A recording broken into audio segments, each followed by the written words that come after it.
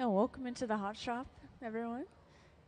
So I'll be talking on the microphone, kind of explaining what we're doing today and describing the process as we go along.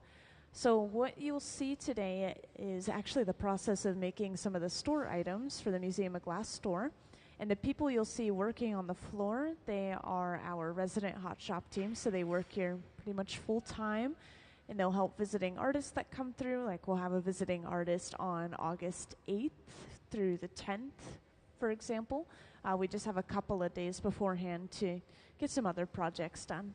So we luckily have some sketches of exactly what we'll see down on the hot shop floor, some sort of vase shape. And this is going to have a wrap of color all the way around the side of the vessel. And the color overall is going to be some sort of transparent color, but we will have color for the overall piece. So we'll see them get started on this pretty soon. I think they're just planning out the steps. And they told me that they're going to choose between one of these shapes, so we'll see which one they go for. And just in case you haven't been in a hot shop, I'll give you a little overview.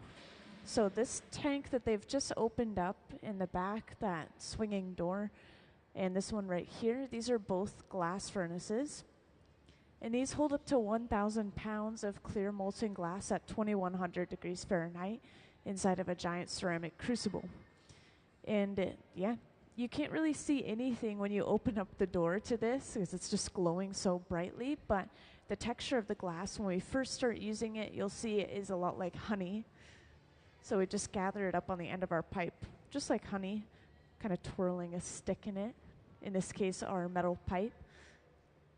And then these open face furnaces, we have two of these on today. These are reheating the glass, making it malleable again.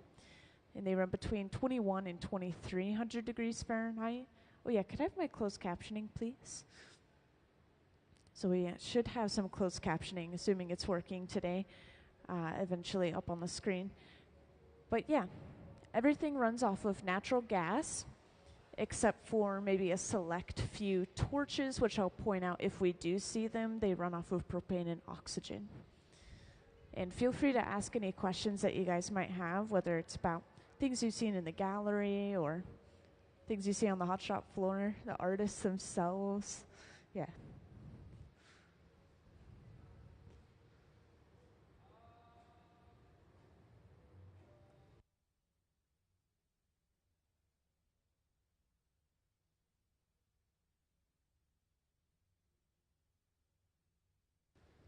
Testing. All right, so look, I have closed captioning now. That'll make it easier to follow along. I know my voice is really echoey in here.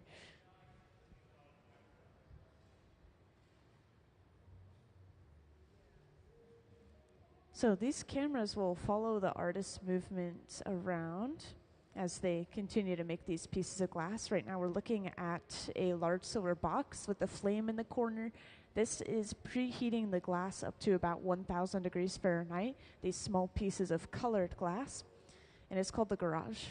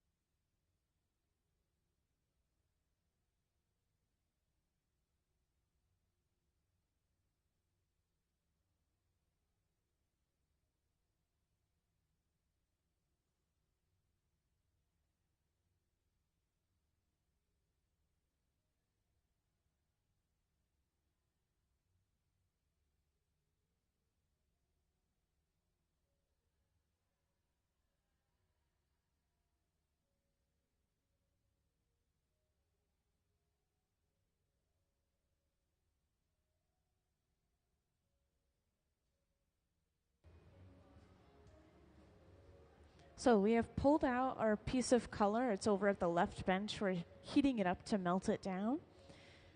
And what you'll see is that basically this is a rod, very cylindrical shaped piece of color, so solid color all the way through.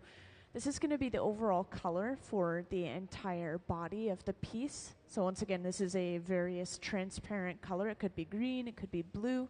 It's going to be really hard to tell when they first start off, just because the glass is so hot that it's going to be radiating light as well as heat.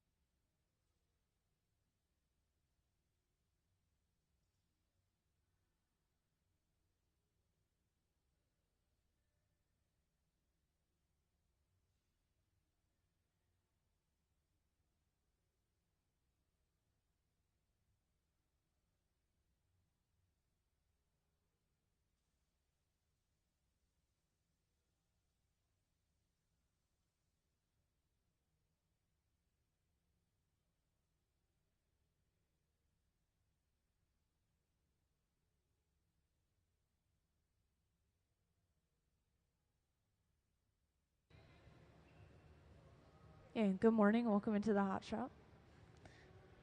We are working on some store items at the moment, which we can actually see drawn on the floor in chalk right next to the center bench here. This is where we'll be working for the most part. We start our projects on the side benches and then we move over to the center bench to blow them out and finish them off. So we're starting with all of our colored glass, which is coming out of this silver box you'll see us working with. This silver box just preheats pieces of solid colored glass to about 1,000 degrees Fahrenheit. If we were to go straight from room temperature to sticking it inside of that large open face furnace, yeah, exactly, it would just pop, crack from thermal shock. And thermal shock works both ways, so I'll point out when we finish a piece, they go inside of these large boxes on our walls, which slowly cool the glass down. Keyword slowly.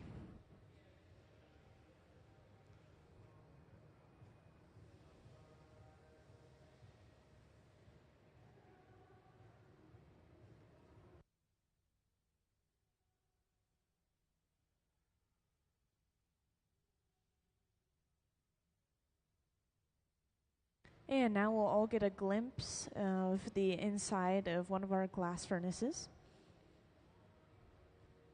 So again, for those who just joined in, this is a tank or a large ceramic crucible sitting inside of here, filled with clear molten glass at about 2,100 degrees Fahrenheit.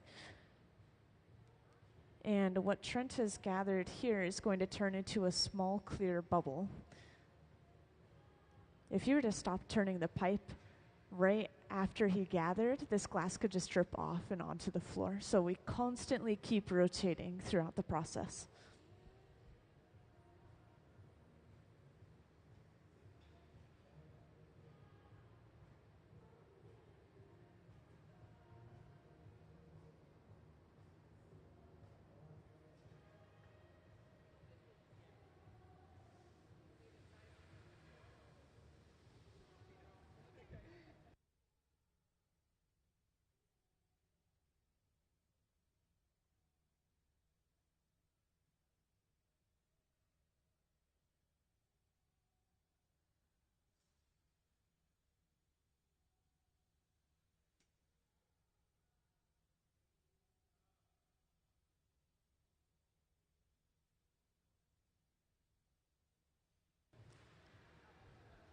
Yeah, and to point out, this is a pipe cooler. We have one on either side of the hot shop, so you're not missing out on too much. It's just a trough of water that we set the pipe into.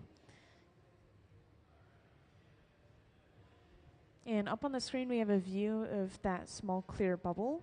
You could see it's still pretty thick-walled, that clear glass. And this is our color that we very first pulled out.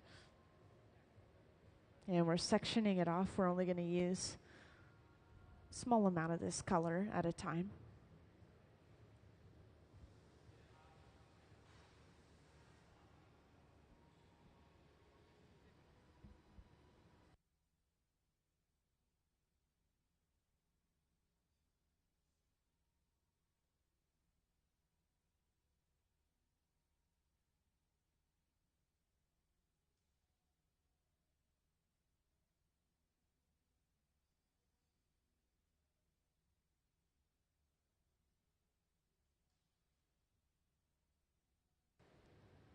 And pretty soon here we'll get to see something fun. This is how we get our color on the overall piece itself.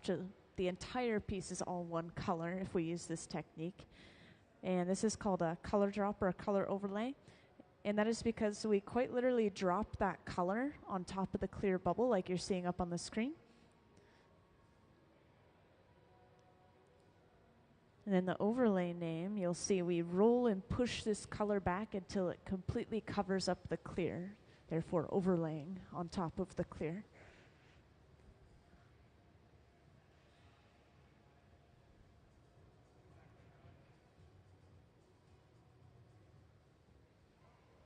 And we are working with two pieces of color at the same time. Sarah has some color that she's heated up and is shaping at the center bench.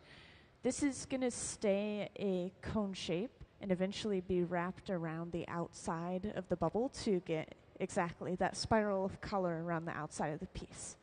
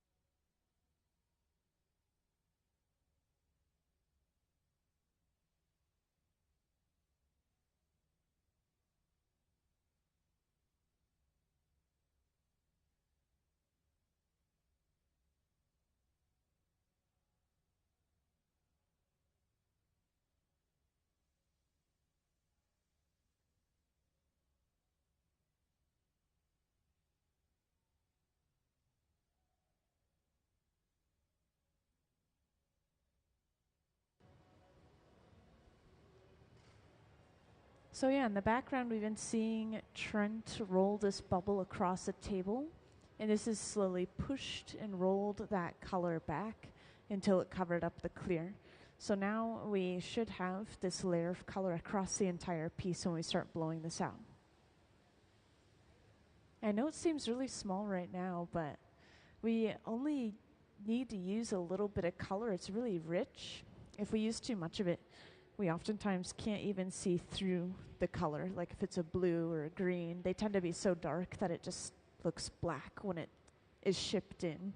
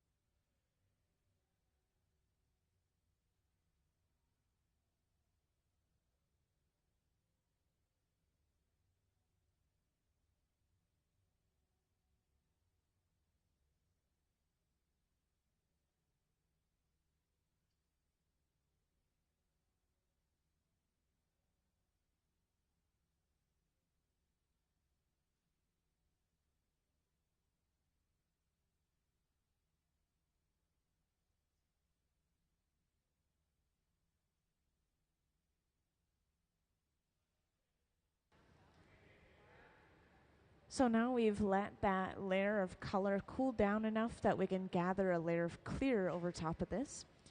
And when we're gathering layers of clear, this is oftentimes like we're building up mass for the piece rather than we just want clear on the outside, so we have more material to work with in the end. And again, for those who haven't seen this tank yet, this is where we're getting all of our clear molten glass. So we've just gotten a fresh layer of glass on the outside of our bubble. This is some sort of transparent color. I'm not sure what it is quite yet, but when we blow it out and it thins out and it cools down, we'll be able to see the color a lot better. And at the same time, this little bit of white has been prepared as well. That white is going to be wrapped around the outside of the bubble to create a spiral on the outside of the piece.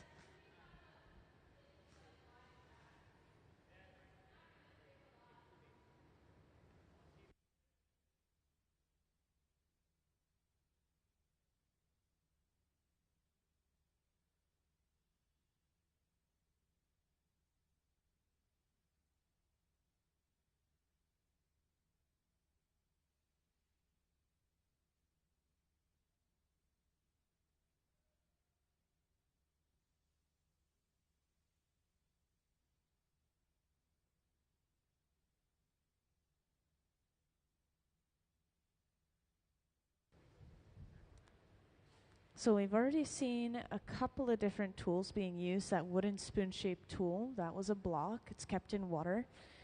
It was used on the glass just after we heated it up and brought it to the bench. We're using these paddles to shield Sarah's arm from the radiant heat coming off of the piece. And then we're also now using this pad that Sarah has in her hand. This is just folded up newspaper that has been soaked or splashed with water. That's all the material is. Conforms to the shape of our hand, which then the glass conforms to the shape of the papers. So this is as close as we get to using our hands on the glass.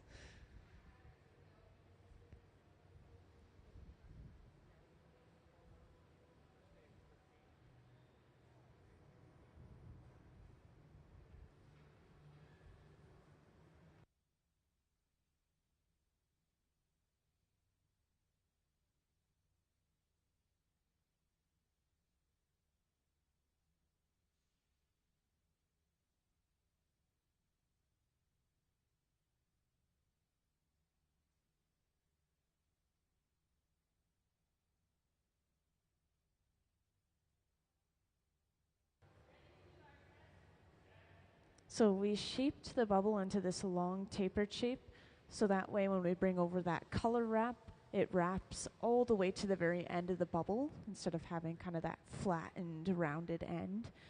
And we are going to be using this roller setup. The rollers pull the pipe back at even increments, which creates really even spacing of these lines.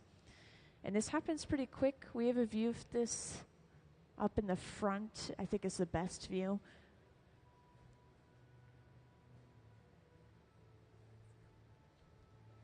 Yeah, it's really satisfying.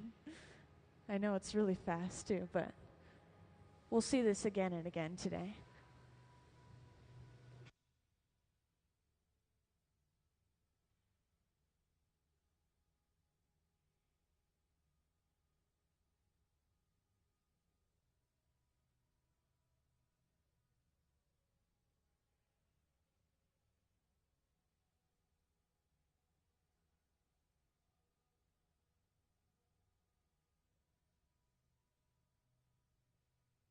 So everyone has a different way of getting into glass art. Some of them just randomly take an elective in college and they really like it and they just continue to maybe learn through school. And then some people happen to know someone who has a hot shop or who knows how to blow glass and they kind of take them under their wing. Sometimes people will start by doing more so the grunt work of the hot shop. The furnaces need to be filled up with new glass mixture. It's called charging. So when you're charging the furnace, oftentimes this can be in like the middle of the night to prepare for the next day and after the shop has been running. So yeah, it really just depends. And then there's also a program out here where you can start blowing glass as young as 12 years old. I know. It's called Hilltop Artists. They were actually just here as a visiting artist. They were preparing for a luncheon coming up, and I'm actually an alumni of that program. But yeah, it's really incredible. There's so many different ways to get into glass blowing. But I would say 10 years is usually the amount of time or experience you have before you're considered more professional. Mm-hmm.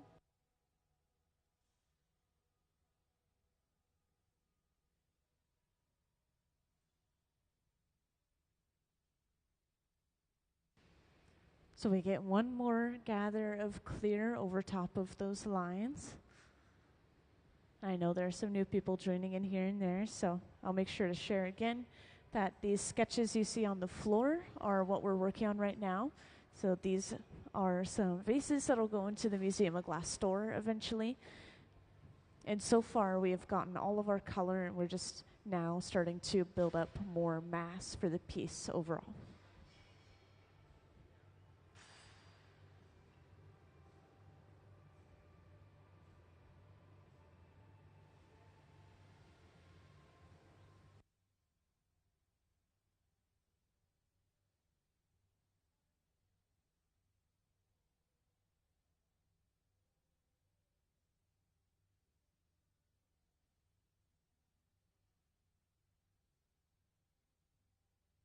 Okay, so I think this is super cool. If you look up on the screen, you can actually see almost a layer of separation where the clear is above that even layer of color and then also underneath the stripes of white.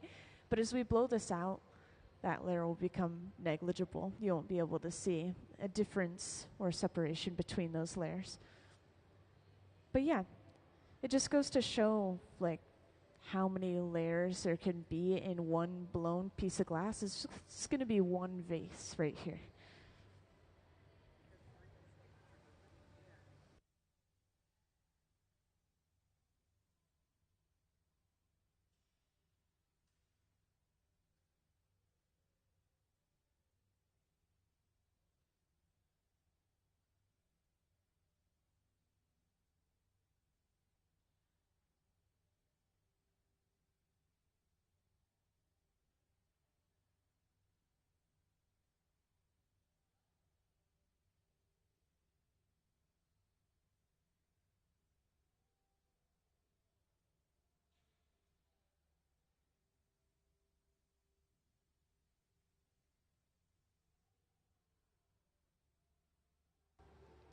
Yeah, it's really hard to blow glass by yourself.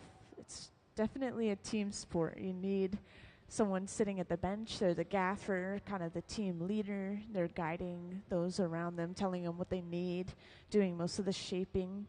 And then you usually need 2 or 3 assistants depending on the piece that you're making. Someone to blow into the end of the pipe, and then the third person can apply pressure to one area of the piece while you're working on another area. You'll see that come into play later when we flatten the bottom.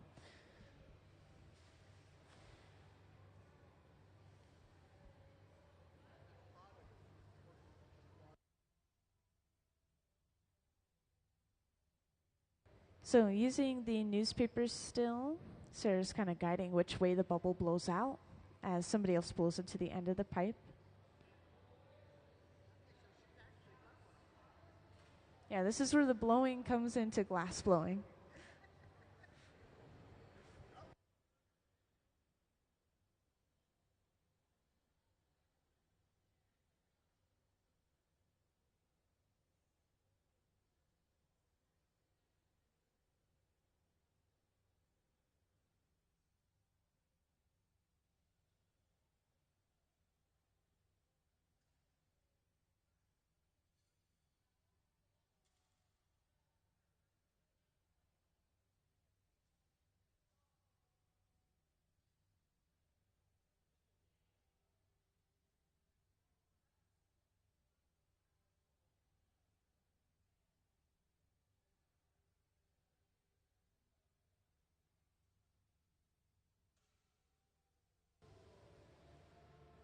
And next, a really important step, we're starting to use the jacks, these two metal blades, to basically squeeze down off the end of the pipe. And this line that is formed because of that, this is called the jack line, and it's eventually going to be our breaking point. We'll take the entire piece off from that line later on. And this is when it's important to shield the artist's arm and hand. There's a lot of heat, once again, just radiating off of the piece, and we're working just a few inches away from it at times.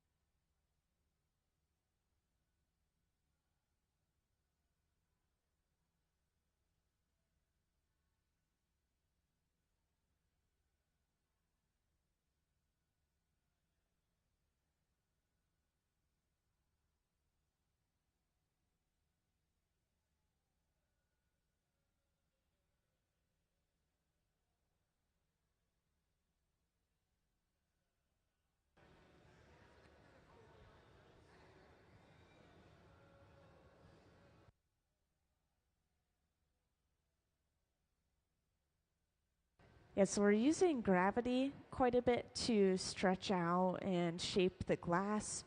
We can also hold the glass up towards the ceiling and create a squatter, wider shape if we want something like a platter or a low bowl.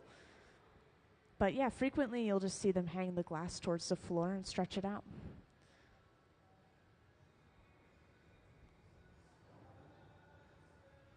And I want to remind people of the temperatures in here since we have quite a few new folks. But the open face furnace, the reheating chamber, the glory hole that we are using, it runs between 21 and 2300 degrees Fahrenheit. And this glass is always going to be at 1000 degrees Fahrenheit or warmer. It's basically completely solid at 1000 degrees Fahrenheit. It would become breakable again.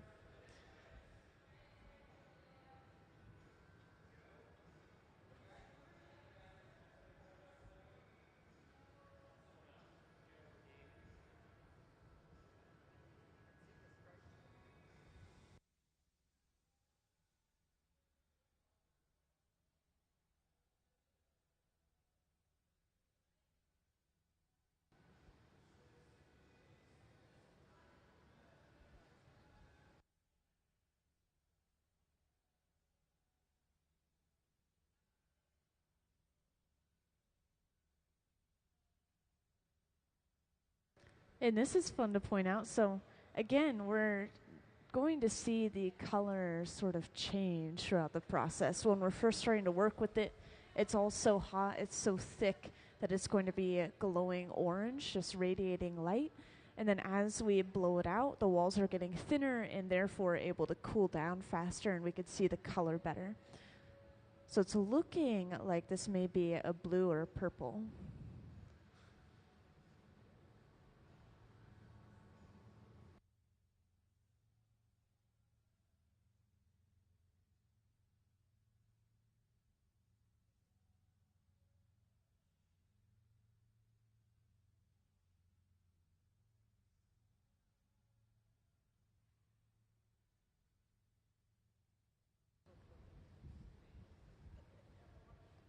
And see, this is why it's important to have these multiple assistants. So in this case, Sarah's applying pressure to the side of the piece with the jacks, and then we're also pushing on the bottom with a wooden paddle. If we were to just do one or the other or try to go kind of back and forth, the glass is going to push out one way and then push out the other way. Instead, we want this nice kind of crisp corner on the bottom. It's really hard to get that without two people.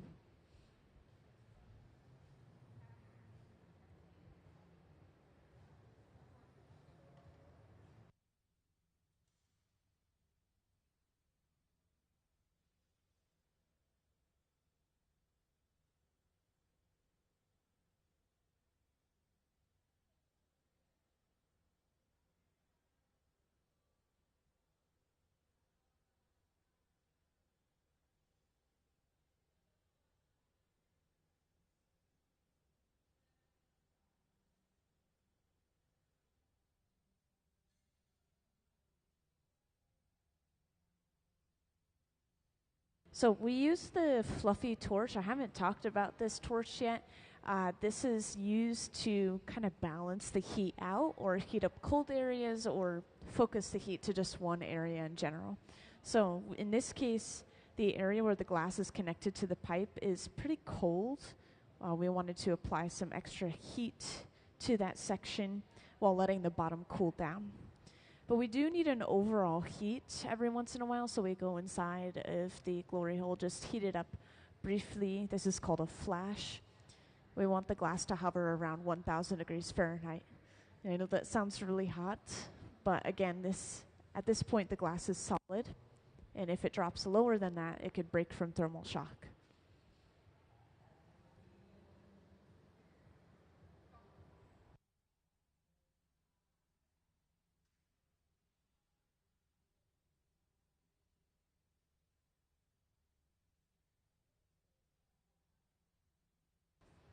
Oh, and just to point out, that torch, when we ignite to push the flame out bigger, it is around the same temperature as the furnaces themselves.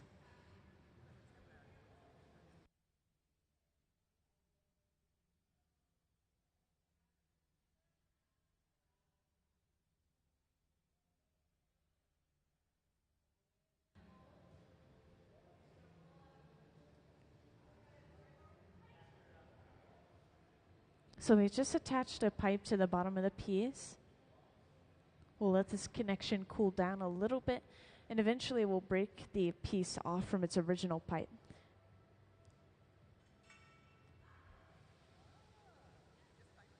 Yeah, I know, it's quick. It's just a little bit of water that's enough to shock the glass, thermal shock, just crack it.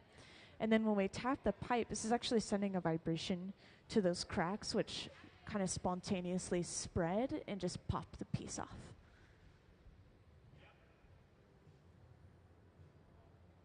So now by doing that whole process, we've flipped the orientation of the piece, and we can start to open it up.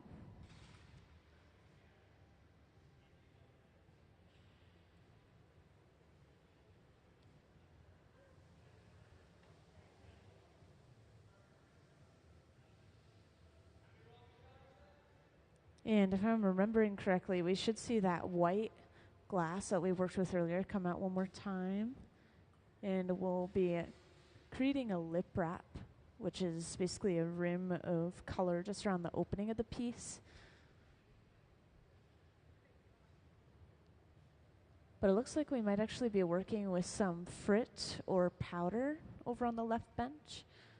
So frit are basically these shards of color. So if you look at a piece and it has these sort of speckles to it, this is how we're getting that. We start with the clear and we roll it inside of the dish to pick the frit up.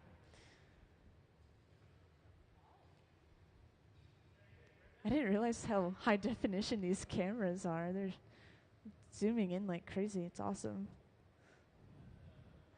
So then we would be able to just shape up this piece of glass and bring it over to wrap around the opening of the piece.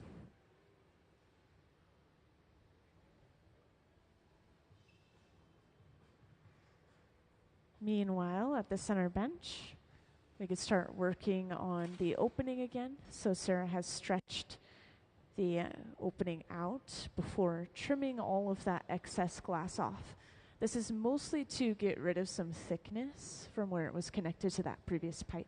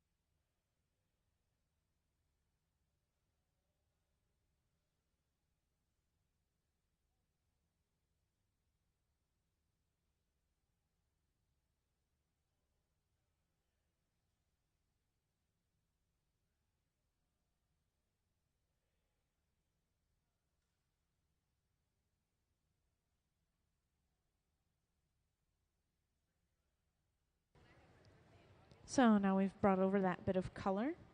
This is lightly touched down on the lip of the piece, and then as they turn away, this color follows all the way around and touches down, creating a lip wrap.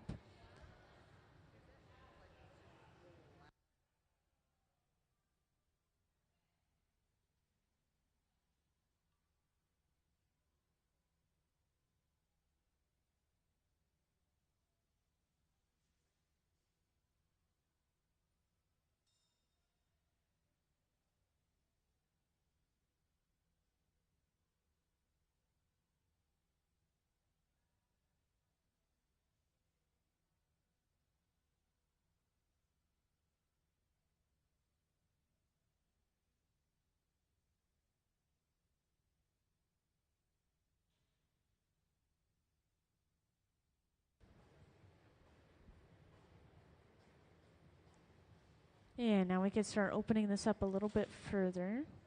Sarah went inside of the piece with the jacks, again, those two metal blades, and just slightly lifted the wall. Oh, it looks like we are going to see this torch. So I was mentioning to some of you earlier that we do use something other than natural gas every once in a while. So this is a propane and oxygen torch. And it looks like we'll probably be using it to torch the bottom of the piece when we are completely done, kind of get that connection mark rid of, and then stamp it with the Museum of Glass logo. Again, we are making store items in the Museum of Glass hot shop today, so welcome in. And we have sketched these out on the floor next to the center bench, so this is the final shape and design you can expect. We're getting really close to finishing this piece.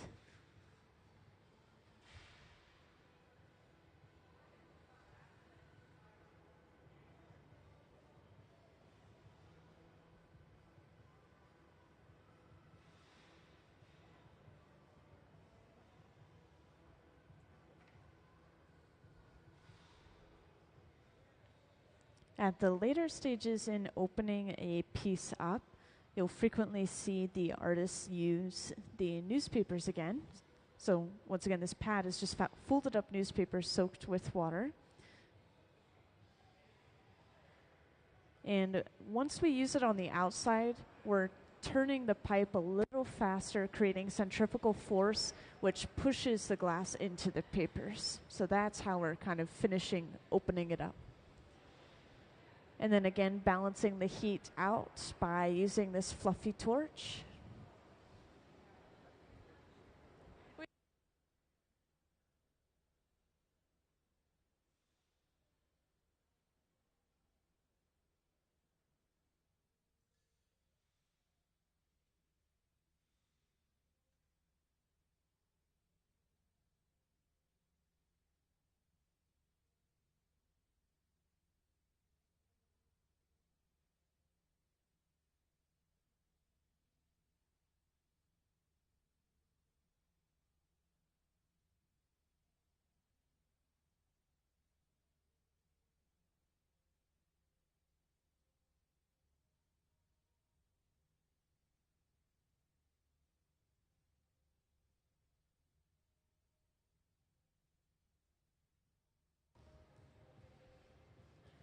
And again, welcome to anyone who has recently joined us in the hot shop.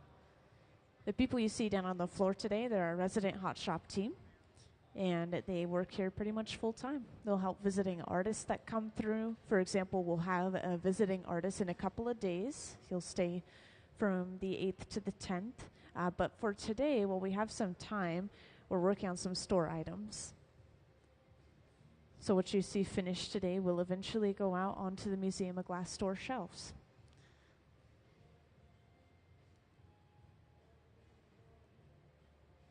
And we should see this same shape and overall design created throughout the day.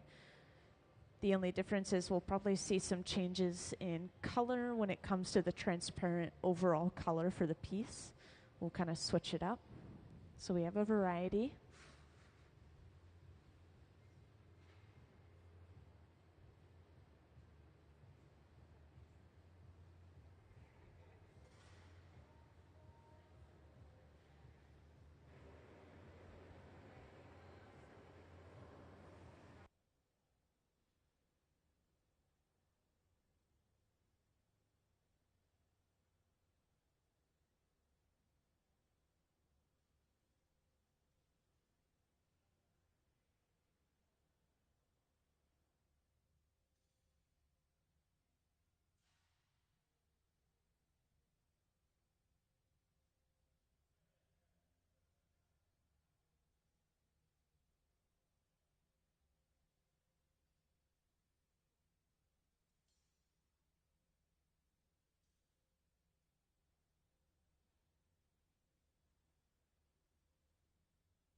So at this point, we're getting ready to break the piece off to put it away.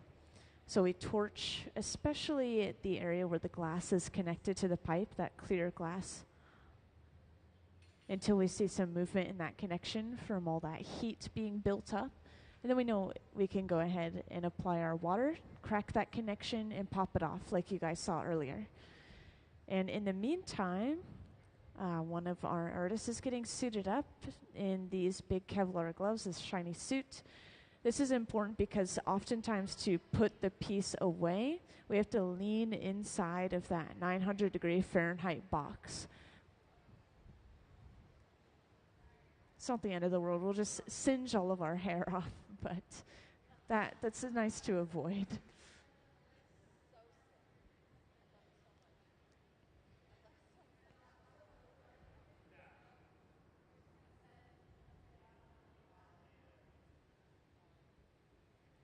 So once again, applying that water.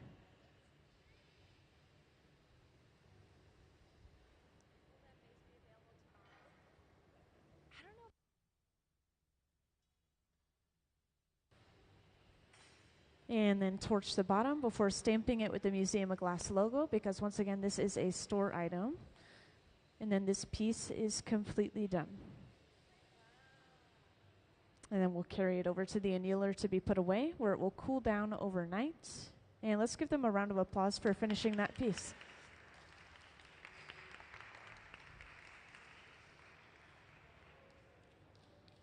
Thank you, everyone.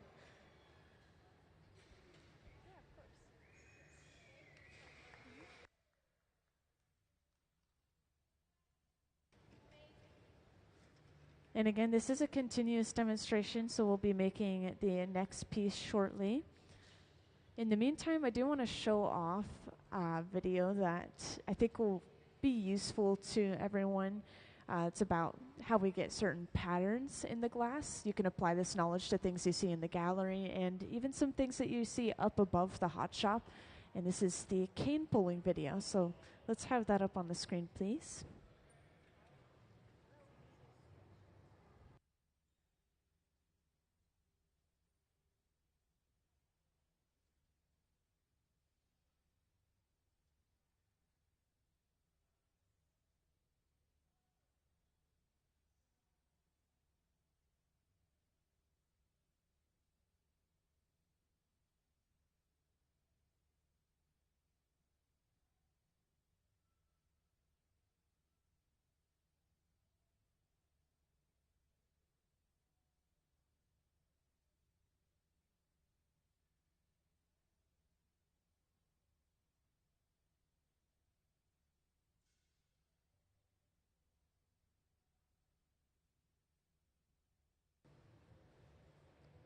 So this is a silent video. I'll talk over it to briefly explain.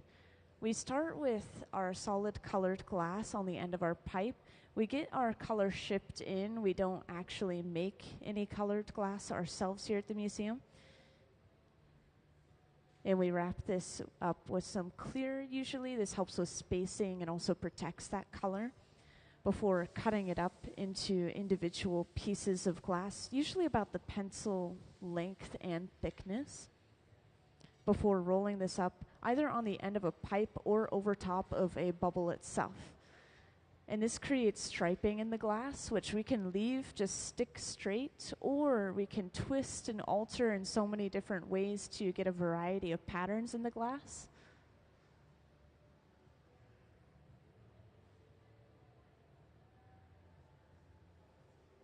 So this is, once again, this is called cane, those sticks of colored glass. And any striping you see in the piece or any lines, no matter what pattern it is, this is always going to start with just that stick straight piece of colored glass. It's just really interesting.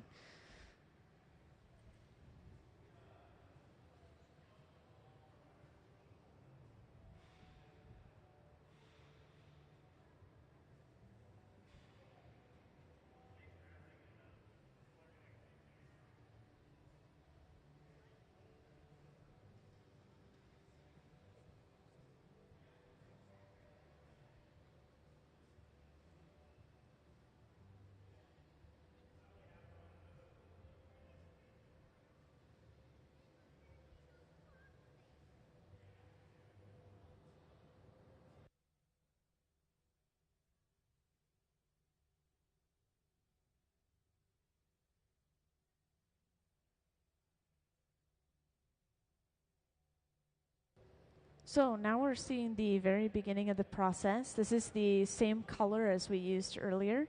Looks like we're just going to use up all of it before we move on to a different color. So this is purple, believe it or not, for anyone that hasn't seen the last one. We're heating this color up, completely molten. We'll section it off and drop some of that color on top of a clear bubble, and that will create a layer of color within our final piece. And this process is called a color drop or a color overlay. If anyone's curious about colors themselves, by the way, it's different metals, minerals, and oxides mixed into just clear glass mixture, which is silica sand based, shaken up in a barrel and then melted down to create these pieces of color.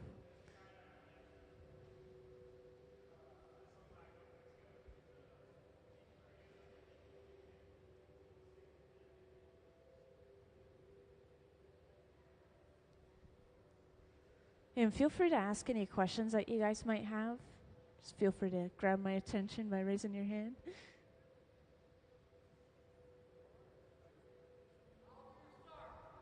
Yeah, we're starting right now. Let's see here. So we actually have Trent has a bubble of clear glass on the end of his pipe from the tank with the closed door in the back there. So it's just this giant ceramic crucible sitting inside of there at about 2100 degrees Fahrenheit.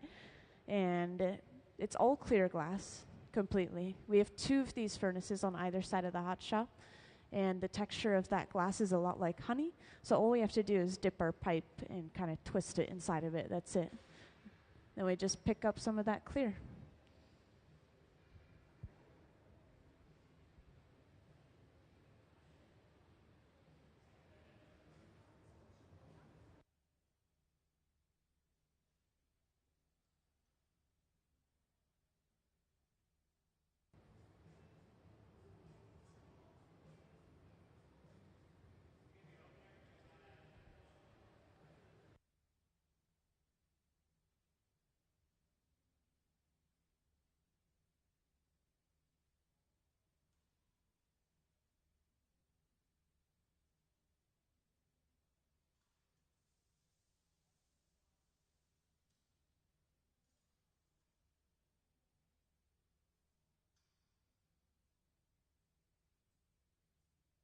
Yeah, we'll always start our projects on the side benches where we build up all of the layers that we need. So we always start with that clear bubble. And then we'll usually take some color layer over top, unless it's mostly just a clear piece of glass. Like we'll see here. Can we have a view of the color drop, please? If possible. Oh, darn, we missed it. So we dropped that molten color directly on top of the clear bubble, and that's why we call it a color drop, is because we quite literally dropped that color down. And now we'll go through the process of heating this color up and kind of rolling it across a table, which will push that color back and completely cover up the clear. And again, this is going to turn out to be a transparent purple.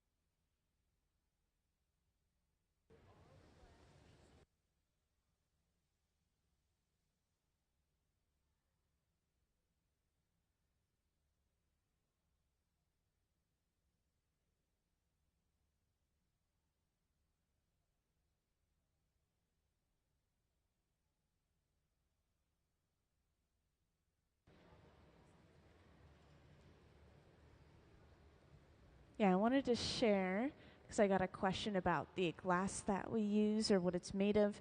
The glass in its very original form is actually the texture of sand. It's mostly silica sand. It's a little bit of soda ash, a little bit of limestone, and apparently a little bit of lithium, I recently learned, which makes the glass soft. And this is all melted down inside of the large ceramic crucible, inside of those closed door furnaces. And this is pretty quick. Apparently, it melts down over just a day, and then it's ready to use. They just turn up the heat a little bit, and then it goes a little faster. But yeah, the temperature is always sitting at about 2100 degrees Fahrenheit, meaning that we run those furnaces overnight 24/7, no matter what.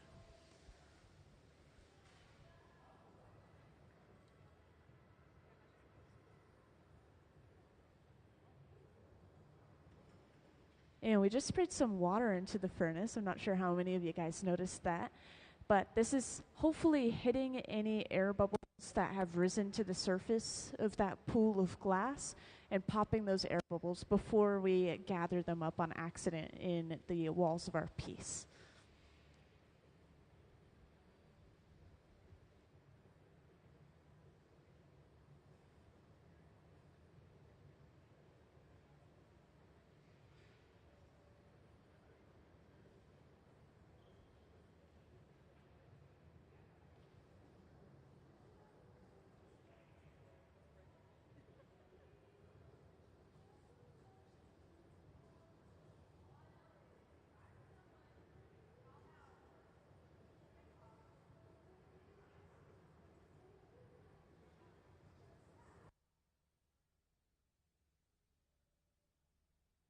Oh, and I'll point out again for anyone that hasn't seen these yet, on the floor we have some chalk drawings that were created before we even got started, really. These are what we'll be seeing in the hot shop today. Specifically, I think we'll be sticking to the wider mouthed shape. So yeah, for those who haven't seen it yet, to the right of the center bench, the chalk drawing designs, the artist will oftentimes plan out what they're making by drawing it out. Now we've gathered a layer of clear over top of our color. This is to build up some mass for the piece, give us more material to work with. Right away we use the block, that wooden spoon shaped tool, smoothing, evening this fresh layer out. And yes, this is constantly saturated in water. That's that sheen you're seeing across the tool.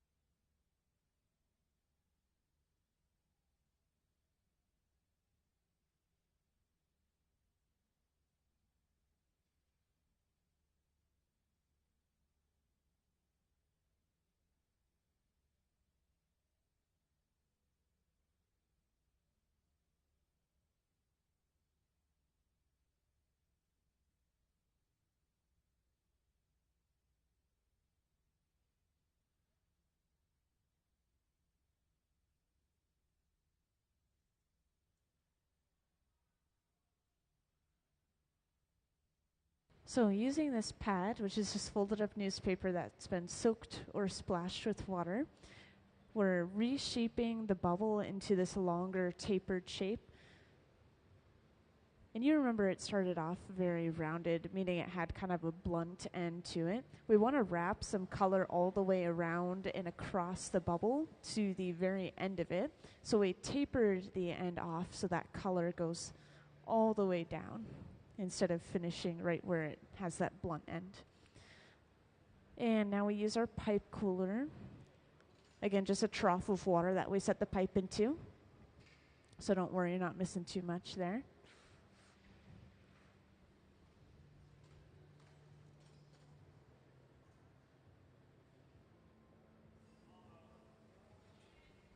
And up on the screen, we have a view of the left bench. Trent has been heating up a piece of solid white glass. This will be brought over and wrapped around the side of the bubble. We're going to be using these rollers up in the front. The rollers help pull the pipe back at even increments, creating even spacing between the striping.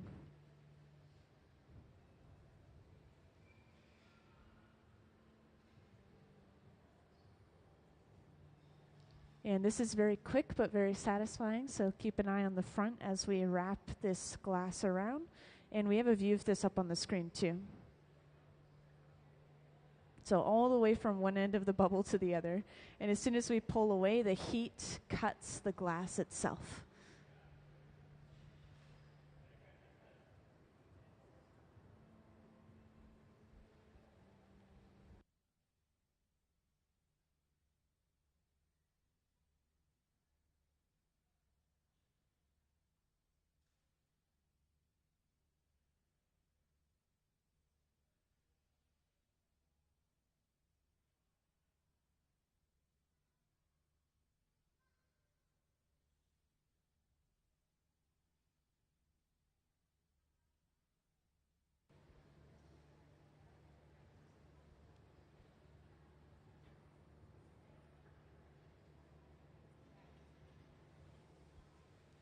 Yeah, I see a decent amount of youth in the audience, so I wanted to share. Again, we have something called Kids Design Glass here at the museum. Kids 12 and under can submit a drawing, and this has a chance to turn into a piece of glass. The artists that work here down on the hot shop floor actually go through the drawings themselves and choose the one they make each month. So this happens once a month. And they actually make 2 of the pieces of glass. One of them goes home with the family, and one of them stays here at the museum to be put on display. And if you haven't seen the previously made Kids Design Glass pieces, we have an entire wall of them, basically, in the art alley, kind of on the way to the bathroom. So check those out if you're interested. And it's completely free, by the way, the Kids Design Glass process. It's just something fun we do at the museum. And then worry not, if your kid is 12 and older, they can actually blow glass here in Tacoma. There's a program called Hilltop Artists. It's something that I started in when I was about 15 years old. And you can start to blow glass in after school clubs or during the day electives or summer programs. So if you guys are local and your kid would be interested in making glass art, check that program out as well. And I actually do have flyers if anyone's interested in that one.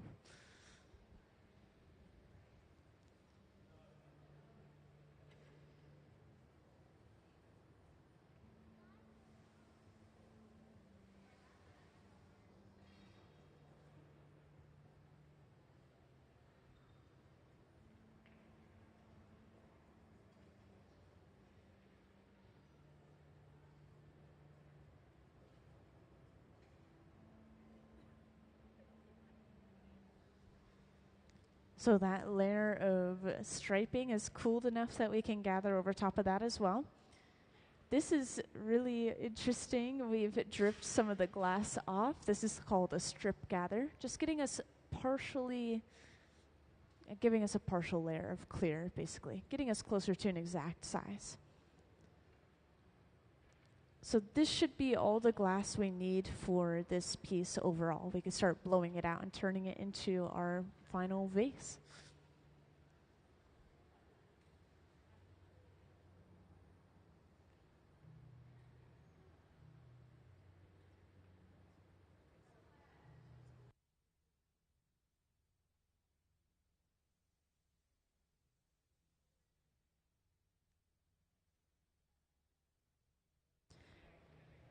Yeah, these wooden paddles, we'll use them to flatten the glass when we're finished with the piece, which is why they're so charred. But we're also using them for shielding. So we shield the artist's right hand and arm from the radiant heat coming off of the piece.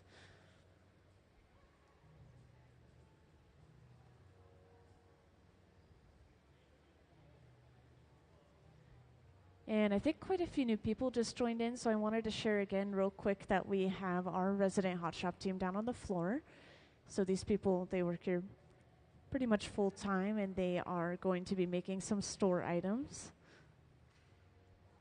So eventually the pieces you see will be finished off and put into the Museum of Glass store. Oh yeah, this is live streamed, by the way, so say hi to YouTube, I guess.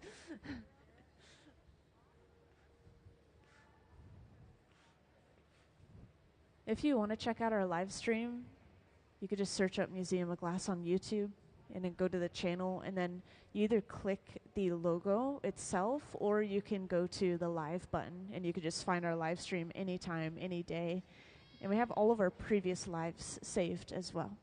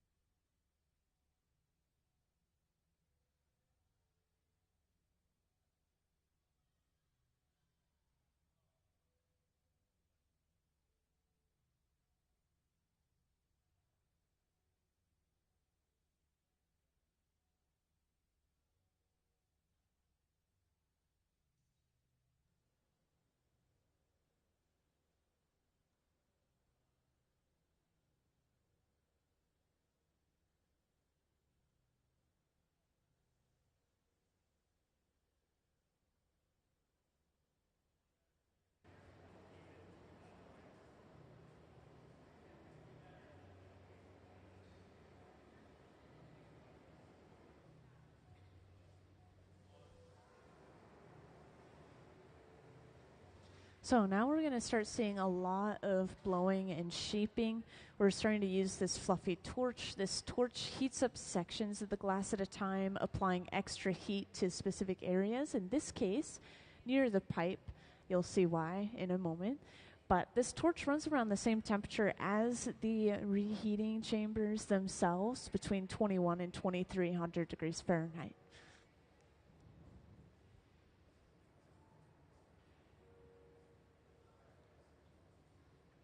So the reason we were heating that area up is we're going to be using the jacks to create a line or a divot right off the end of the pipe.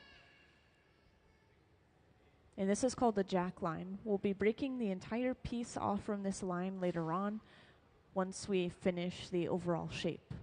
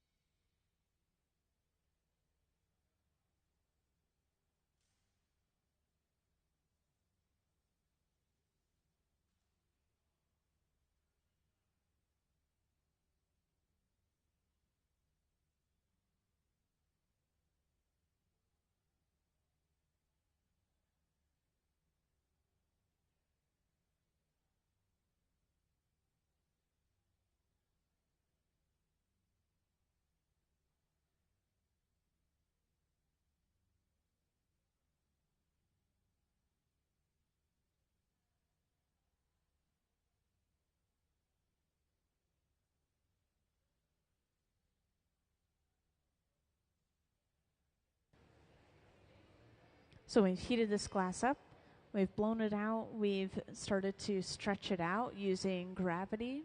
Just pulls that glass down, creates a longer shape.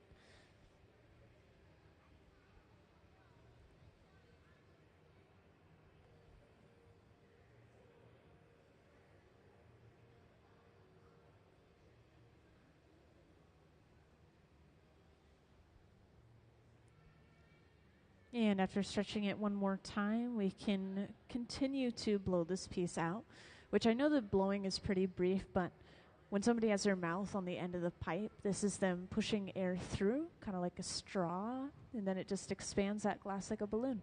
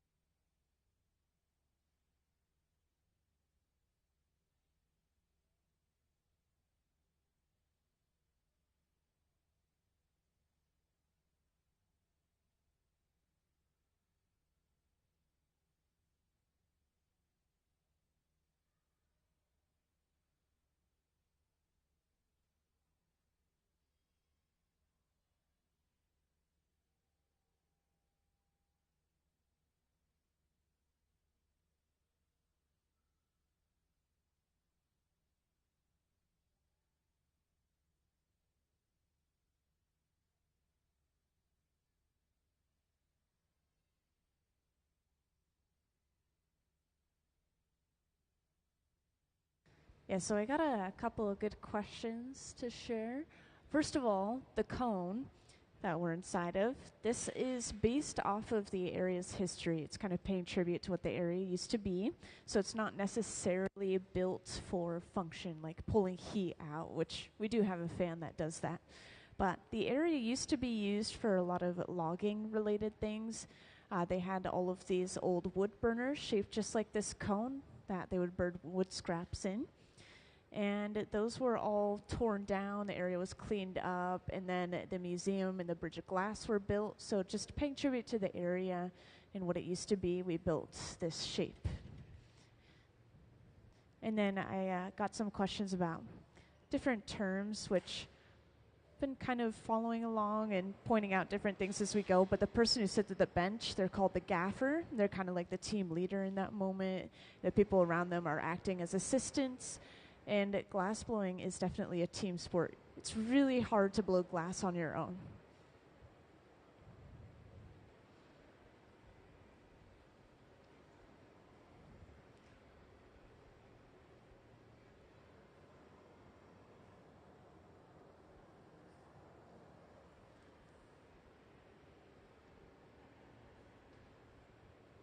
And again, we're balancing the heat out using this fluffy torch, heating up the cold area where the glass is connected to the pipe.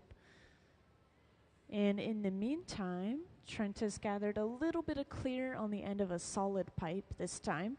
And this will be brought over and attached to the bottom of the piece, and we'll break the entire piece off of the pipe that it's on right now. I know some new people are joining here and there, so I'll point out these shapes on the ground are what you can expect from this piece when it's finished. Drawn out of chalk to the right of the center bench. And these are going to go into the Museum of Glass store eventually. We have a couple of days before we have a visiting artist in the hot shop, so we're using that time to create store stock and work on other projects.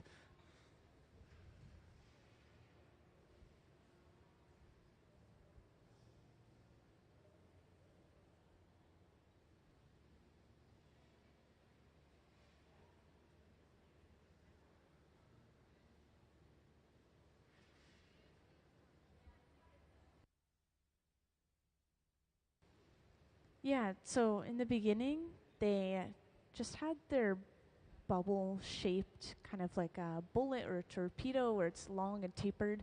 And they brought over another bit of color and kind of touched it down. And then they spun the bubble, and that color kind of just followed along. It's a pretty controlled process. It's done in the front, you'll see with the next piece.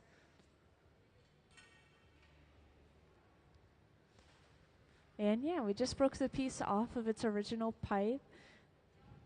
Again, the idea of doing this is we flip the orientation of the piece. So now we can start opening it up and working on the top half.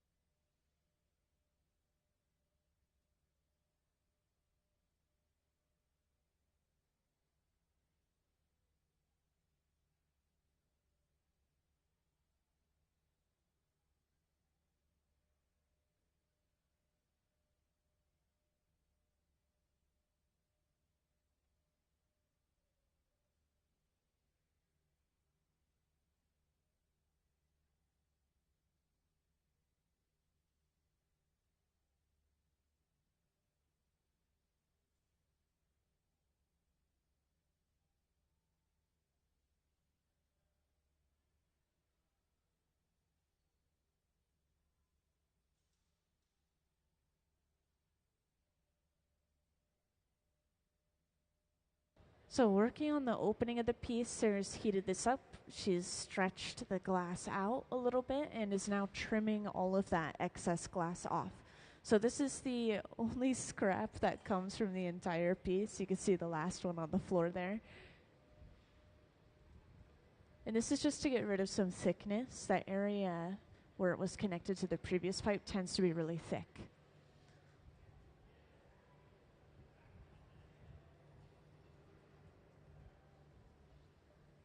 And we do have one more detail that we're adding. So we have a view of the left bench. If you're wondering what's going on here, we are heating up another piece of colored glass. And this will eventually be brought over and then attached to the opening of the piece to create a rim of a different color.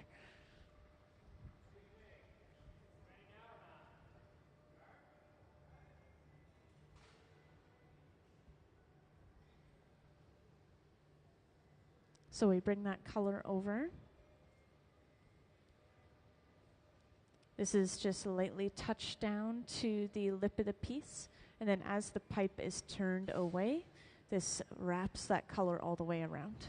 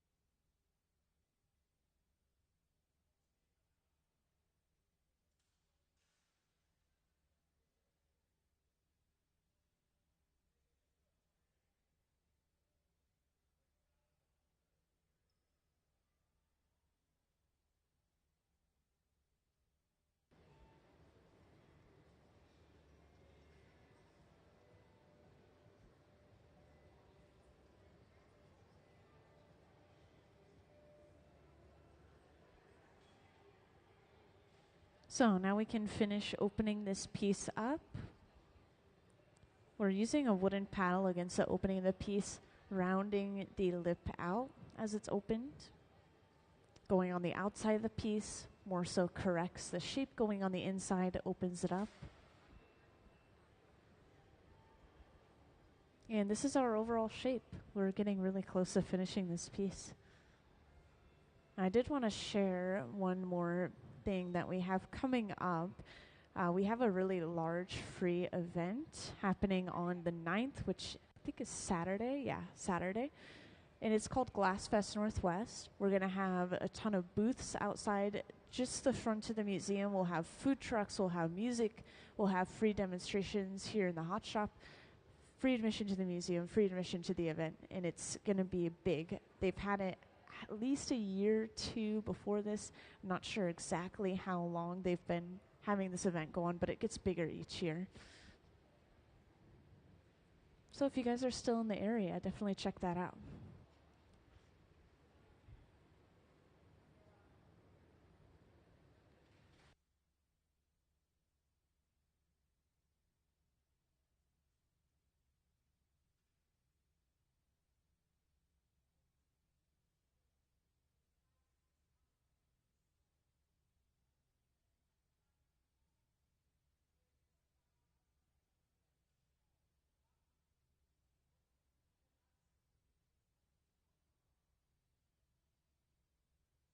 You know what's funny is we actually cook in the hot shop every once in a while. So I think barbecuing and glassblowing go hand in hand. We roast marshmallows in front of the glory holes and make s'mores. I've seen them take out like a couple of these big flames that we use to heat up small pieces of glass, and we'll like put a pan over it and cook in that. I've even seen these boxes, a smaller version of this, used to heat up a pie. It's really funny. Glass artists just love working with food too. I don't know, it just happens to be a trend with all of us.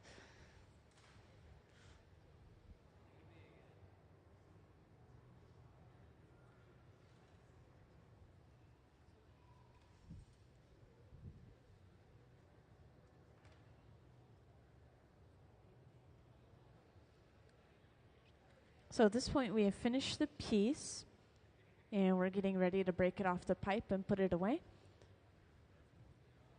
So Stina's getting suited up over on the right side of the hot shop in this big shiny suit, and then Kevlar gloves, this face shield, because once again when we put this piece away we carry it with our hands over to this large black box, which is sitting at about 900 degrees Fahrenheit. We try to fill up the back of it first, so we lean in.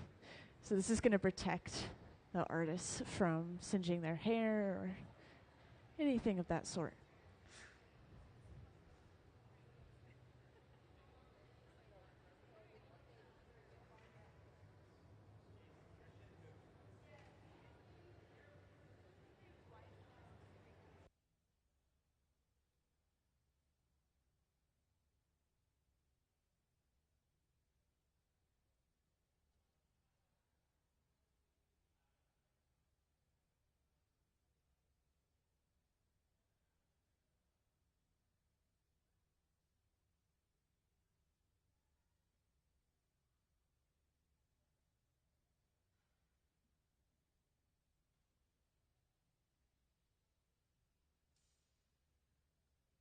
So now we torch the bottom, stamp it with the Museum of Glass logo for the store, and we'll carry it over to be put away.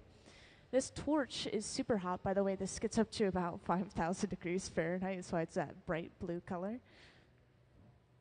And there we have finished our piece, so let's give them a round of applause.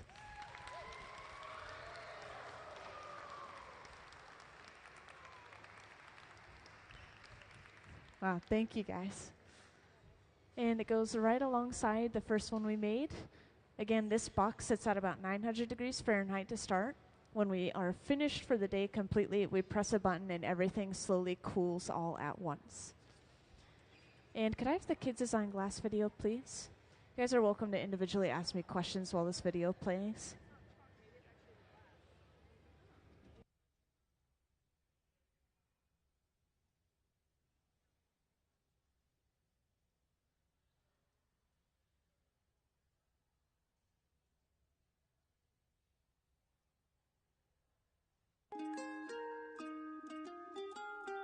Like art through the ages, glass has always been sort of made by designer and maker.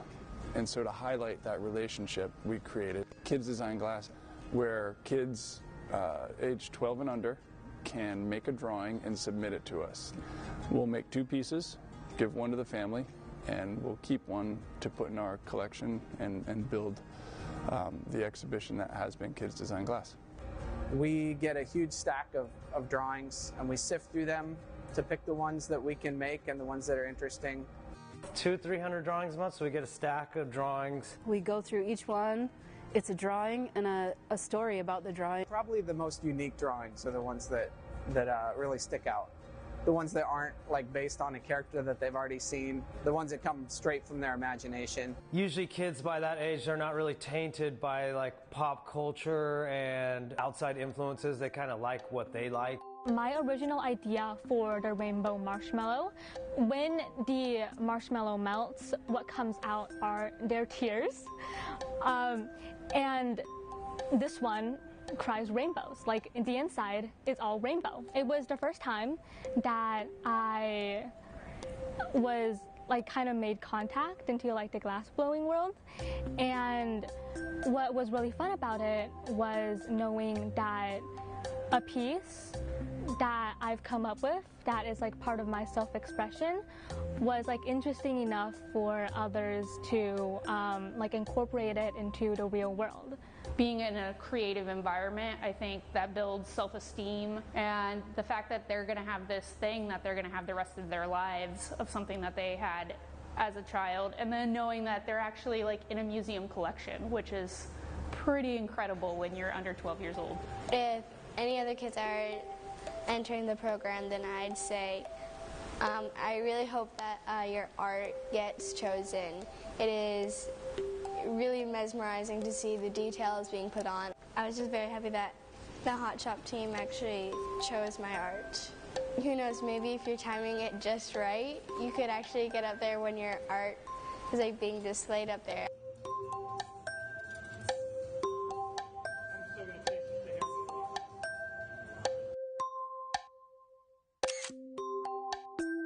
For 20 years, we've made some wild things.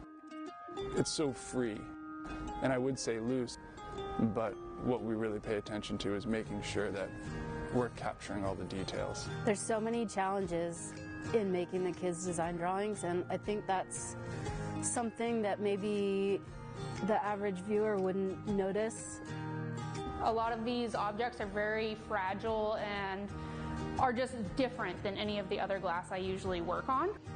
The way the kids draw them, they just have no idea of what, glass can do, so they just draw it however their mind imagines this object. We're talking with them, making sure that we're seeing the color the same way, making sure that, the eyes are on one side or are they supposed to be on both sides. Appendages and weird helmets, they're all great challenges and things that we wouldn't necessarily run into without this program.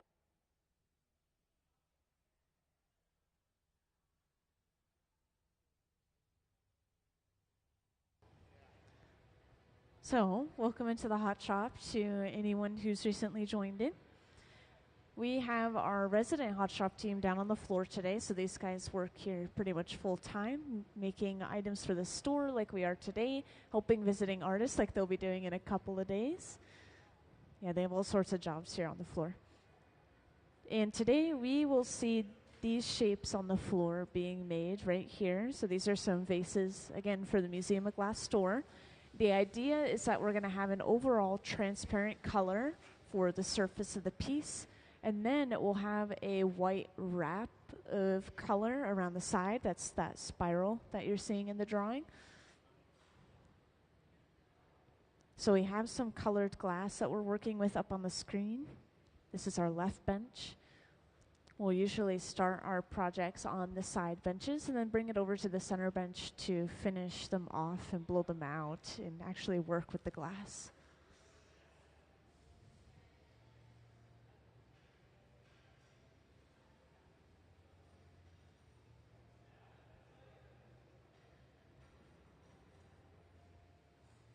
And I'm thinking maybe I should give you guys a little tour of the Hot Shop. So this tank in the back with the closed door, this is our glass furnace. We do have 2 of these in the hot shop, one on either side, and they hold up to 1,000 pounds of clear molten glass at about 2,100 degrees Fahrenheit.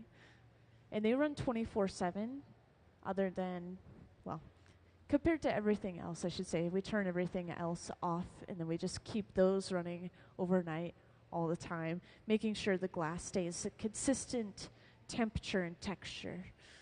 And then these open face furnaces, these are for reheating the glass only, so it's just natural gas being constantly pushed in, staying lit, and they run between 21 and 2,300 degrees Fahrenheit. So a little bit warmer. And we do have 2 of them lit at the moment. This is just so we can work at 2 benches at the same time. You'll see that later on. Not really, because there's a difference between them.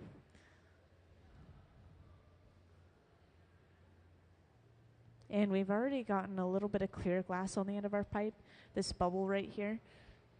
We're going to layer that color over top of this to create the base of our piece.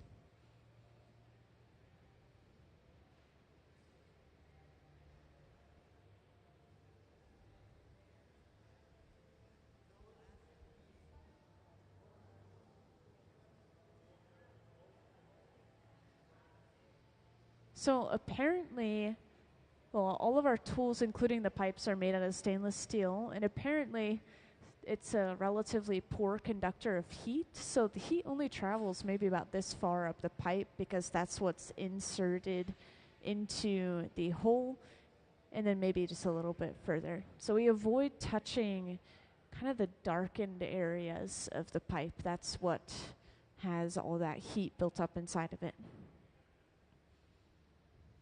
And if it ever does get hot, which every once in a while if we're working with a lot of glass or if we have to stick it really deep in, we have pipe coolers, which are kind of these troughs of water that we set the pipe down into.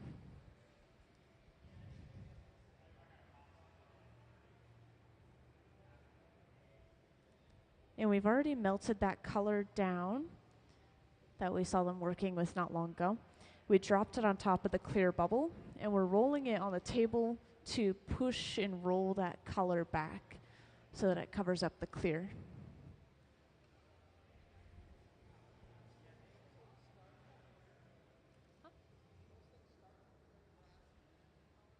Yeah, I would say almost everything, when it even appears to just be all made from one color, like this I've been using as an example.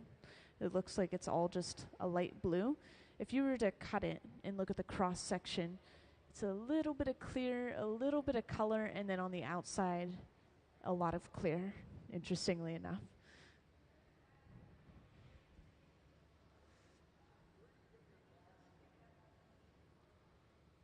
I think it's spruce pine. It's like a company, but I don't know exactly where the sand is sourced from. It's mostly silica sand, but a little bit of soda ash, a little bit of limestone, and even a little bit of lithium, which softens the glass. So those are the materials, and I'm not sure exactly where they source those materials.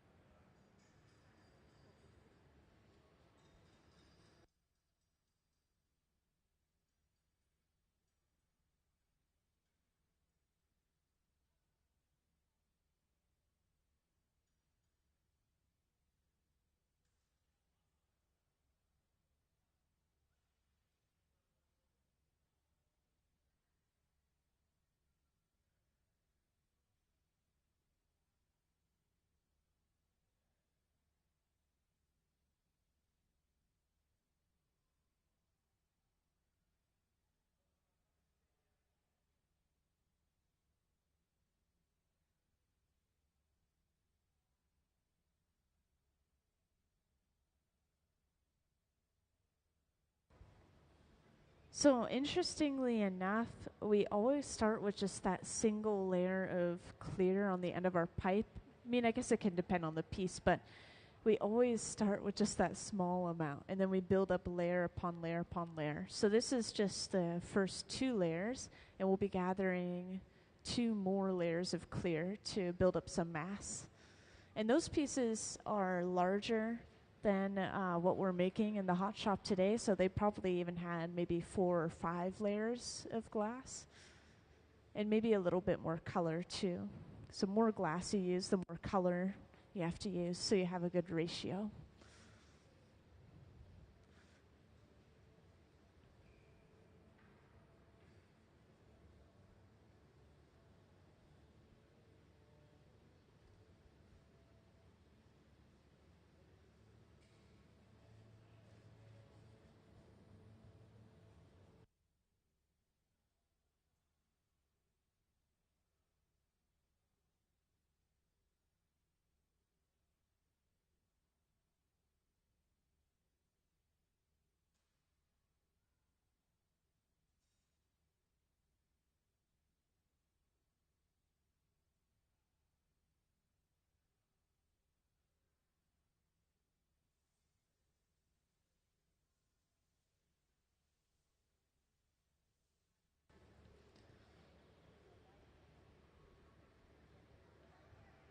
And welcome to those that just joined in. We are working on some Museum of Glass store items at the moment, specifically the chalk drawings you see on the floor right here to the right of the center bench. And these are basically some vases. They're going to have an overall transparent color. This time we're using a transparent purple. And then a wrap of white around the side of the piece, which will create kind of a spiral of color from the top to the bottom. And then we also will have a rim of a kind of pinkish purple just around the opening.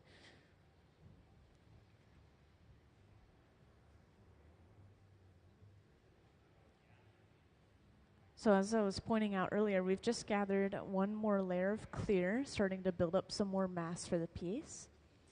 We've sat down, we've started to use the block, which is this wooden spoon-shaped tool, smoothing and evening this layer of clear out.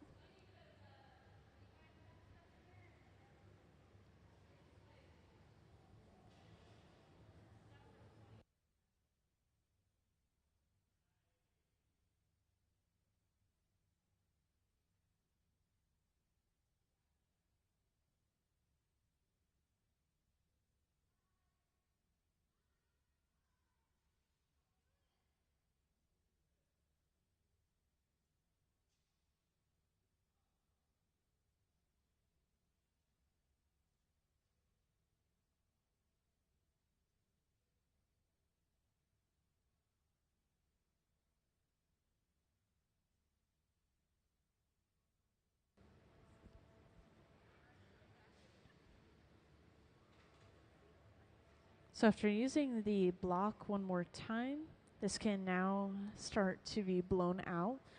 You'll see the blowing happen. Somebody's mouth is on the end of the pipe. This can be pretty brief, especially since the glass is so hot, it's going to rapidly expand.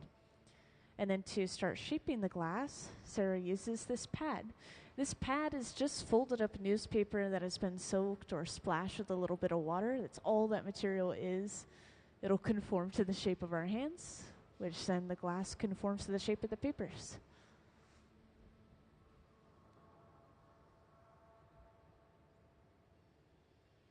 And the shape we want is a long tapered shape.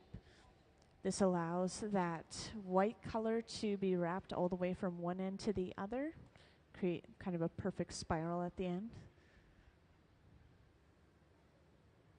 And again, this is just a pipe cooler, trough of water that we set the pipe into. That's why you see that steam rising.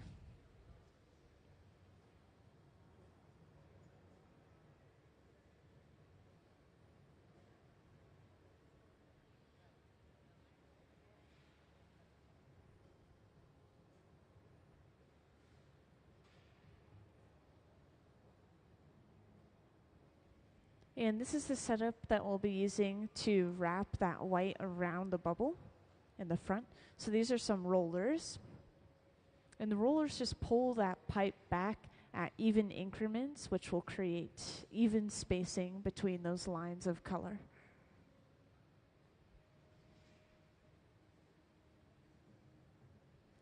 And we should have a good view of this up on the screen as they wrap that color around.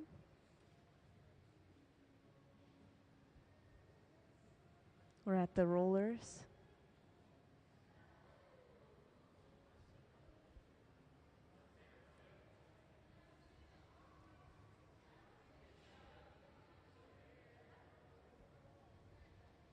So we now have our wrap, our spiral of white all the way from one end of the bubble to the other. And we need just one more layer of clear over top of this, and then we have all the glass we need for the piece.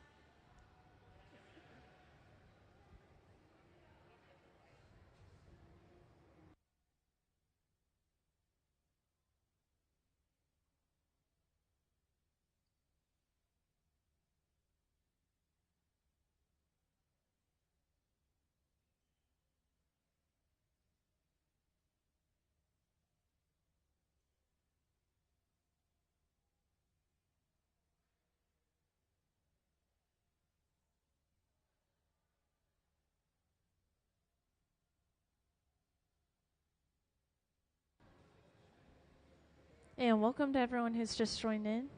Hi.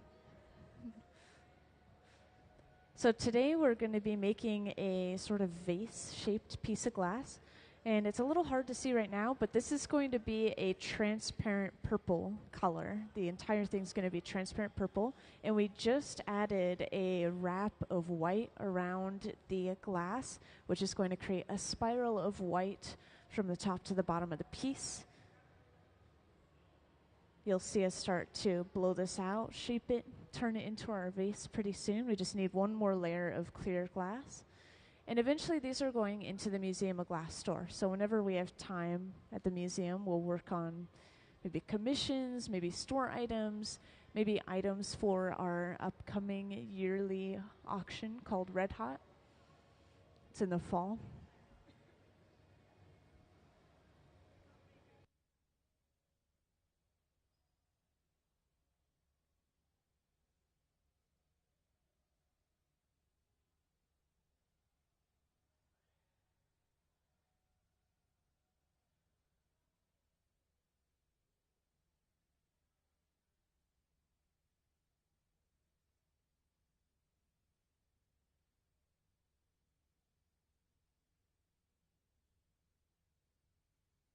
So we actually spray water into the glass furnace every once in a while. I'm not sure if anyone else caught that, but the water is hopefully hitting the surface of the glass inside of that tank. Once again, this is where we're getting all of our glass. You'll see in a moment, everyone else. And breaking air bubbles that have risen to the surface so that we don't get them in our next layer of clear.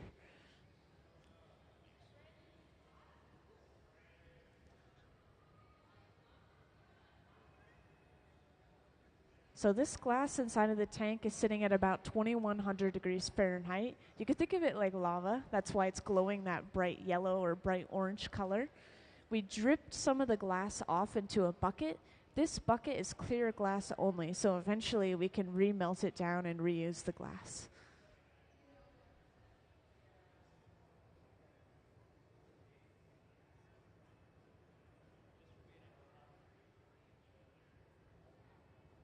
If you look up on the screen, you could see those lines pretty distinctly, kind of hovering in that layer of clear. Well, we have a layer of clear underneath it and on top of it.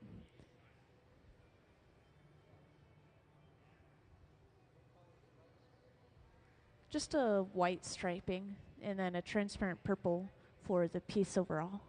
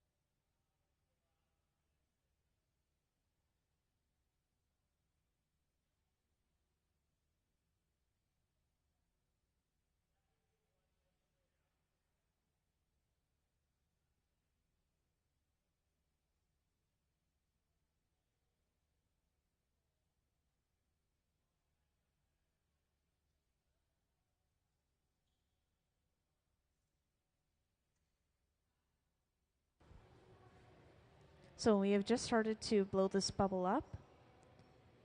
We're continuing to shape it and kind of guide which way it blows out by using the papers. So again, this pad is just folded up newspaper that has been soaked or splashed with water. And I know the blowing's easy to miss, so someone's mouth is on the end of the pipe. And the pipe acts like a straw, so we just blow air through it and it expands the glass like a balloon.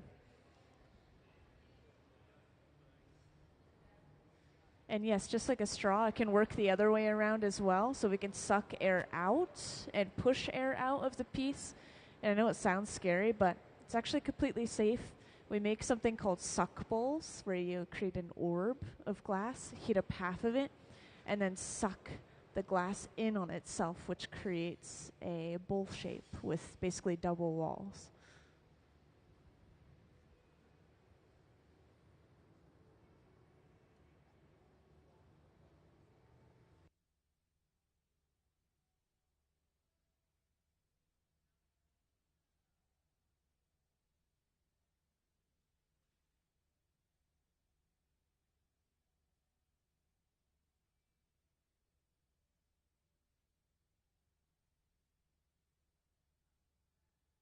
So now we're using the jacks. These jacks are two metal blades that we squeeze down off the end of the pipe in this case to create a jack line. And the jack line is a divot, which you could think of as a breaking point. We'll take the entire piece off from that line later on. And this is done before we even finish blowing it out and shaping it, so we still have a lot of blowing and shaping to go.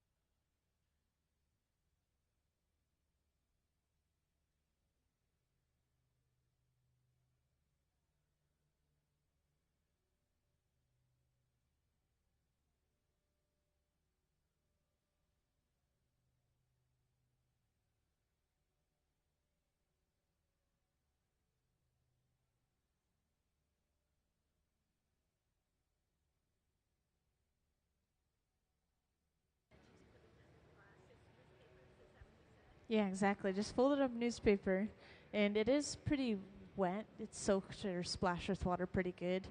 Otherwise, it would just be burning and burning. Yeah.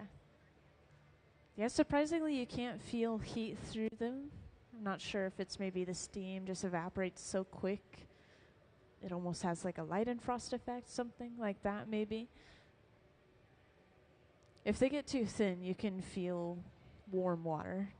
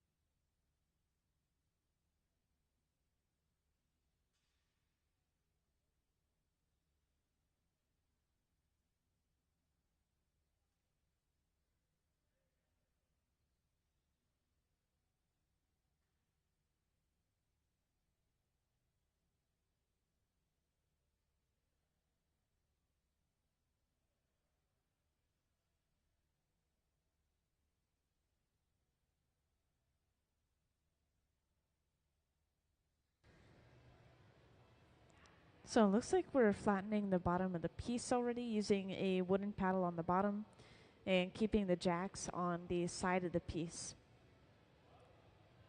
And this is why it's important to have at least 2 assistants. You can have somebody blowing into the end of the pipe, and then you can have someone helping you shape the piece.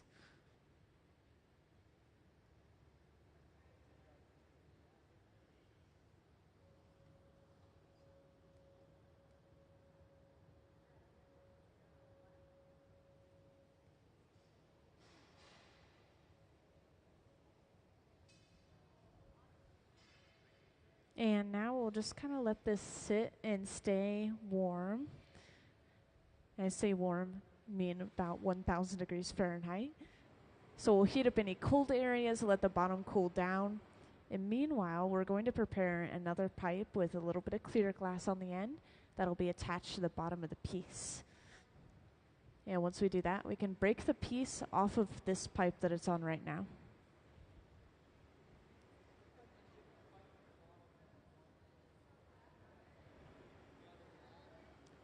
I think sometimes they do that to get, they say something like the gas sticks to the outside of the pipe, and it's constantly sitting in a pipe warmer, which has a little bit of natural gas, kind of just heating up the piece, little natural gas fire. And then dipping it in the water will get rid of the gas residue, I believe. If you leave it on, then you can get air bubbles in that gather. It's a little confusing. Sometimes if you do it, you still get those air bubbles, I've noticed.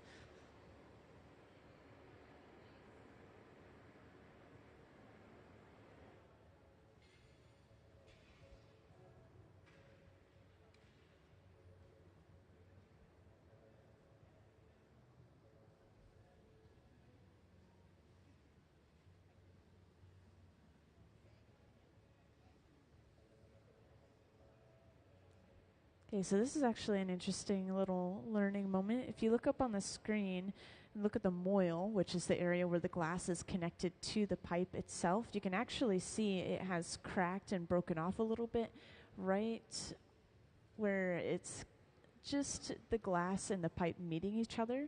And that's why it's so important to keep that area warm. That's why they were applying all that heat. And now we have attached that pipe to the end.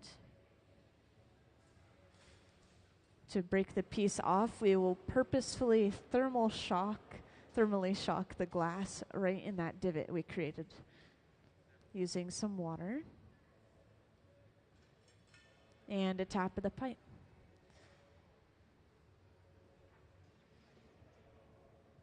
Oh, and I wanted to mention again, if anyone has any questions, feel free to just raise your hand and let me know. I'll come right over to answer them.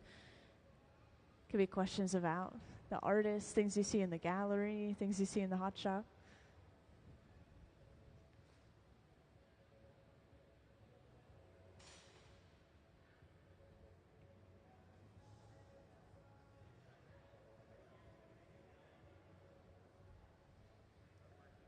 So I'm not sure about Stina, the girl in the beige pants, white shoes, lots of light colored clothing. But I know that the team that works here full time in the hot shop usually has about 20 to 30 years of experience. And I think the person with the most experience is our hot shop manager. He has a little over 30, so like 31, 32. And they've all been doing it basically full time, by the way. So it is a lot of experience that they have under their belt.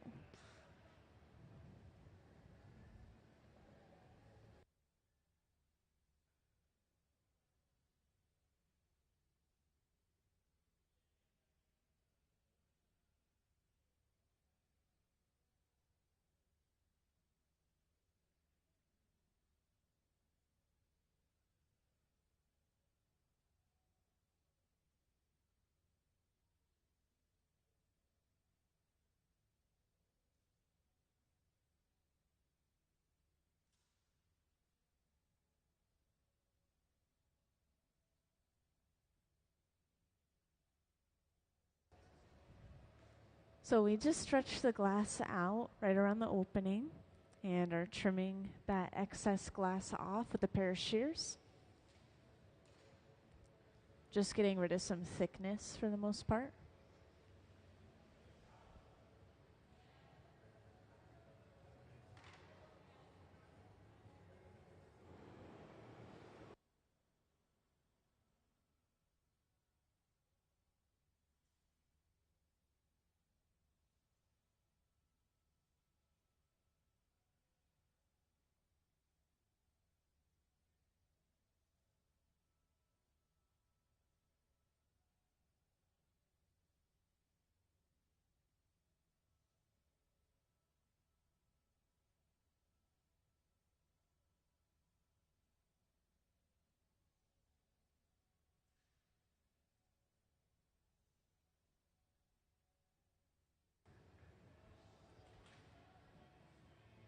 Yeah, we've just opened the piece up a little bit, fixed the rim of the piece. We want it to be really smooth and rounded, because next we're going to be bringing over another bit of color from the left bench, and we'll be wrapping it around the opening of the piece and creating a colored rim. Basically, it's called a lip wrap. And yeah, the color that you're seeing where the piece is connected to the pipe, that is very close to the true color of the piece.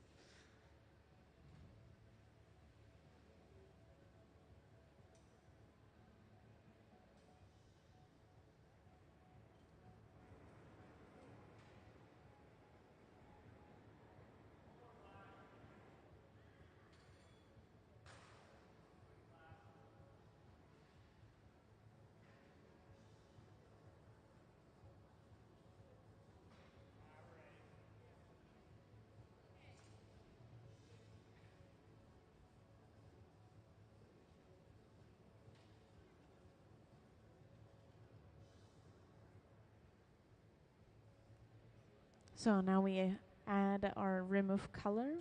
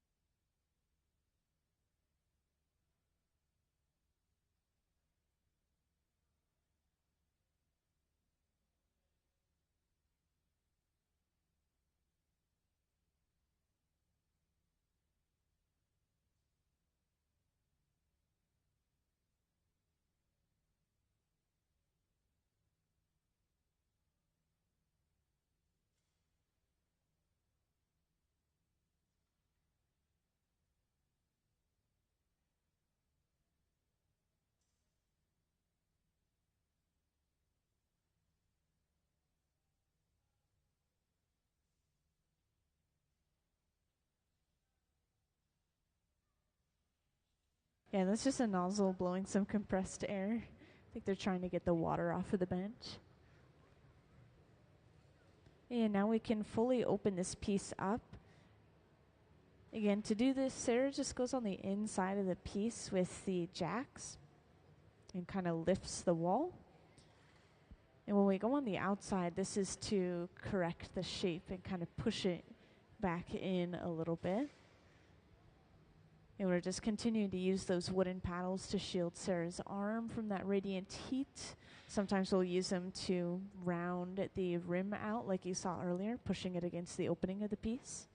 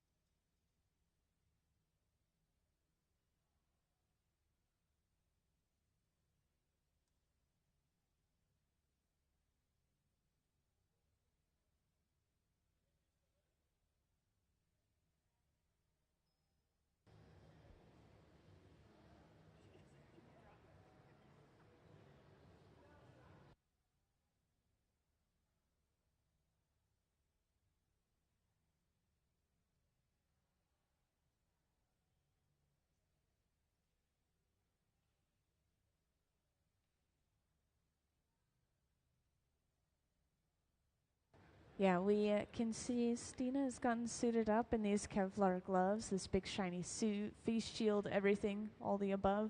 This is all to protect the artist as we pick up the piece of glass to be put away. So we quite literally pick it up, we carry it over, and we put it inside of this 900-degree Fahrenheit box over on the left wall called the annealer. And the annealer just slowly cools the glass enough that it doesn't break from thermal shock. It's the longest but very important part of the process. It's usually overnight, about 12 hours.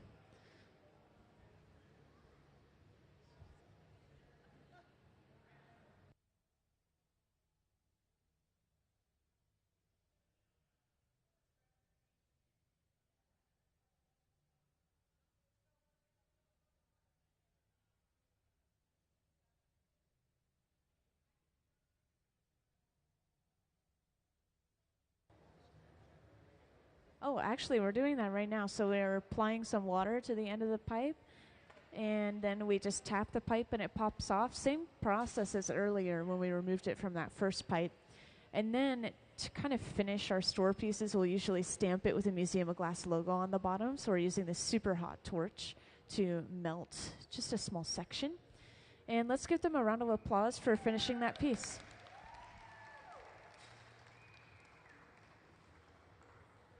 Thank you, everyone. So into the annealer it goes. It's going to slowly cool down overnight. Once again, just preventing thermal shock. And yet another piece has been completed.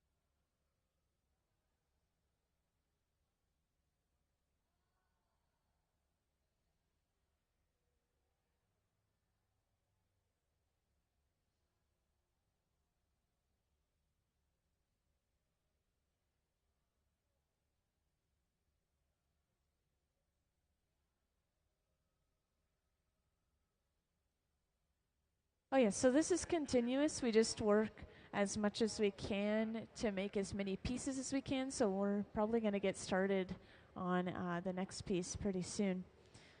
Yeah.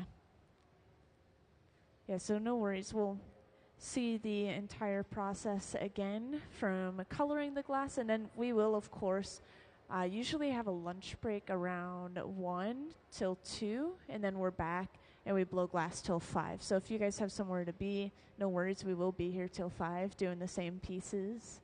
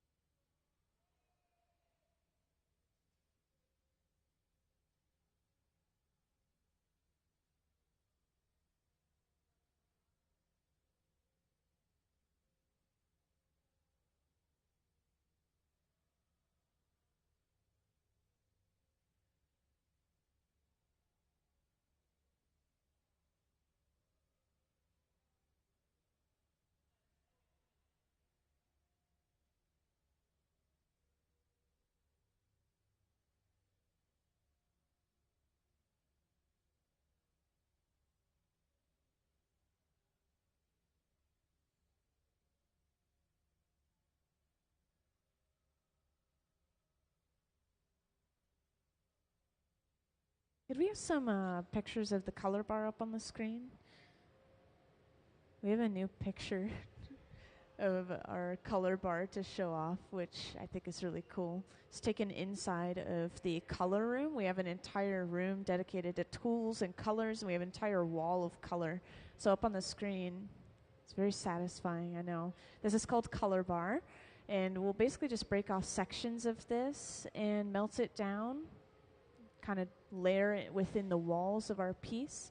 So you'll see that process unfolding over on the left bench. And that's what we've been preheating inside of the garage, this large silver box right here. To be able to work with pieces of glass, we have to preheat them up to about 1,000 degrees Fahrenheit.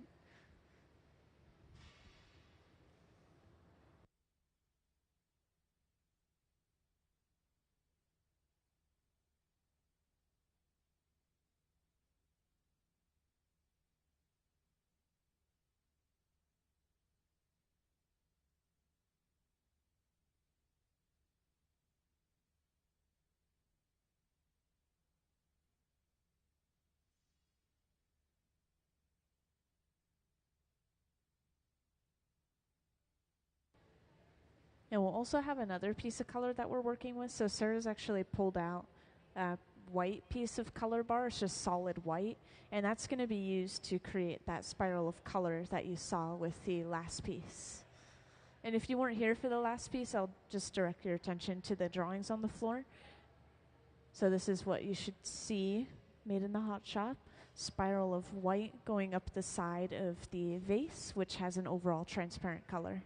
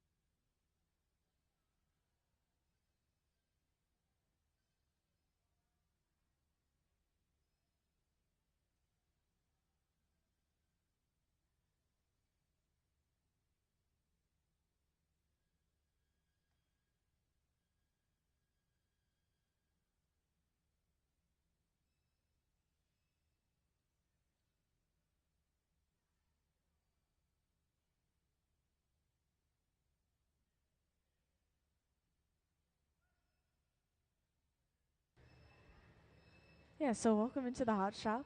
These pieces specifically are going to have a transparent color overall, and then we're going to have a spiral of white from the top to the bottom of the piece, which is why we have that chalk drawing of spiraling on the floor. And then we'll finish it off with a rim of color that kind of matches the transparent color. So the last ones we were making, they were overall purple, they had that white spiral, and then there was a purplish pink lip to it.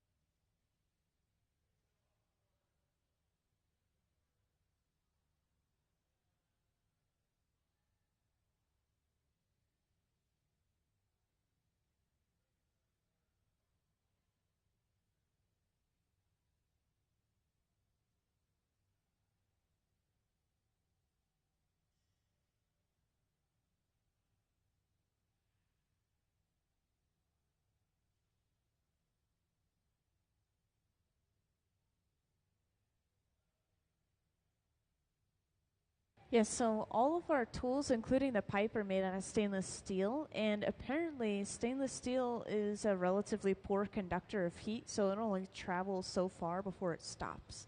And there's a section of the pipe that is pretty dark, and that's the section, it's kind of like the danger zone. We avoid touching that area. And you'll see, yeah, exactly, like Trent's pipe right here. You can see it's dark all the way down to like right there.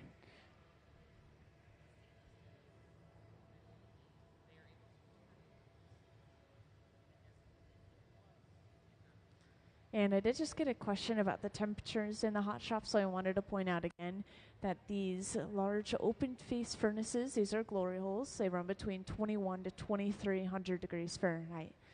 And the glass is molten to the texture of honey. It'll flow, it'll drip at about 2100 degrees Fahrenheit. Yeah, these are the temperatures throughout the hot shop. We have so many different pieces of equipment. I know it could be a little hard to keep up on, but that tank with the closed door specifically is where we're getting all of our glass, and it's sitting at that temperature that I described, sitting inside of a giant ceramic crucible.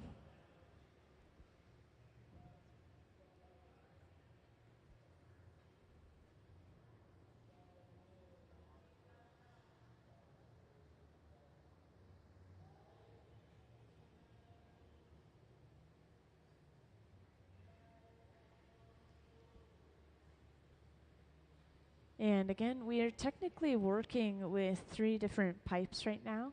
The one at the center bench here, this is some solid white that'll eventually be wrapped around the side of the piece to create our spiral of color.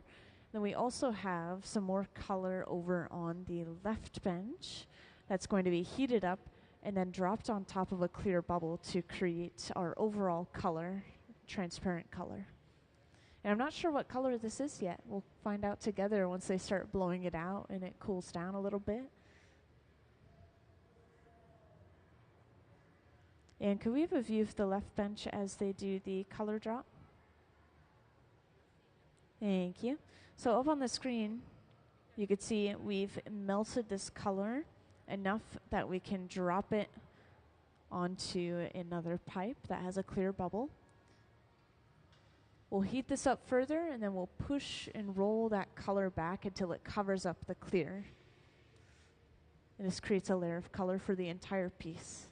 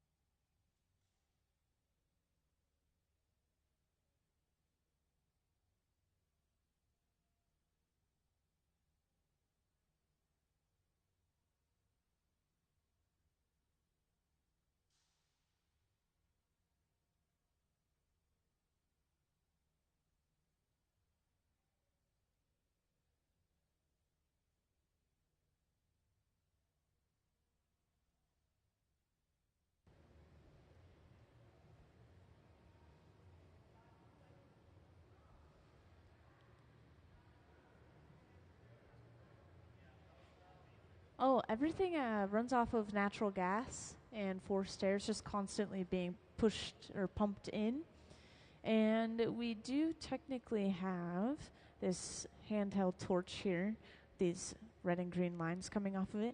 That one's going to be running off of propane and oxygen. So we have a couple of different fuel sources.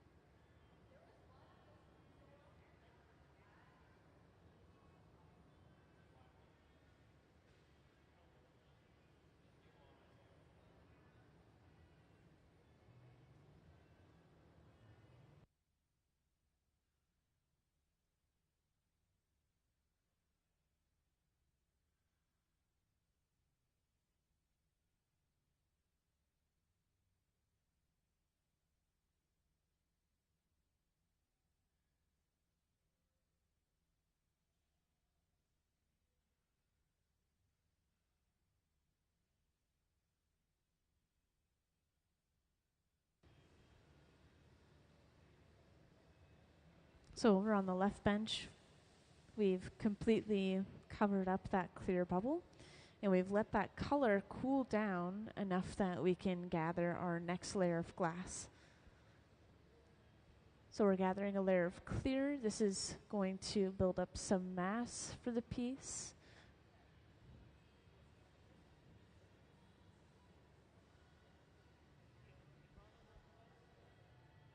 And the pipe that Sarah was previously working with is passed off.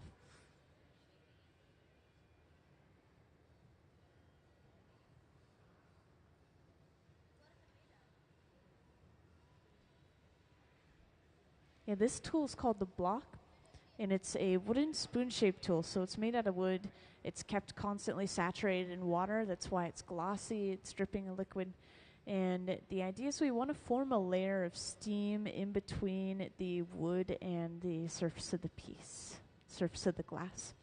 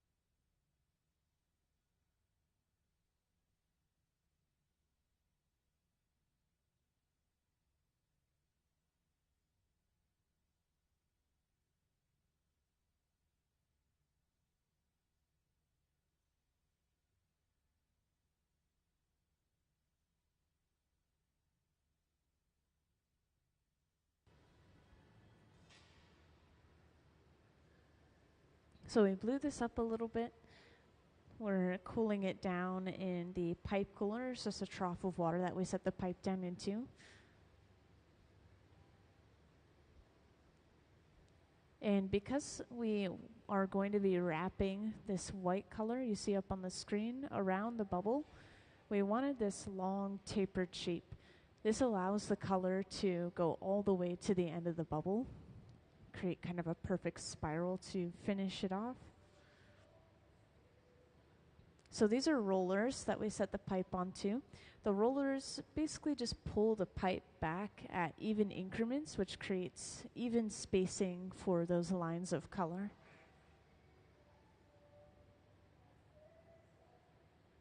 And now we bring that white over. This is touched down near the pipe first. And again, as we turn the pipe, this is pulling the bubble back as that color wraps around. And that white can be reshaped and then set aside so we can use it again later on.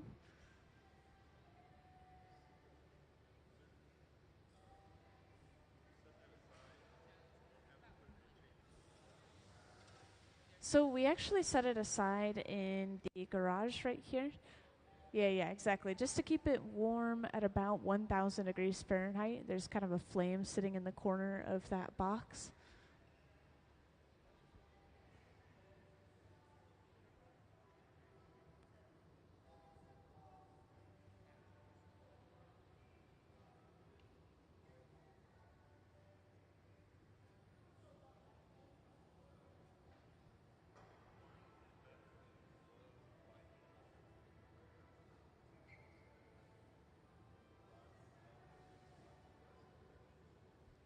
like compressed air. I think the reason we still usually blow by mouth is just it's very controlled. And each piece of glass is going to be slightly different because it's handmade throughout the entire process. I'm sure in factories they probably have something that blows air into the piece, but yeah, we can feel how much give the glass has. We could stop whenever we want. We don't have to control anything other than our own lungs.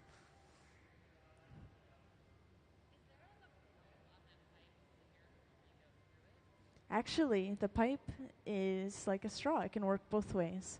And I know it sounds scary, but every once in a while we do need to pull air out of the pipe, whether that's compressing the glass or actually sucking the glass in, like inhaling. And we do that to create suck bowls, for example, where you make an orb of glass, you heat up half of it, and then you suck that half in on itself, and it creates these sort of double walls. It's really interesting. Yeah, you just inhale. No, yeah, not hot at all, actually. It's really interesting.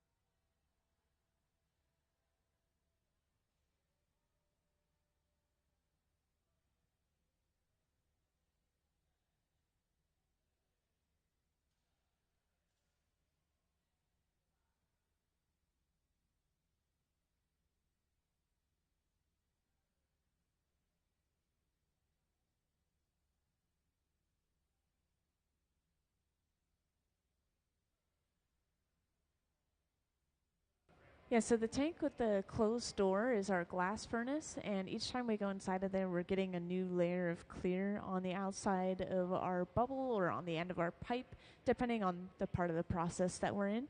And we'll usually gather layers of clear over top of any colors or patterns we've created, partially to protect them. But also in this case, it is just building up some mass for the piece overall, too. So just more materials to work with. And now we can start really blowing this out and shaping it. Oh, so we weren't dunking it. We were actually dripping some glass off. And it's partially just to get us closer to an exact size for our piece, just getting rid of some excess. But everything in that bucket is clear glass only, meaning that we can crush it up and throw it back into the furnace and just reuse that clear glass again. Because it's not tainted with color, it's just completely pure.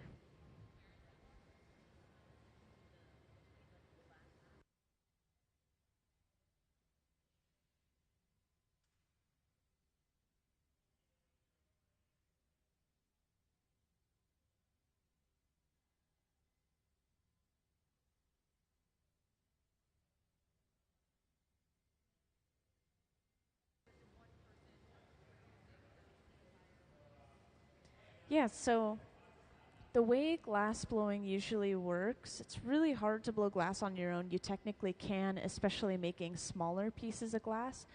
But the person who sits at the bench, they're called the gaffer, and they're kind of like the glass blowing team leader. And they instruct those around them or tell them what they need, and the others act as assistants. So, yeah, like a chef and a sous chef, right?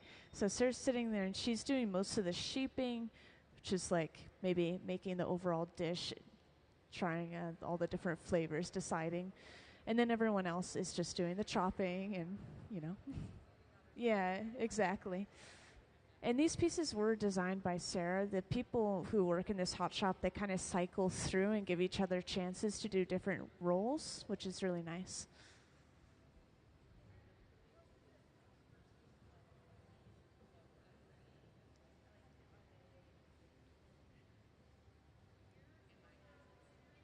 Yeah, definitely.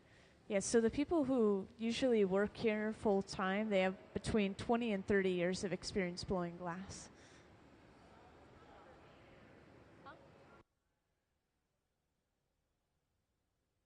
And yeah, usually it's like full time. It's like they've been doing it almost like a full time job for a lot of them, if not most of them. It's impressive. A lot of them have been blowing glass longer than I've been alive. And the museum opened in 2002, and a lot of them actually started right around or right in the beginning when the museum opened. So they've just stuck with their jobs. I mean, why would you leave? It's amazing. Getting paid full time to blow glass. Yeah, the museum is really cool. Usually you don't get to see live glass blowing like this, and this is a huge hot shop.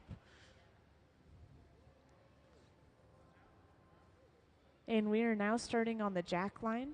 The jack line is a divot that we create with the jacks, these two metal blades, off the end of the pipe, and it becomes our breaking point.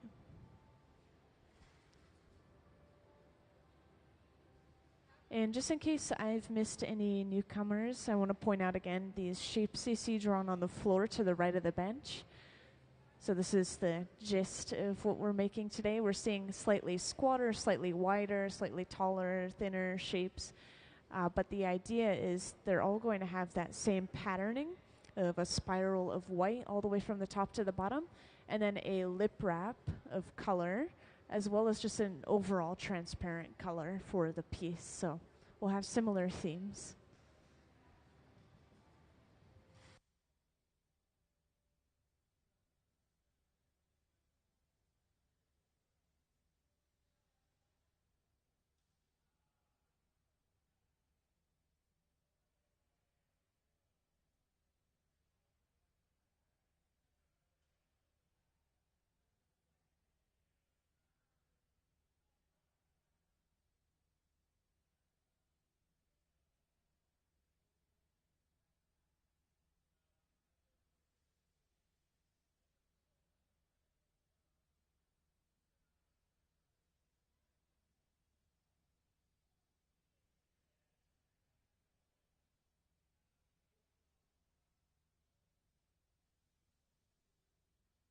We've seen a few times we've been blowing compressed air onto the glass. This is just like cooling down a hot piece of food by blowing on it. We're just trying to cool it faster than if we were to leave it alone.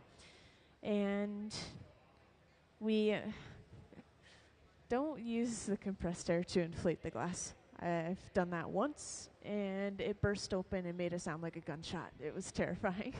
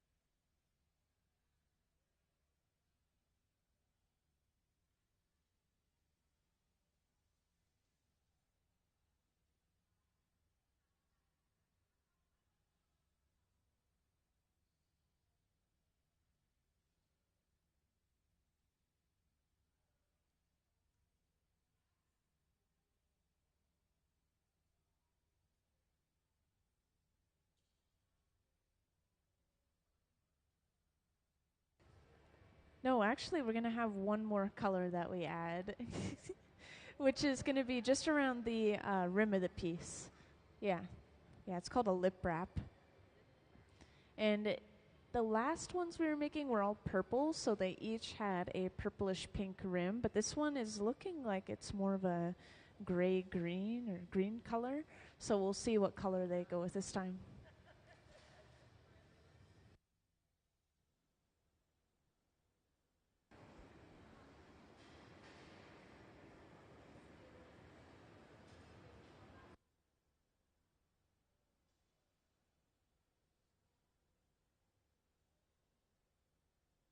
So actually, the lines of white are perfectly spaced because we used these rollers in the front. And these can be adjusted depending on how wide we want the striping to be. And basically it just pulls the pipe back at even increments. Otherwise, sometimes you'll see them come over with a bit of glass at the bench and they'll just guide it by hand. But yeah, why do that when you have a perfect setup?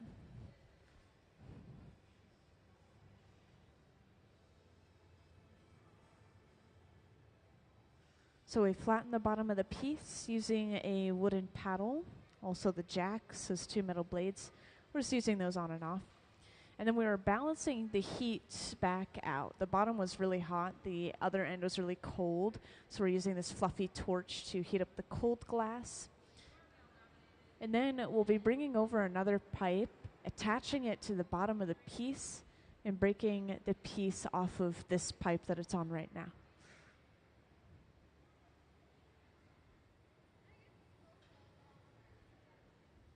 And I see some people have joined in here and there. So first of all, welcome into the Hot Shop.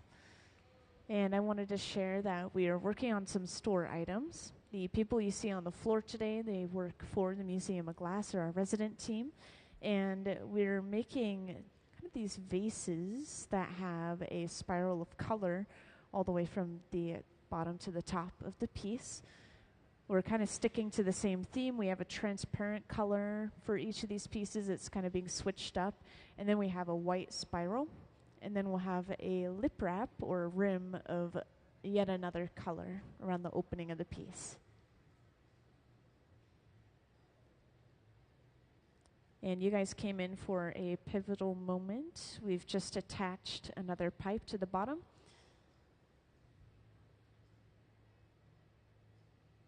And we're going to break the piece off of the pipe that it was originally created on. The way that we do this is we thermally shock the glass using a little bit of water, cracking and then tapping the pipe, which pops the piece right off. Yeah, I know, it's quick. And it just shows you how quickly the glass can break from thermal shock.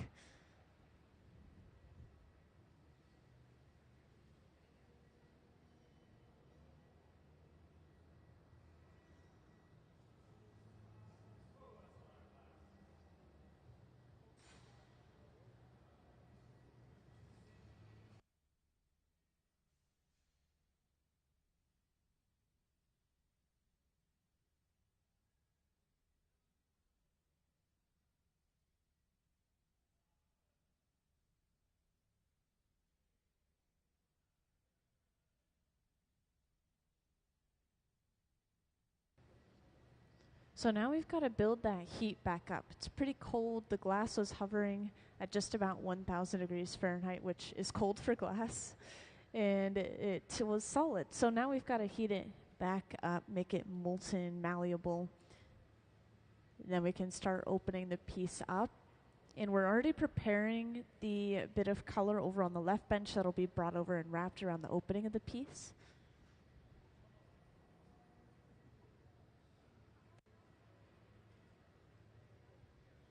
So these glory holes, these open face furnaces, reheating chambers, they all run between 21 and 2300 degrees Fahrenheit. And they're all running off of natural gas. It's just constantly being pumped in. We do turn them off at night, by the way. The only things that stay on are the glass furnaces. So now Sarah's going in with some tweezers, stretching the glass out. before trimming, cutting all of that excess glass away.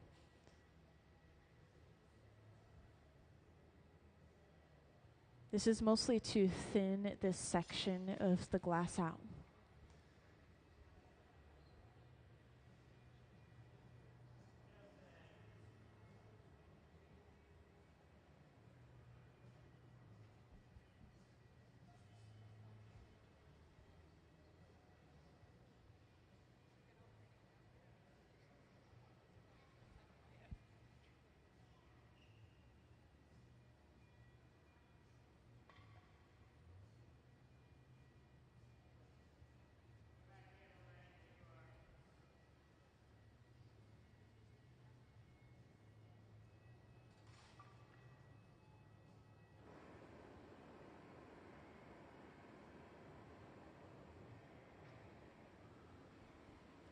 So we've opened the piece up just a little bit. We've rounded the lip out. We just want it smooth enough for this to connect all the way around. Bring over our color, and then as we turn the pipe away from ourselves, color follows along and attaches to the entire rim of the piece. So now we can start heating this up, fully opening it up. We have all the details, colors that we want.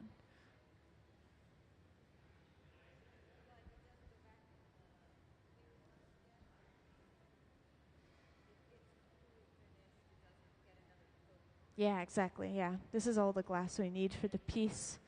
So we're getting close to being done. Yeah, I know. It goes by pretty quick. These pieces are each taking, I think, between 30 and 45 minutes. And they get faster and faster through the day as they kind of fall into a rhythm. It cools usually for about 12 hours. So it's an overnight cycle. They're pretty careful, so sometimes it'll go till midday the next day. And the thicker the glass, the longer it takes to properly cool.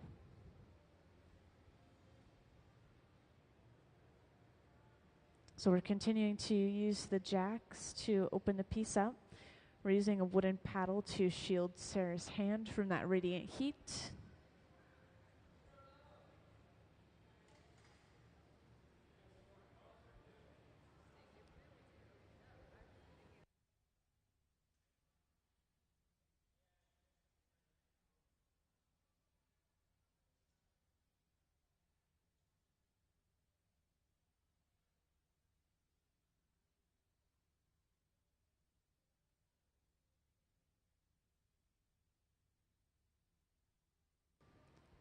And usually to finish pieces off, they'll use the papers again on the outside. So again, this is just folded up newspaper, soaked or splashed with water.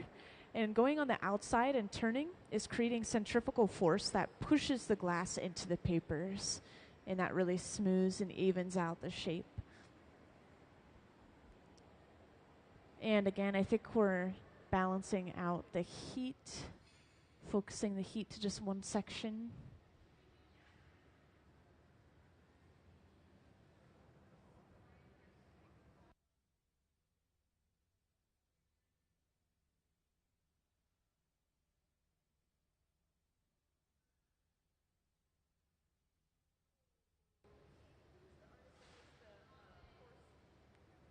So that's actually our hot shop technician. He like fills up the furnaces, fixes tools and stuff.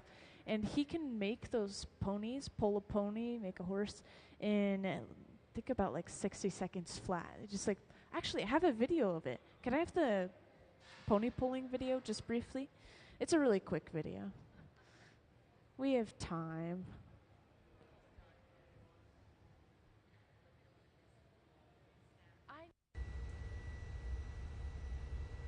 Yeah, there we go. It's up on the screen now.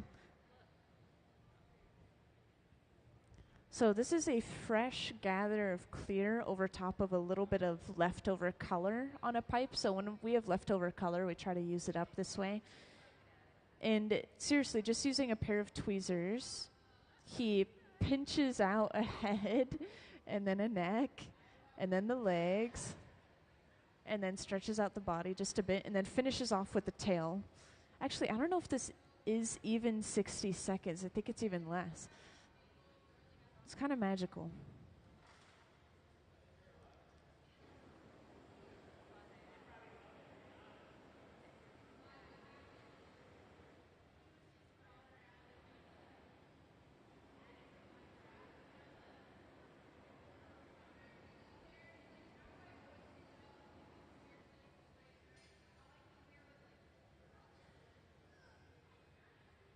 Yeah, and then finishing the pony off by pulling out the tail.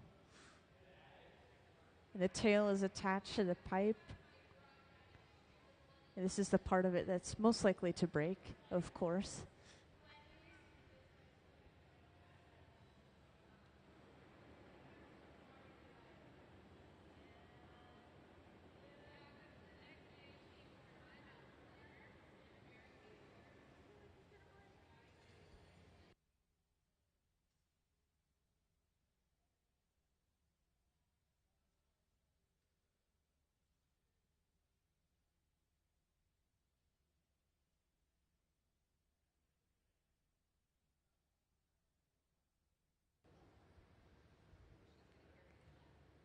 So we are ready to break this piece off and put it away, just in time for that video to finish, right? Now we apply some water to the end of the pipe. This is cracking that connection. Again, just enough for it to pop off. We'll torch the bottom and stamp it with the Museum of Glass logo. This is something we always try to do for store items.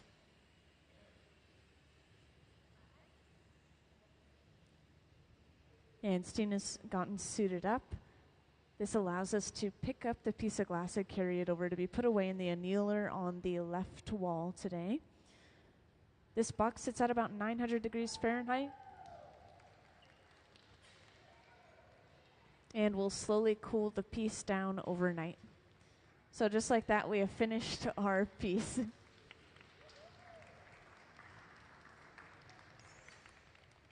Thank you, everyone.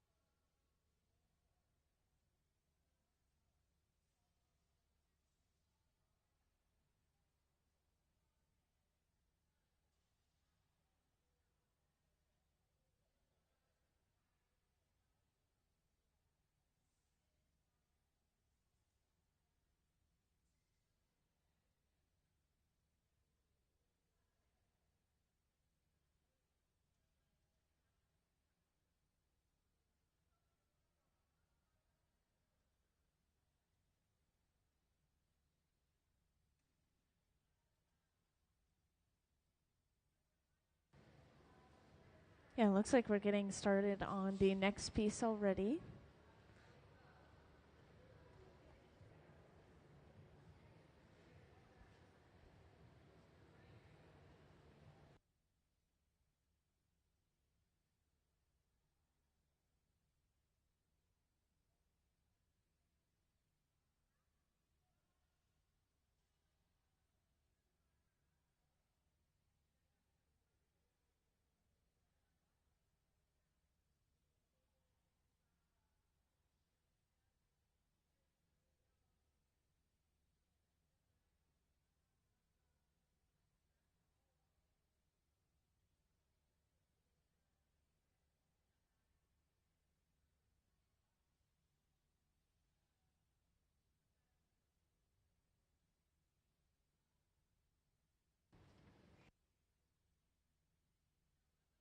So it sounds like we are switching things up a little bit.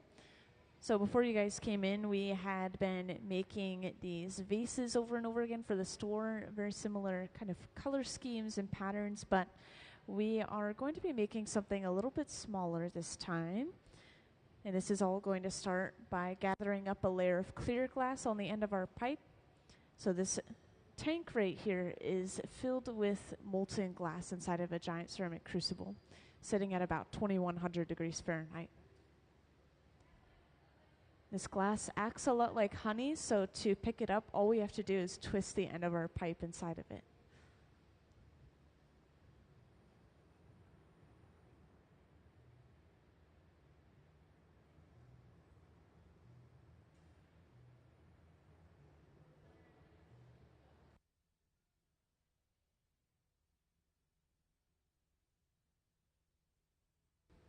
And right away we sit down and use the block, which is a wooden spoon-shaped tool, to kind of smooth and even out the outside of the glass.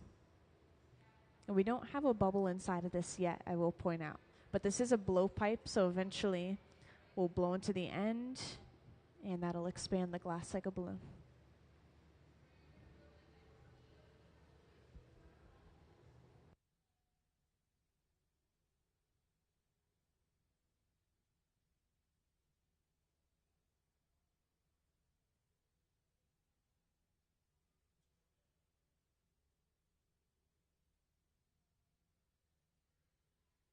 So Sarah just blew into the end, capped it with her thumb, and that forcefully pushed the air through the pipe and into the glass. We now have a small bubble.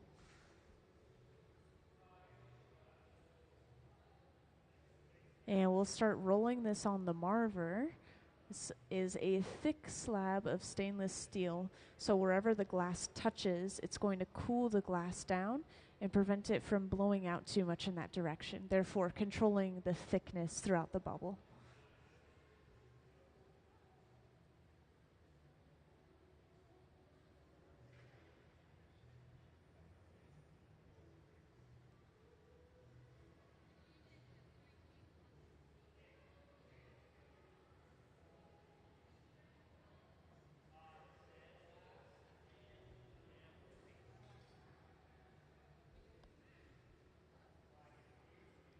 And to start shaping this and blowing it out further, we sit at the bench and use the jacks, these two metal blades. And Sarah's held onto a section of the glass and pulled away from the pipe, which is stretched a neck into the piece. This is what we do to create bottles more frequently, as well as necks of certain vases.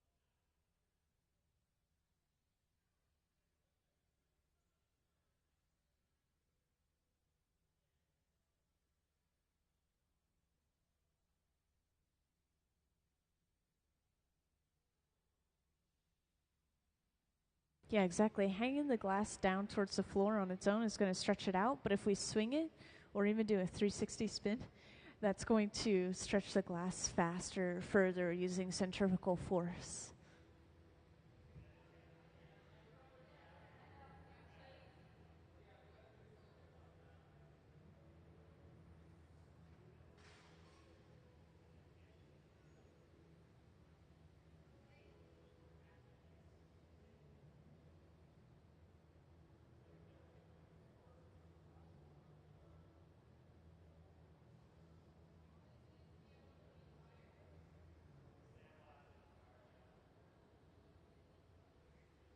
Yeah, keeping the jacks along the side of the piece controls the shape as it's blown out. And you can see how frequently we're going back to heat this up. This is a small piece of glass, so we heat it quickly and it also cools quickly.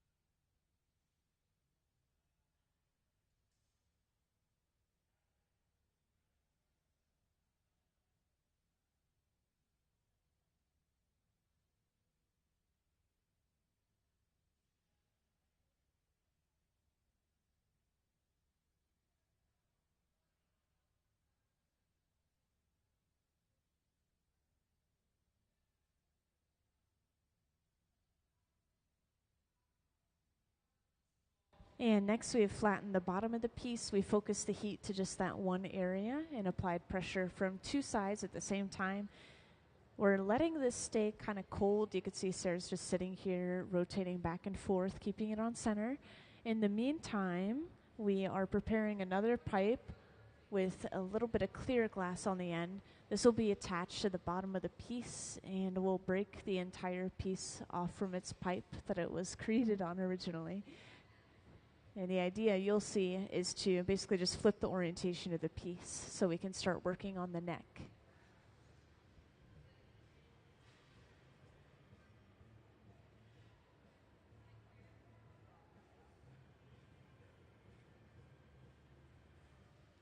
So we have just attached that pipe.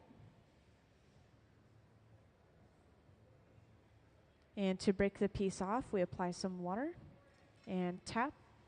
It just pops right off.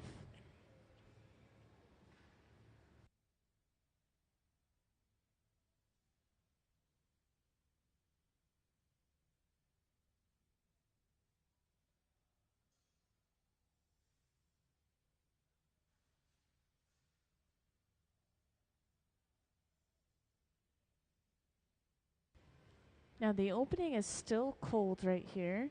Sarah's actually just trying to center the piece to the pipe that's attached to the bottom while there's still some warmth in that connection. It's moving around. And for those who just joined in or recently joined in, we're making appears to be a small bottle in the hot shop, just filling in some time, making something small. And it is just going to be clear glass through and through. We've just attached a pipe to the bottom before you came in, and we are now going to start working on the neck and the opening of the piece.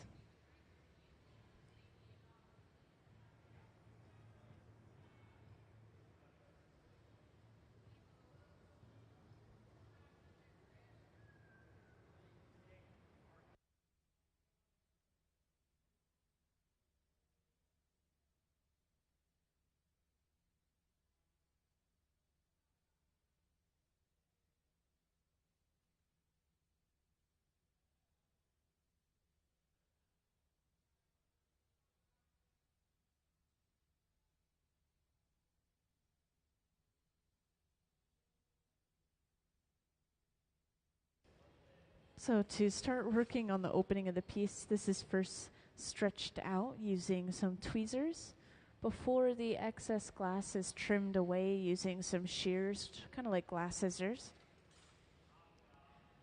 And this is mostly to get rid of some thickness. It's always pretty thick where it was attached. The previous pipe, probably because we squeezed down and the glass kind of bunched up on itself a little bit. Best way to describe that.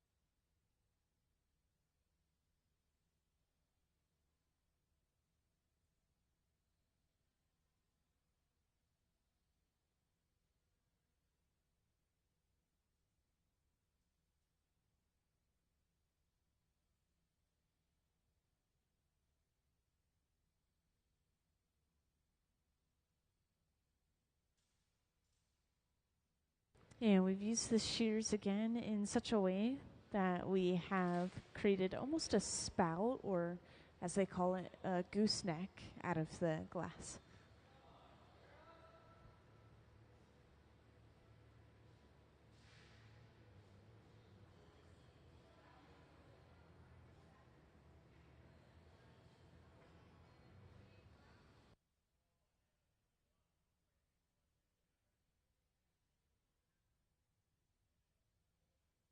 We use the paddles to flatten the bottom of the piece, as you saw earlier, but we also use the paddles to shield people's arms and hands from that radiant heat coming off of the piece.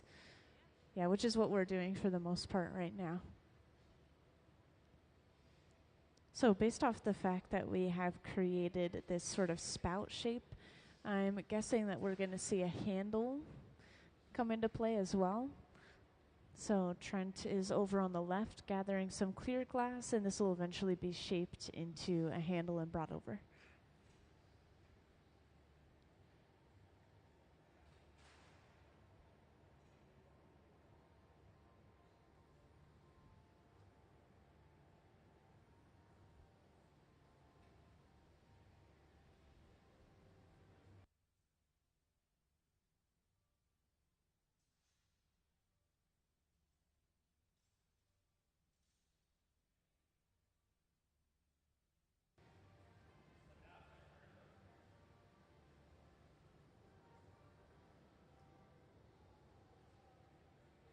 So we've brought over a bit of clear, and this is being attached to the shoulder before being stretched out and eventually twisted with a pair of tweezers to be connected again to the vessel. So this is creating a ring handle, almost like what you would see on like a maple syrup jug or something similar.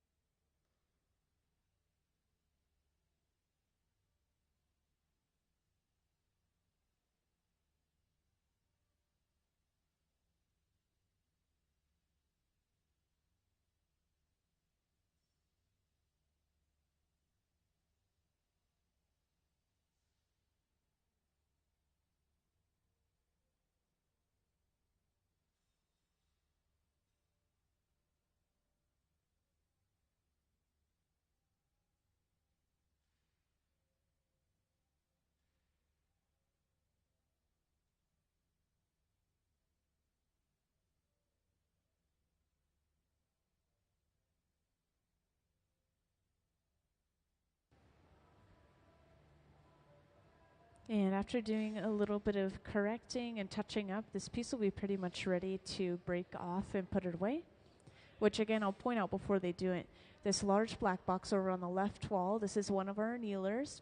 It sits at about 900 degrees Fahrenheit all day while we're working. We just load pieces up inside of it. And then when we are completely done for the day, we press a button and everything inside cools all at once, very slowly, for about 12 hours. And that's all just to prevent thermal shock. So now we apply our water and tap the pipe to pop it off. And it looks like that was a clean break. Torch the bottom to get rid of leftover sharp ends, and this piece is ready to go.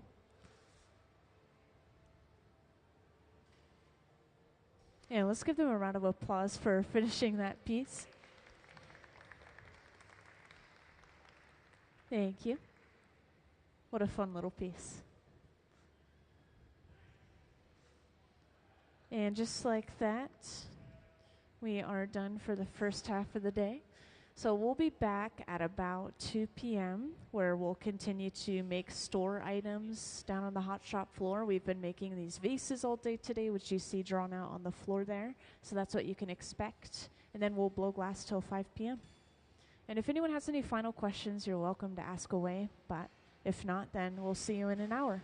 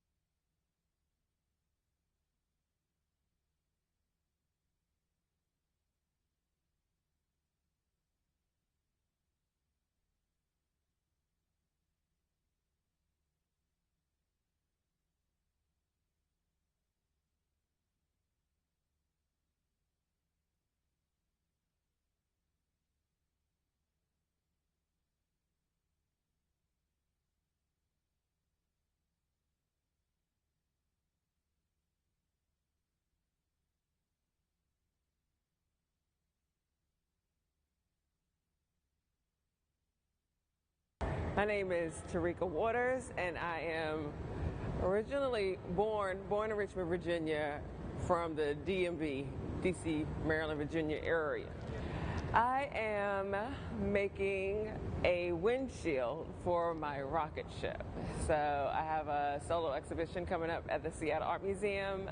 It opens May 7th, and one of the featured pieces is a giant powder pink colored rocket ship. I've been working on a series of ball barrettes over the years, some various mediums. My recent series, they were all done in glass.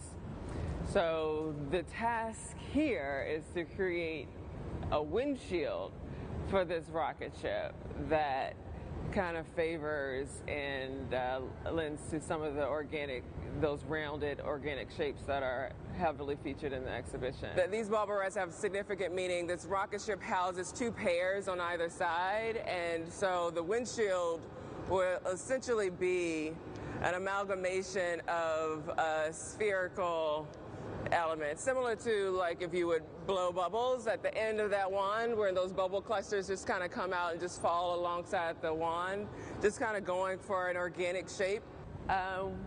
When I found out that I was going to be doing a solo exhibition at SAM, they wanted to give me enough time. I create immersive installations, so that requires a lot of planning and building out and that sort of thing. But when the year was 2025, that meant a lot of things. So I just knew that, hey, we're here, 2025. The exhibition is called Venus is Missing, and it's rooted back in my early childhood days in Richmond, Virginia, and it's focused on a specific time. I'm an 80s baby. I was born right at the height of the 80s, where the times looked a lot different than they do now. Not by much, but that was the onset of a lot of consumerism and just vibrant, saturated colors, a lot of distractions, television, just pop culture all around. For me, I like to draw from these elements that are symbolic of that time, symbolic of my childhood, that are, they are ubiquitous, but because they fit particularly into my narrative, then I can kind of bend and shape what that story looks like specifically for me and people who look like me. And so the ball barrettes have been a really great kind of anchor point in that I'm able to tell various stories with just that one specific object. And thinking about my 6-year-old self sitting on the carpet, we only had 3 channels. We couldn't afford cable. That was fancy. People don't even know what I'm talking about when I talk about cable. But just that space of play and imagination when you're surrounded by a lot of adult things where you just don't understand all of what's happening, why all these things are happening, and you're self-soothing, So with the show at SAM, I'm finally able to budget for a team of folks that can come in and help. When this residency came up, this was like, this is perfect, because I can then have that extension of the series that I was working with at my solo exhibition a couple of years ago that featured those glass ball barrettes at the Museum of Museums, and then kind of keep that story going. I think after SAM, this might put the cap on the ball barrette series. Like, I'm just trying to complete this circle, no pun intended. Everything is, I feel like Sesame Street, brought to you by a circle. Yeah.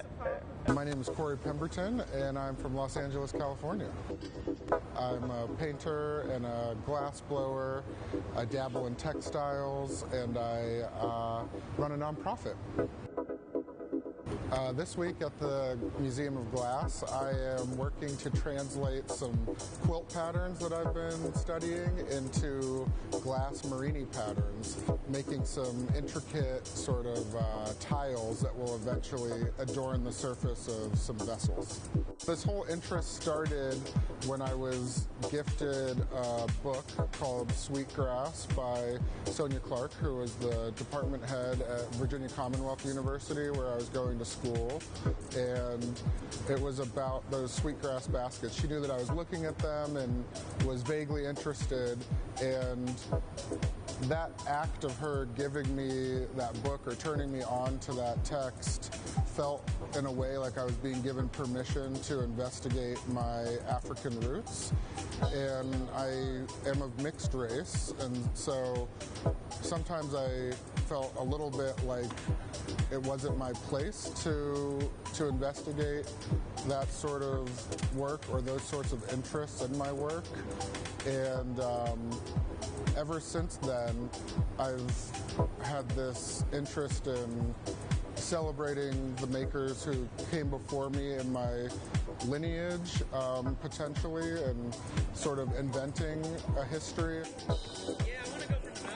The one pattern that we've been focusing on a lot the last few days is the log cabin quilt block. So on the Underground Railroad, there was this block that if you saw it on a quilt that was, say, hanging from a clothesline or on the outside of a barn or a home, you knew that that was a place that would be safe for you to stop and rest on your journey to freedom. And so I'm looking at that particular pattern and seeing how many different variations I can get by switching up the colors and the rotation of the Marini tiles. I also have a painting practice, so I do a lot of portraits and interiors of people who have historically not been included in the conversation in galleries and museums in terms of historical portraiture, people whose bodies fall outside of that, and who are typically depicted in moments of trauma or being extraordinary. I try to show people just existing. It's just been a really amazing opportunity already. We're only halfway through, and you know, I knew it would be special to have this amazing team here at the museum work on my designs, but there's all these little things I didn't anticipate, like how the work and the designs would develop with the minds of all of these craftspeople. You know, they're not just technicians, they all have their own background in art and in craft that is informing the stuff that we're making this week. And so yeah, I'm gonna leave with a lot to mull over and expand upon, so I'm really excited about that. I've got a lot of things sort of on the horizon. One particular opportunity that I'm really excited about is an exhibition at the Mint Museum in Charlotte, North Carolina. I'm also doing a lot of work through the nonprofit Crafting the Future that I co-founded and am the director of. We have an event series called Better Together. The last time I was on this hot shop floor was for the closing demonstration for the Tacoma Glass Art Society conference. We've got one coming up at the end of this month, actually, at the Pittsburgh Glass Center. So getting ready for that, really excited. We'll have a team of black and brown craftspeople coming from across the country to celebrate one another and invite the public in to learn about glass making through our lens. So those are a couple things that I'm really excited about.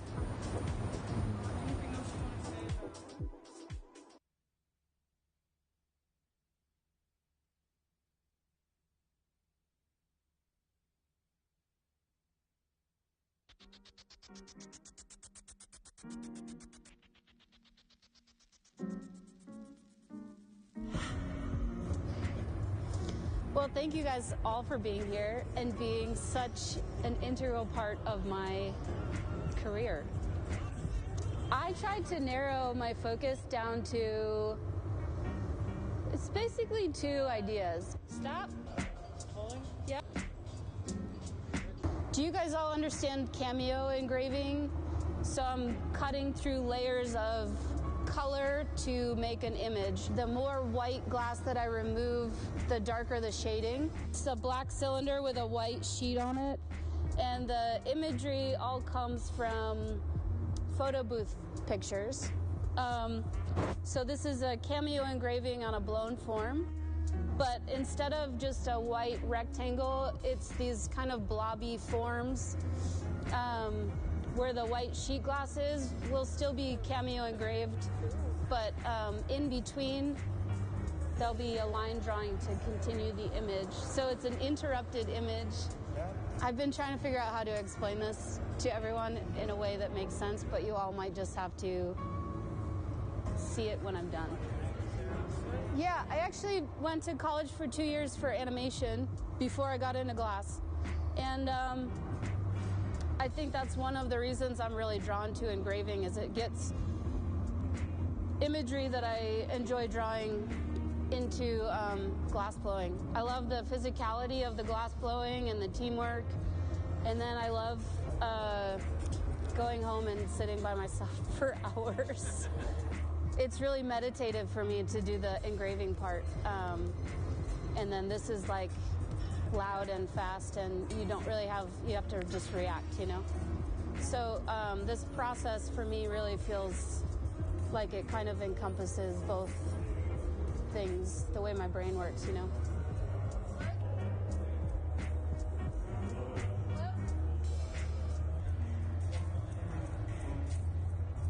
A little blowing.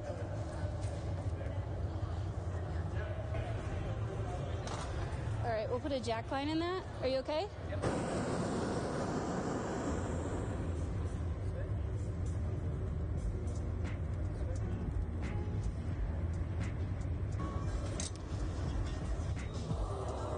Yeah, I just want to blow it up now, Nick. Okay. How do you feel?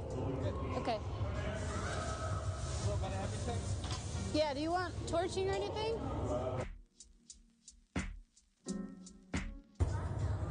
Is that the cerise? The cup? Yes. Yeah, left side. Can you do one more? Yeah, I got it.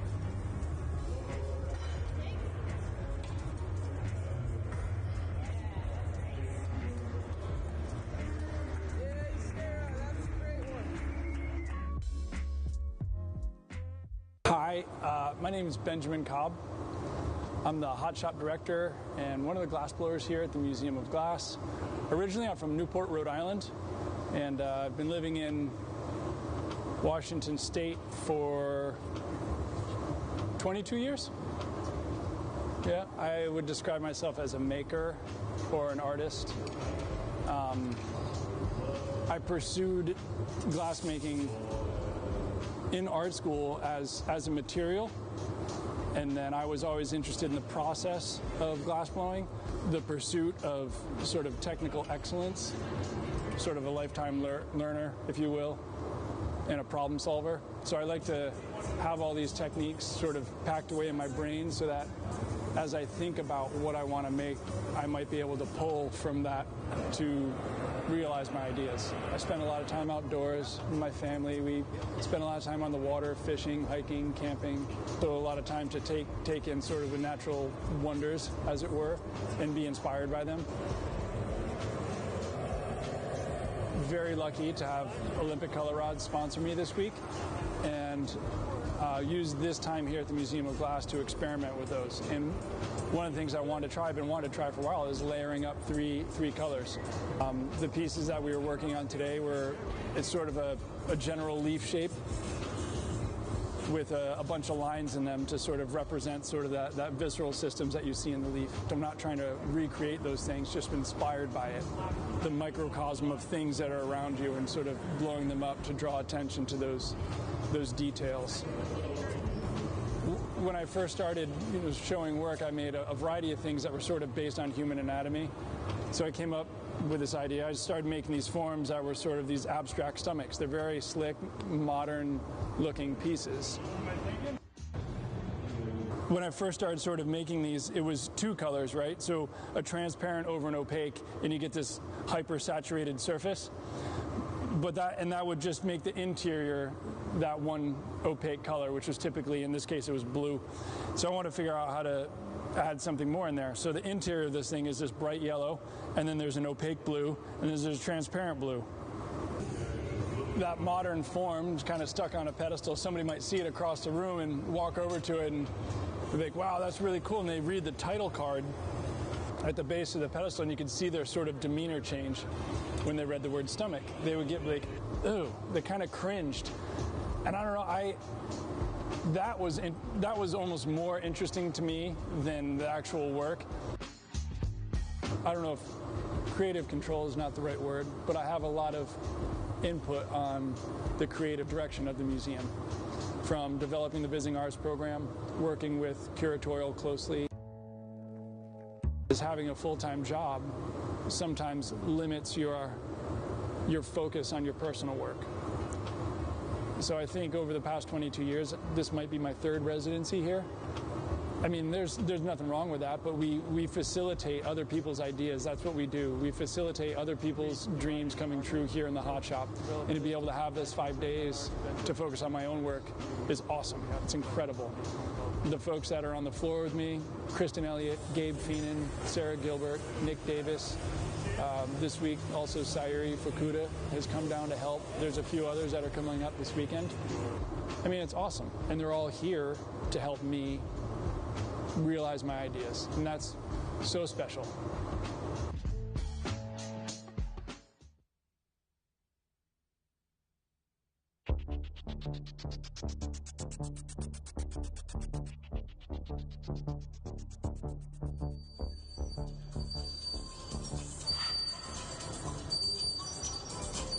All right, start to go flat, Nick.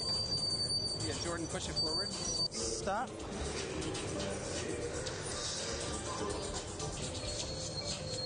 Yeah, I got a little bit of an angle there. Just give it a light one. We got to sandwich it one more time. Whew, I got to put a glove on. Oh, I said it's like punting it up on the inside.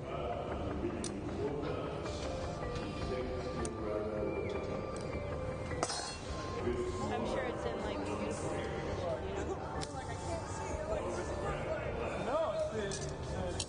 No. Yeah, so now we're going to put a punny right here, Sarah.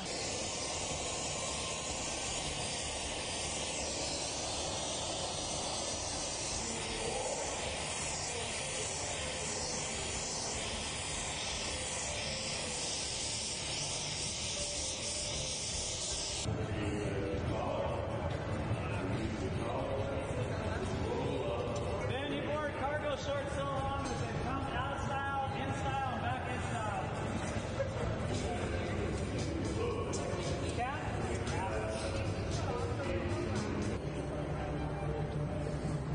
I could have kept it more. I'm going to need some rabbage. Rabbit.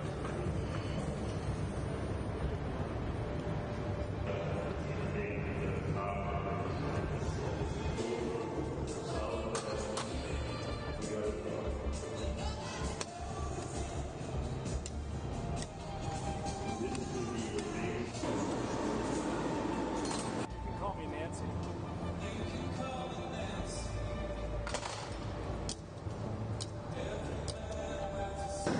I'm just cooling it. I'm not choking it anymore. Ooh, this is leaking. Got a little air on it? It's sitting right now. Okay. You ready?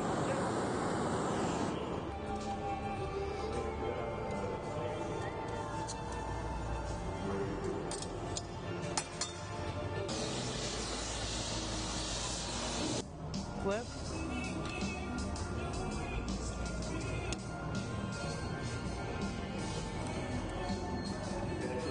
Pull, Sarah.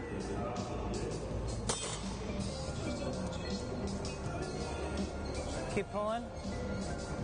Good.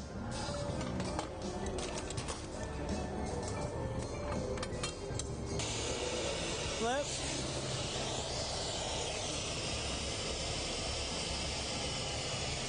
Take it. I got it. To the side. Go up again. To the side. You can go this way, Ben. Either way. Nice. Flip.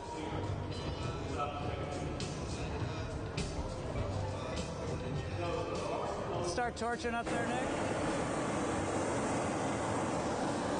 Pull, Sarah.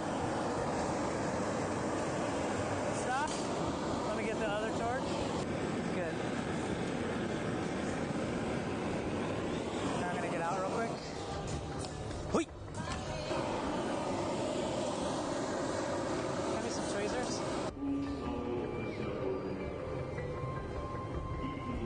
make some small stuff tomorrow.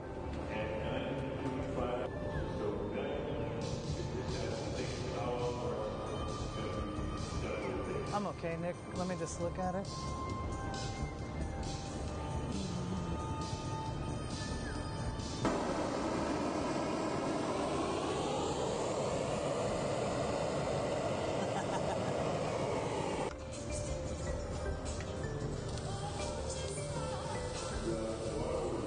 How's it coming off?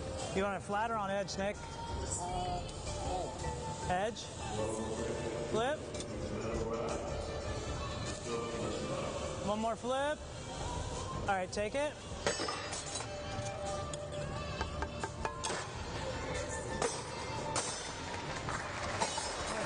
Oh, nice job, dude. Oh, I just want to watch what happens there. You got it, Nick. Perfect. That looks great. Nice job.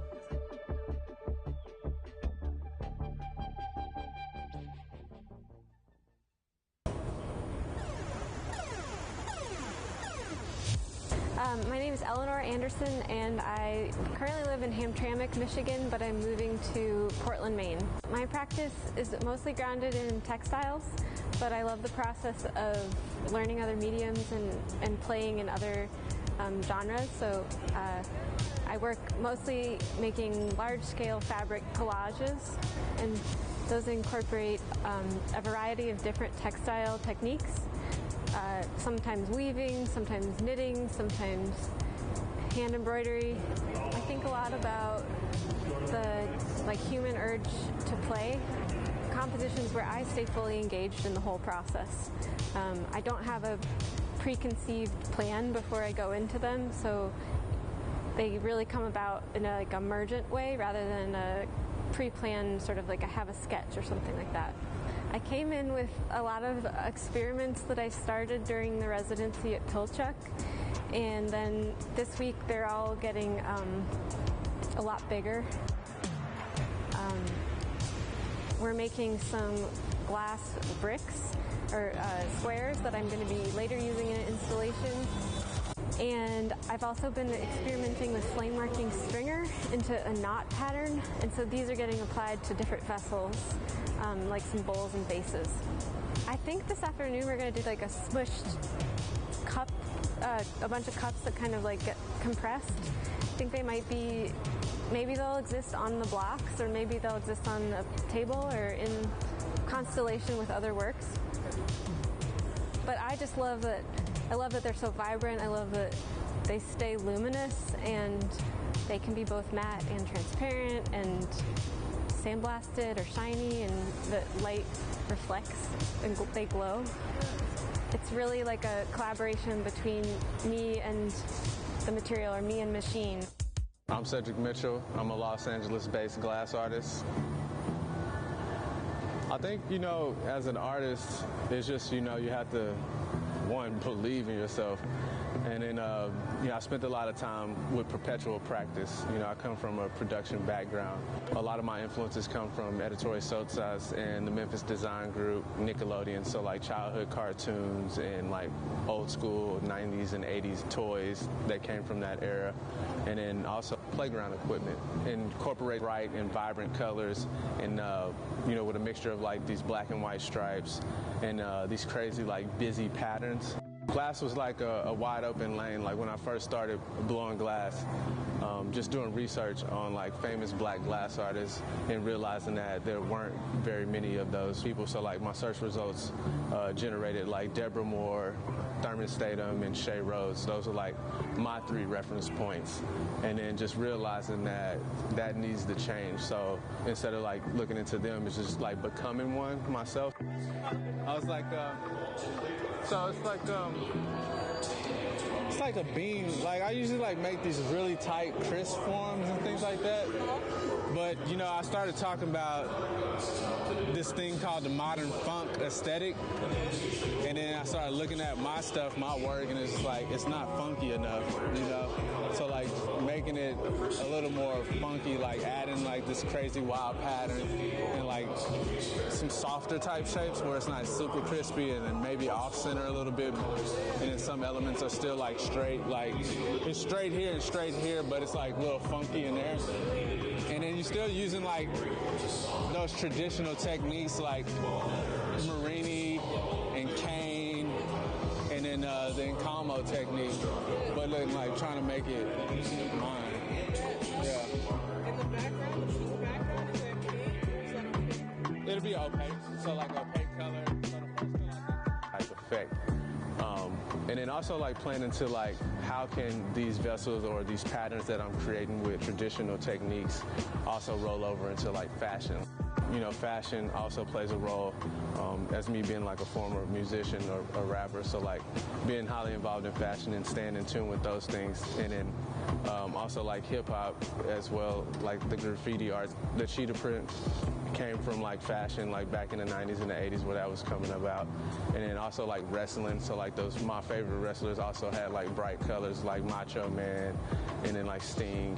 Trying to incorporate some of those things in my work. You know, everything that we're doing is like experimentation, so we've been just like trying new ideas of like shapes and then just, you know, figuring out what the Marinis are doing. They're like in the spaces where they're hot, where the Marini are, they create like this weird like bubbles and things. So it's a little lumpy, like a tortoise shell, which adds to the funkiness and the irregular shape. And then embracing that, you know. You spend so much time chasing mastery and making these things really nice, and then you hear people say that it's too nice. So there's no uniqueness to it, or it looks like it came from IKEA. So like switching it up and then just generating, you know, a one-time thing. You know, this will not be recreated again. So all the forms that I'm making, I don't plan on making them again.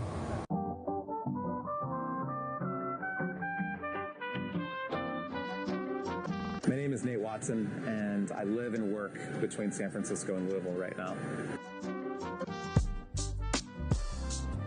I work between disciplines and mediums.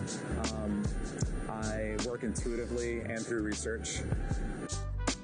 My work is additive. It's changing all the time. The way that I start in the morning isn't the way that I end at night, and so my ideas shift and change.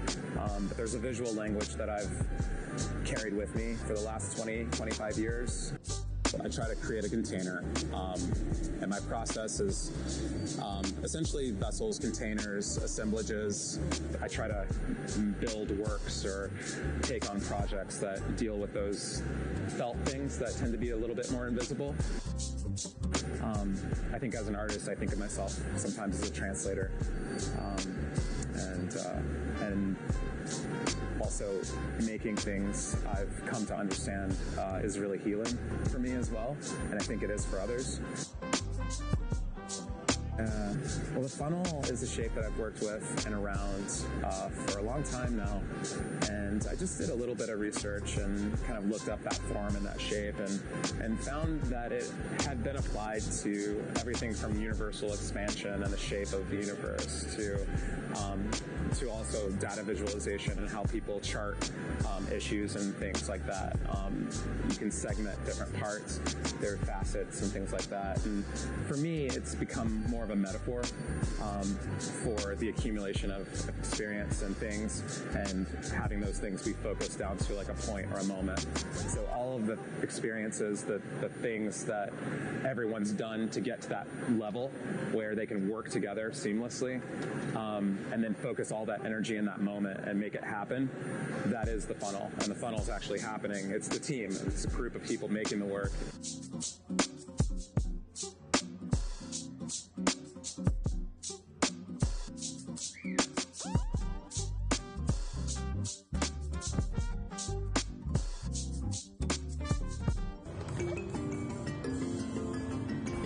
My name is Victoria Amadizda Melendez. I'm from Philadelphia, Pennsylvania. I'm an artist who works with glass, and I work with the medium in multiple different ways. Right now, I primarily work with glass in the hot shop, blowing, also neon and flame working, and then I utilize or combine these ways of working with glass depending on the idea for my piece. I'm half Puerto Rican and half Persian. So I was looking at a lot of the Middle Eastern glass in Corning's collection and taking inspiration from that. And also my mother was a collector. My mom's Puerto Rican, but she was a collector of American glass and things like, we had objects like that in our home growing up. So, I'm trying to use form as this portal to storytelling and content, if that makes sense. Like today we're working on this Persian candlestick holder from the 13th century, and I want to give it like a bit of a contemporary update, like keep these ideas in our kind of cultural consciousness or something. So I've been really inspired by these forms that are 13th century Syrian mosque lamps, and they were always very elaborately gilded and enameled and decorated. So in looking at these historic forms, I kind of wondered what my ornamentation on the surface would be and why. And so here at Museum of Glass, I'm using this stamp that looks like an eye, and for me it's referencing the idea of the evil eye, an emblem that offers the wearer protection from jealousy or ill will. I just feel like it's so meaningful to be able to sit in this bench and blow glass here at the Tacoma Museum of Glass. It's, it's a big stage to be on and a huge honor, and it just feels like something I'm going to remember for the rest of my life, and something that really has brought me joy and a lot of confidence and pride in my work.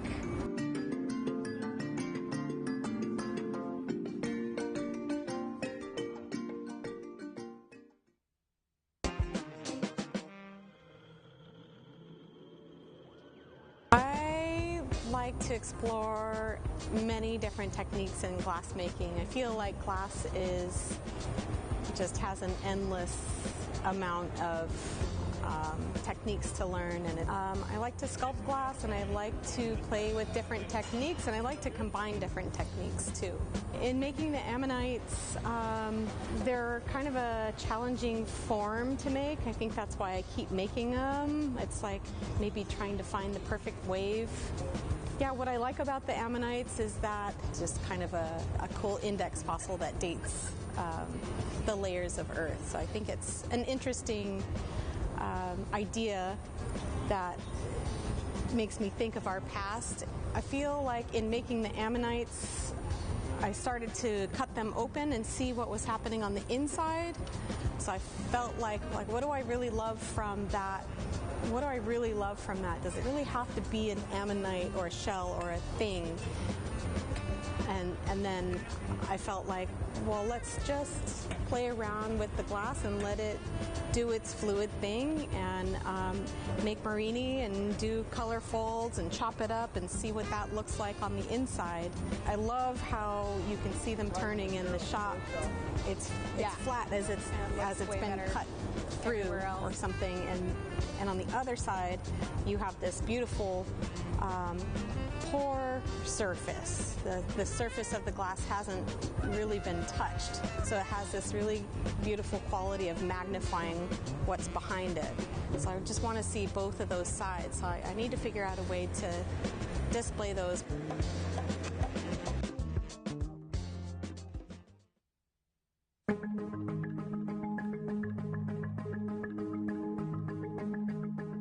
My name is Fumi Amano. I'm originally from Japan, but currently I'm living in Seattle area.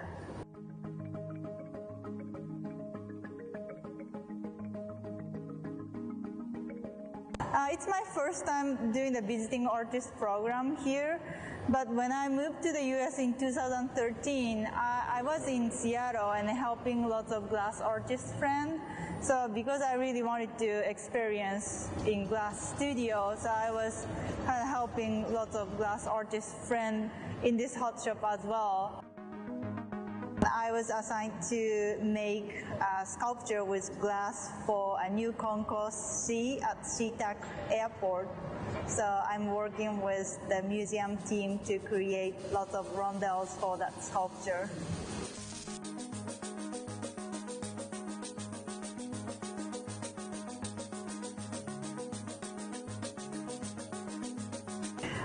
was inspired by the nature in Pacific Northwest, especially moss.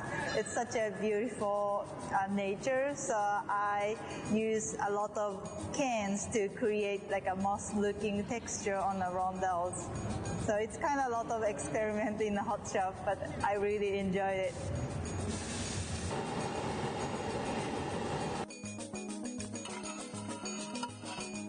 Yeah, I can't wait to make rondelles with it. It's a kind of like a patient time, like, you know, pulling cans 1 day, 2 day, all days. But, you know, after that, we can just roll up and making lots of rondelles. So I can't wait to do that.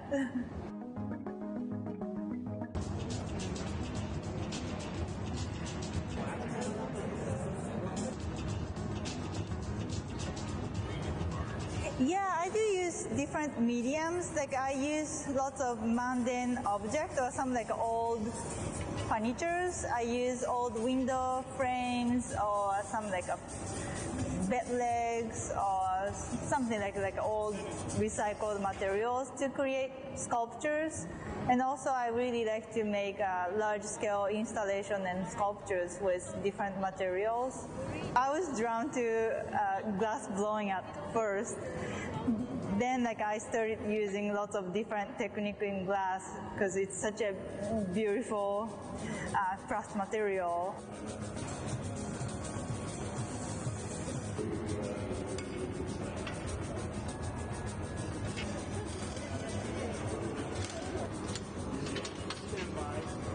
Yeah, it's so satisfying to see like a really good glass artist like manipulating glass so smoothly. It's so satisfying to watch. So, yeah. It's gonna be a public art at the airport. The most exciting part is maybe my family could see my work when they, you know, visit me. Then they will see my piece at first. So that's I'm so excited about this project. Yeah, I really enjoyed it. Like, I see a lot like rondelles we made yesterday. Like, it's kind of like an experiment. So because I'm trying to make rondelles with kind of like a texture look like moss, it's a kind of challenging for us, like how to make and how it would look like as a result on the rondelles. So I really like how it turns out. Like I have a lot of designs on the paper, but you know, working with materials, that would change a lot how it would look like in, you know, real glass. So I really enjoy the kind of like a conversation with the material. Okay, I want to do this, and the material answered. So now I see the answer, and now I have to, you know, go back to the material, what I'm gonna do. So I really enjoyed that conversation with material so far.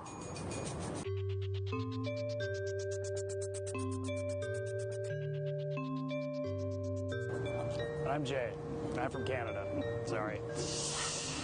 I am super excited to be here. I was super surprised and delighted when I got that email. So just have all these gestures that we can then play with the forms. So like this one might have this kind of at the bottom here. It looks like it's kind of like sliding on the floor or melting. And then up here it's kind of off center. And then these will be playful up here. They don't take long to make, which is what scared me about coming here. So that's why there's a lot of double overlays. But we didn't pop the bottoms out on these ones because I'm like, okay, well, I wanted to figure out how these things go together first, and then the opening up the bottom can be another thing, which would be this time. So I've never blown into that mold, so we should probably just try it. Maybe it's like a clear one or something like that. But it looked pretty fresh. It was fresh. It was very fresh.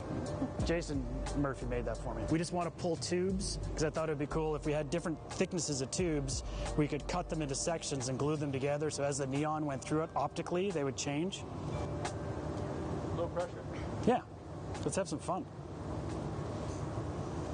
Especially that one, which totally looks like Mars Attack.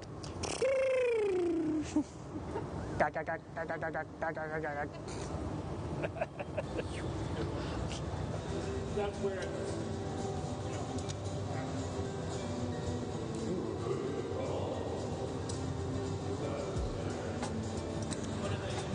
They are Bristol Green and Gold Ruby, like K3.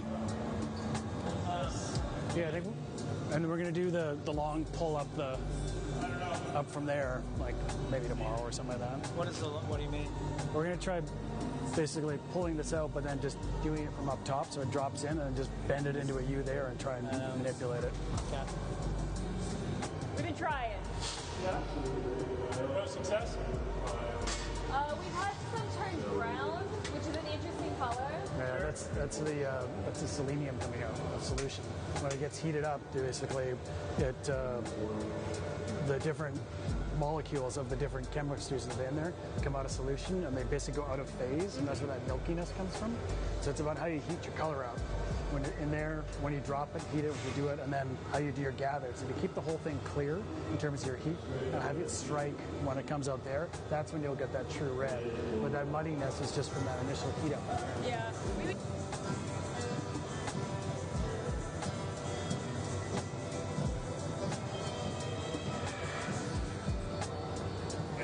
It'll be great. That's how it works. I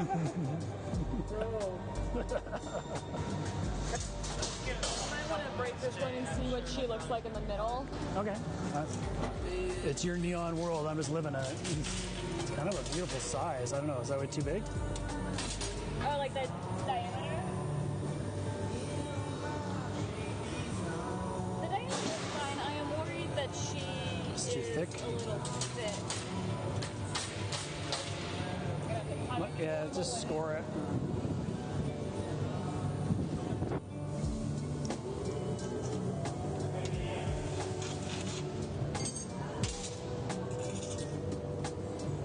She might even be a little thin. But definitely usable. Sweet. At least this whole section is. Well, it'll be interesting to see, like, if we did with the difference between the opaque and the, you know what I mean? This will be a really light, nice. Soft. Oh, lovely. Like, you just. Not ideal, but not bad. Well, it's our first pull. We'll Yeah, get better. exactly. And so for polls, these are good too. Sweet.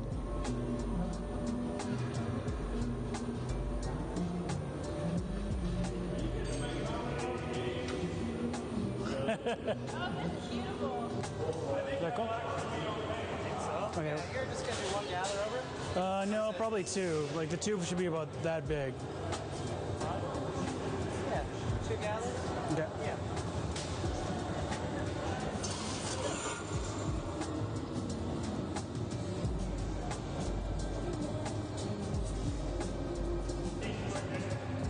YouTube.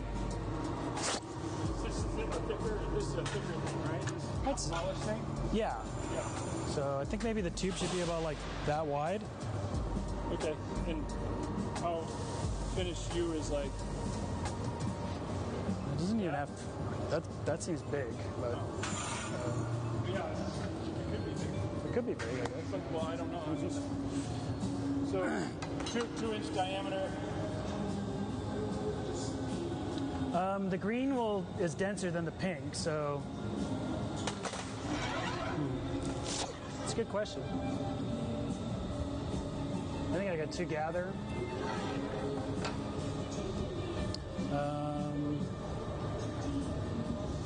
That wide, if it goes like that.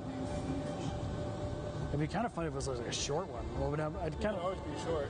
Yeah. Depends where you cut it. That's true. That's fair. So just try to make a nice bend.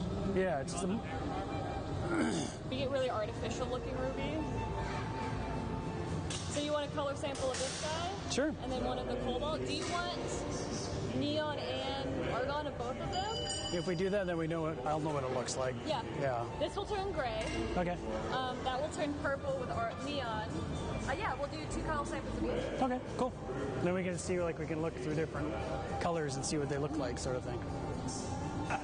Cap? Yeah. No cap. No, I'm just kidding. No cap. Jay.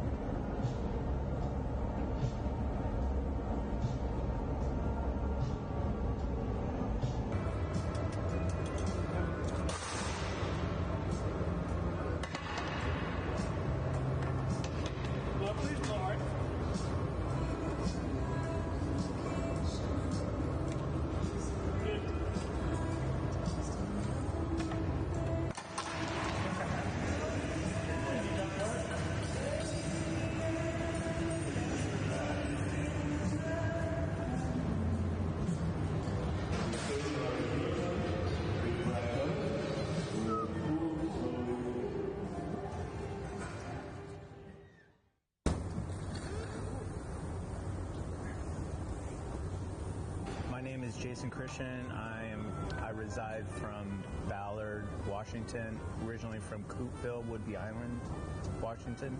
I've been making glass for 28 years.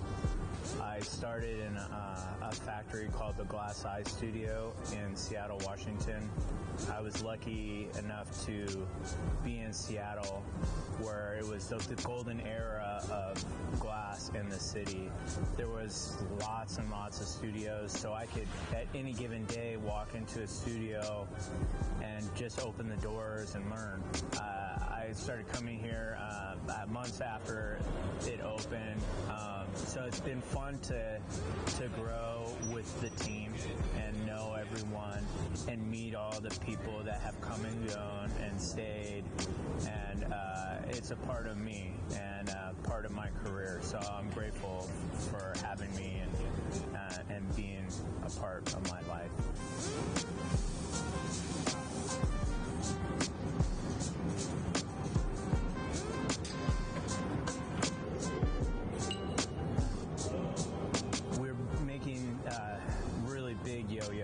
They're massive. We're pushing the scale. These are some of the biggest ones I've ever made. First of all, I love the texture of glass patterns that you make. The traditional patterns like Radicello and Merletto, the filigrana patterns, and I love to be able to actually like touch those patterns and feel that. It's like a fabric. Patterns and colors, I make those all by myself. So like the Radicello and all the Marini and stuff, I can make that. I've taught myself how to make that by myself. So when I was designing these, it was really important to me to be able to have that visually, that texture being exposed, and to be able to touch it, to get that sense of touch in the piece. There is a deeper meaning to those pieces. My stepfather, when I was 12 years old, kind of brought my mom and I back together. My mom had left my life when I was 3, and then we were able to kind of mend that with my mom. My stepfather bought me this yo-yo, and one that lights up red and blue on either side, and you throw it, it lights up. And it was this object that forever I have a memory of us coming together. And it's funny when we're making this object here in the hot shop, when those two sides kind of come together, there's some kind of metaphor within that. I met a lot of these guys, when they were in high school, Trenton and Jack, and I have a 4-year-old son. It's cool to kind of get in touch with the youth that way too, so I kind of know what's going on in my son's life a little bit, so yeah.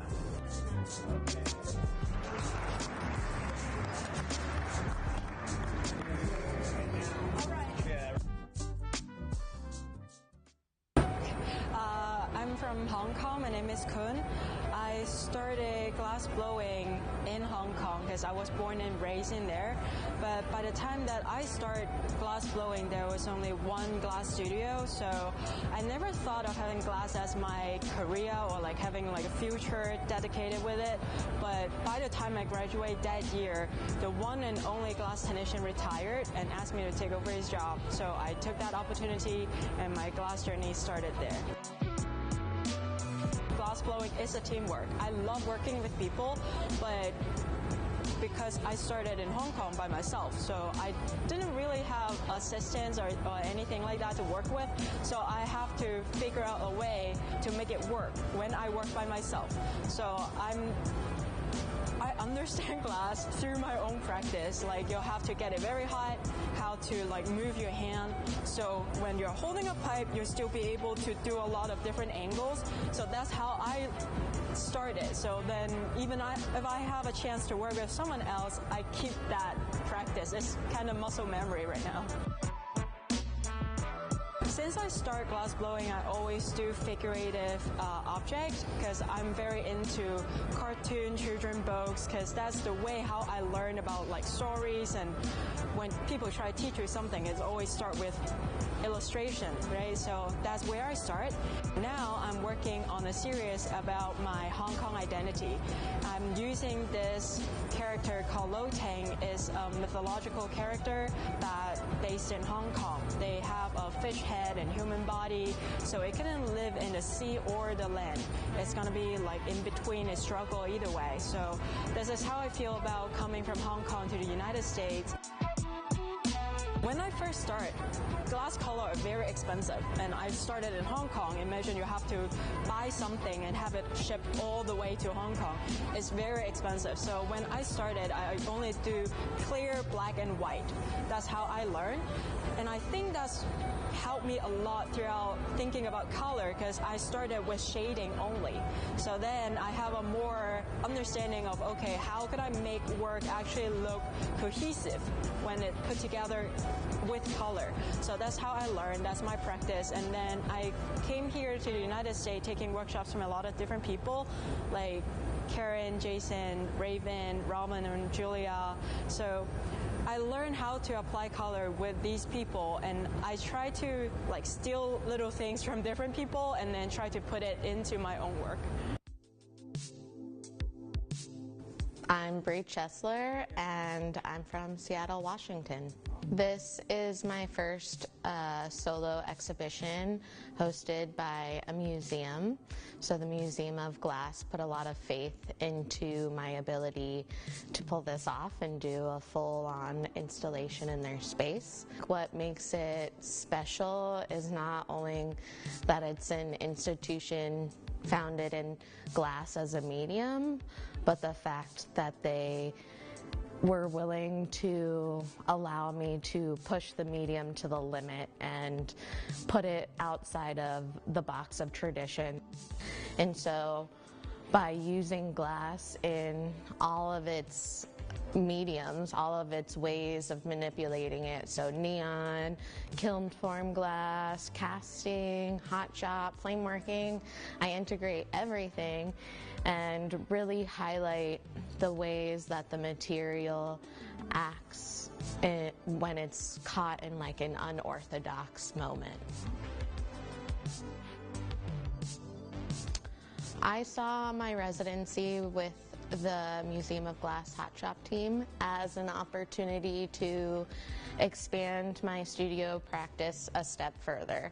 So I focused on making really detailed glass elements that will act as the central components for larger installation work. And that series, I'm pushing in a direction where it actually is more physically kinetic and interacts with the audience. So a lot of it will be hooked up to proximity sensors and motion sensors that detect the presence of the audience and react to them. So when you initially walk into the space, the work will remain static and it will become alive as you walk through and engage with each individual piece.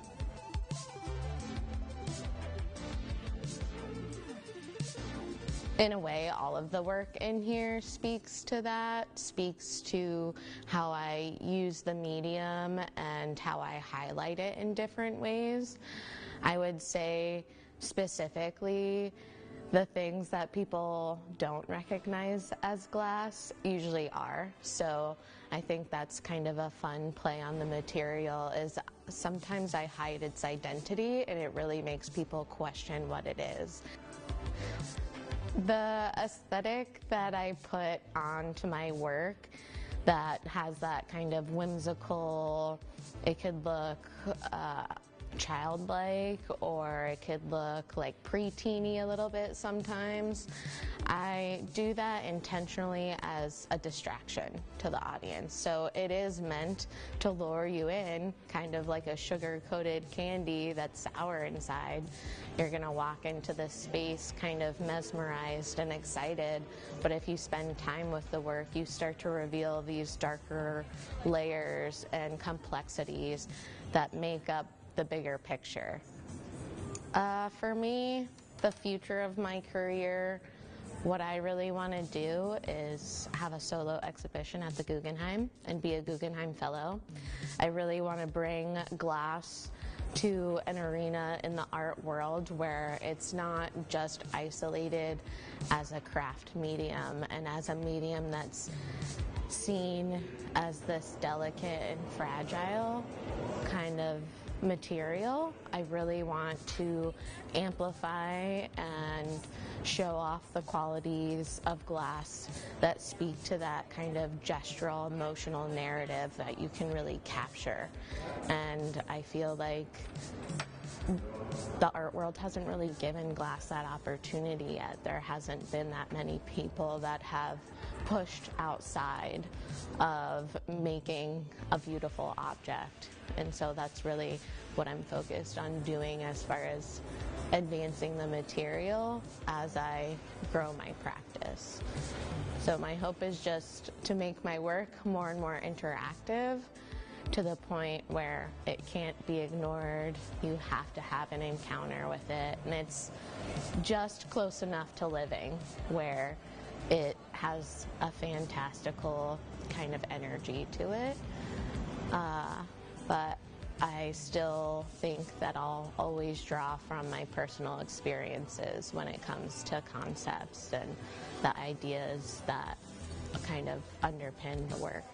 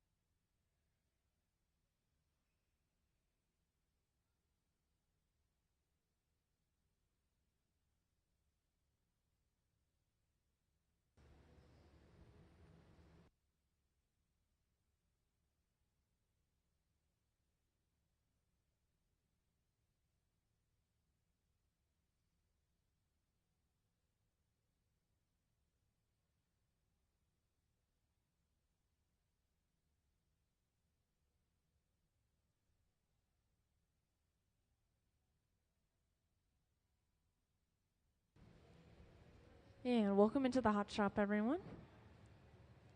I will share what we have going on, talk about who we have here on the floor.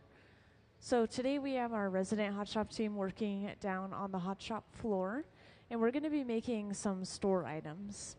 Also, I want to point out before I go too far that I have some closed captioning up on the screen, and the screen will kind of follow the artists around as they work on these pieces, which we have some examples drawn out on the floor to the right of the center bench right here out of chalk. The artists will oftentimes give themselves an outline, something to base their pieces off of. And these are mostly just a transparent color across the entire surface of the piece. Then we have a wrap of white that spirals all the way from the bottom to the top. It's that sort of squiggly line you see inside of that drawing. And then we also will have a rim of a separate color just around the opening of the piece. So that's what you can expect to see. And I'll give you all an overview of the hot shop as well, give you an idea of the temperatures. So when we first start our pieces, we always have to start with clear glass on the end of our pipe. So we use these tanks with the closed doors. These are our glass furnaces filled with molten clear glass inside of a giant ceramic crucible up to about 2100 degrees Fahrenheit. And the glass is so soft and flowy, sticky that it'll just stick to the end of our heated pipe when we twist it inside. And then we have these open face furnaces, which are used to just reheat the glass. They run between 21 and 2300 degrees Fahrenheit, so just a little bit warmer. And we can actually see Trent gathering out of the glass furnace right now. So if you haven't seen it yet, this is what it looks like when it first comes out.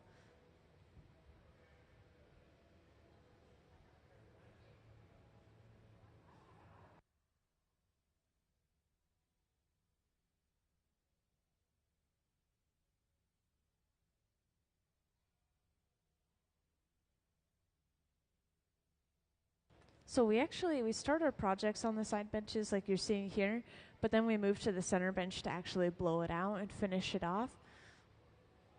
So it just depends on what you want to see. You can move yourselves around if you want to see the full process, but once again, we'll have cameras following the artist's movements around.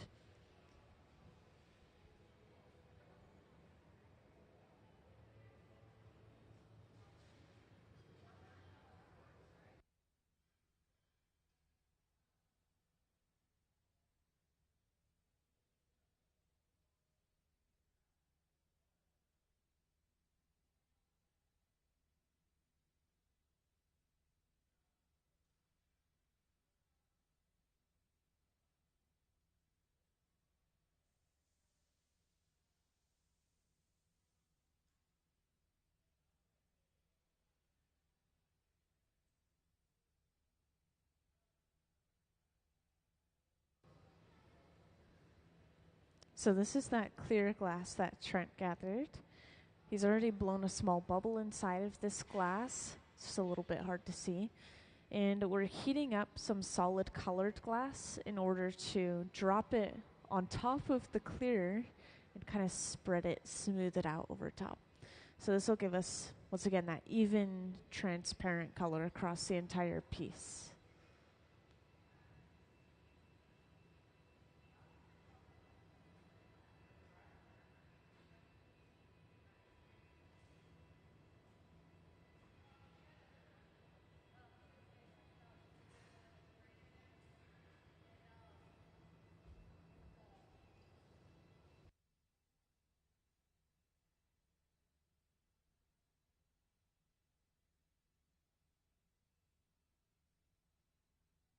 And can we get a view of this color drop?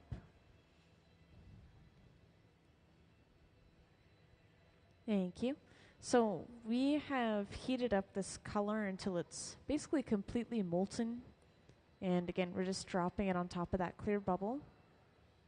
And then we'll go through the process of rolling this on that little metal table called the marver until that color is pushed and rolled back, covering up the clear. And again, for those who are joining in, I know some people have been coming in here and there. Just to update you, we're working on some store items for the Museum of Glass store, of course. And the people you see on the floor, they're working for the museum. They're our resident hot shop team. And we should see some vase-like shapes. We have some sketches on the floor out of chalk to the right of the center bench right here. And we'll see 3 different colors in one piece. We've already applied one of them.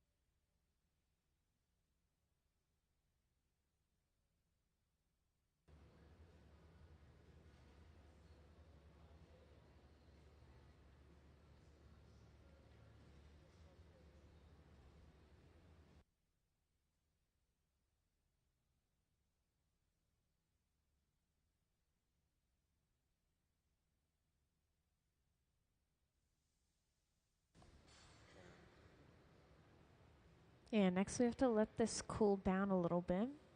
We'll be able to gather a layer of clear over top of this to start building up some mass for the piece, just giving us more material to work with. And I want to point out real quick, I don't know exactly what color this is. It probably is the same color as the last piece we made, which was a sort of blue-green, like a dark blue-green. It's just not going to be apparent until we start blowing it out quite a bit more and see it cool down.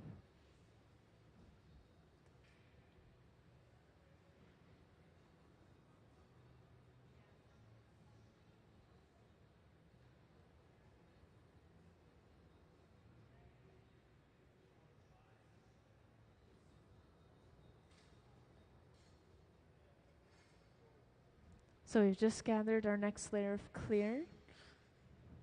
We bring this over to the center bench where we'll blow it out and shape it just a little bit before the next step. So first things first, we always block the glass after gathering new material or after getting a layer of color. The block is this wooden spoon-shaped tool. It's kept saturated in water, and we'll use it to smooth and even out this fresh layer of clear.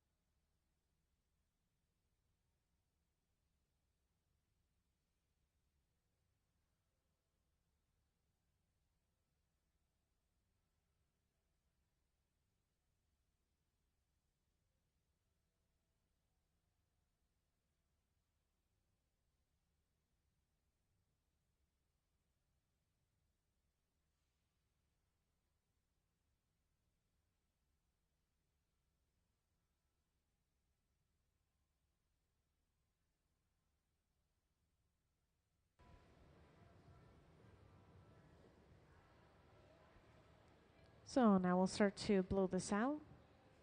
And Sarah's going to start using a new tool. So this pad is actually just folded up newspaper soaked or splashed with water. And using the papers, we can kind of guide which way the bubble blows out and also just shape the glass overall.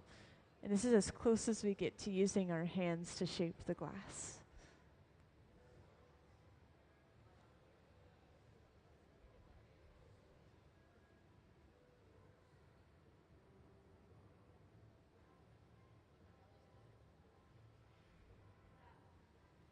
Now eventually we will be wrapping this glass bubble with a wrap of white. So it'll create a spiral of white from one end to the other. And to do this properly, we lengthen and taper the bubble so that color can be wrapped all the way to the very end of the bubble.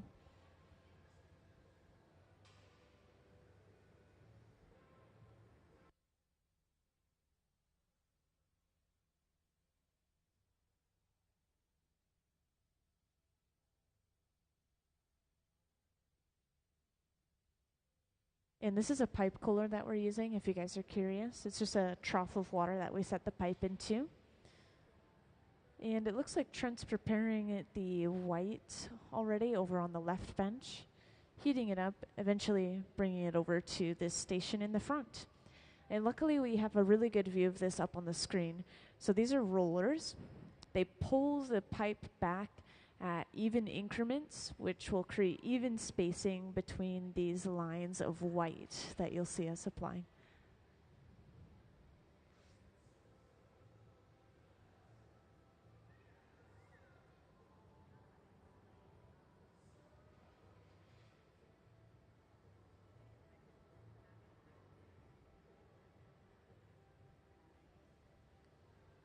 So that white is brought over, attached right off the end of the pipe, and then as they turn, this pulls that glass down, and it ends with a perfect spiral.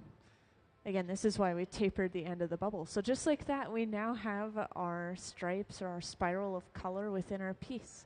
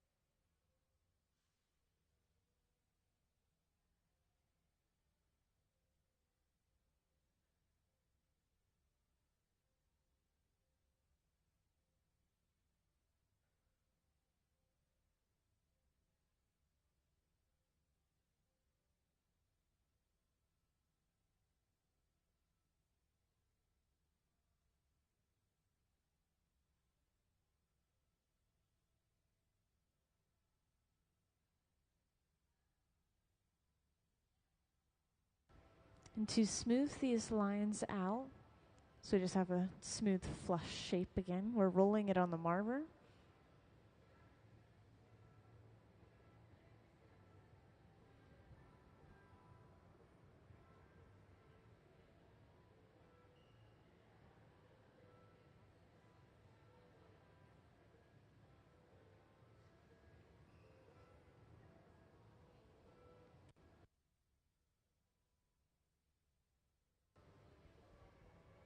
Did they spray it inside of the furnace? Yeah, so if anyone else noticed that, we sprayed some water inside of the furnace, and the water is supposed to hit the surface of the glass inside and pop any air bubbles that have risen to the surface of the glass, just so that we don't get those air bubbles in our next layer of clear, which we'll be gathering one more layer of clear over top of all this striping.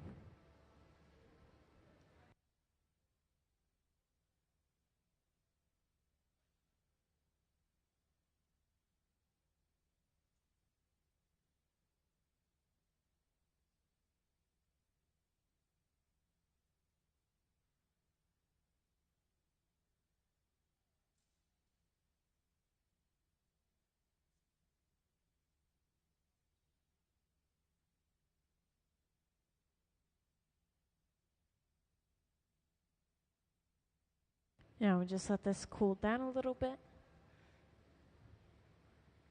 Best way I can describe why we let it cool down is we then have basically a solid core within our next layer of clear, and we can really push that clear glass around and everything stays symmetrical and on center instead of everything moving all at once.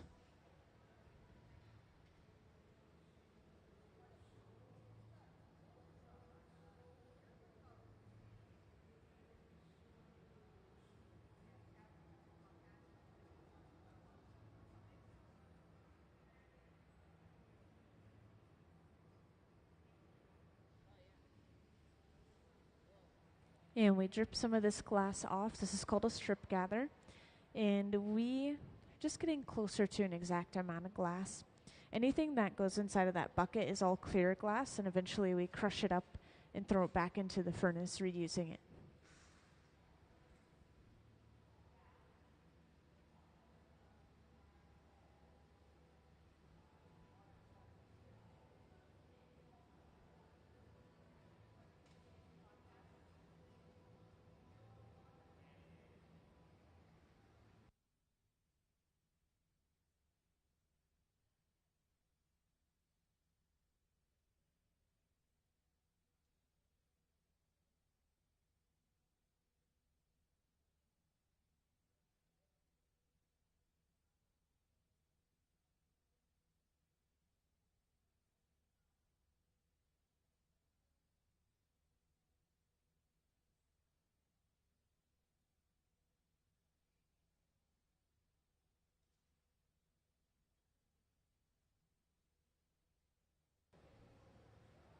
And just using the pipe cooler one more time.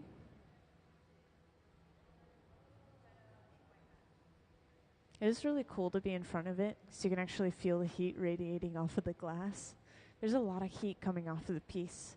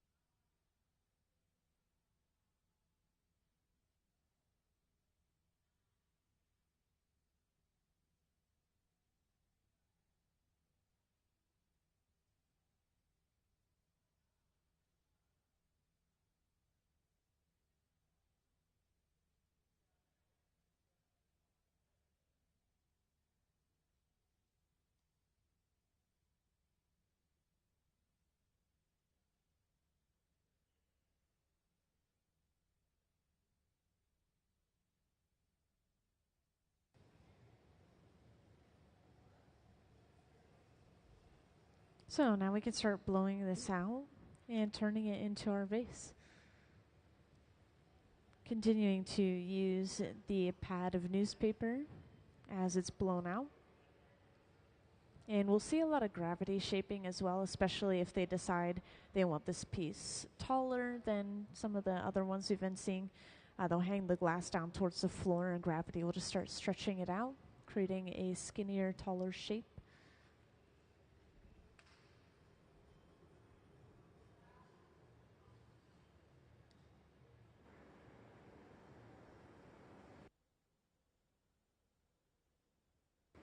And we're seeing another form of heating the glass now.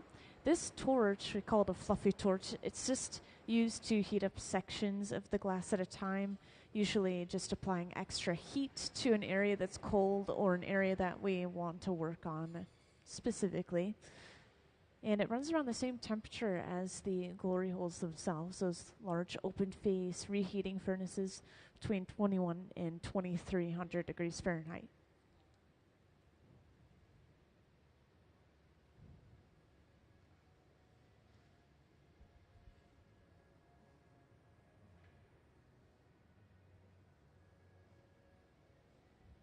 And after applying that extra heat, Sarah's starting the jack line. So the jack line is a divot off the end of the pipe that we eventually break the entire piece off from.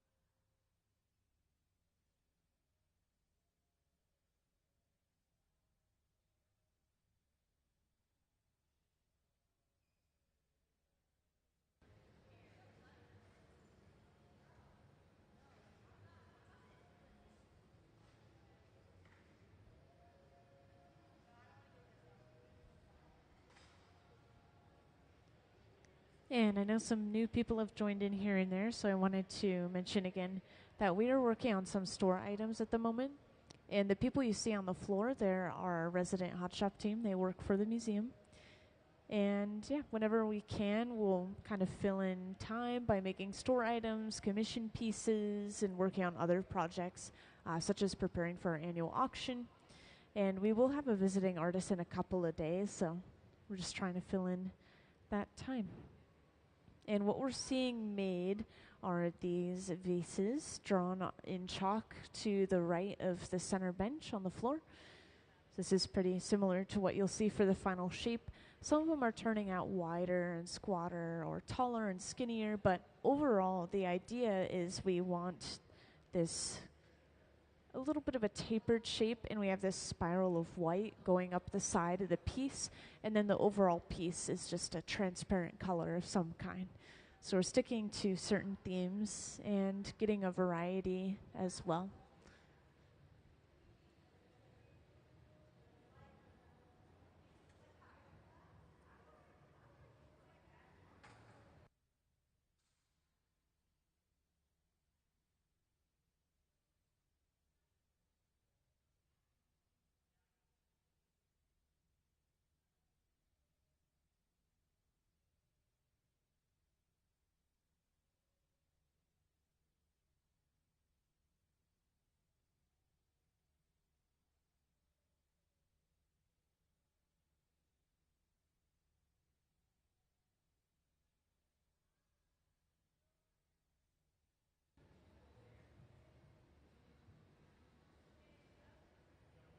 So we have just flattened the bottom of the piece.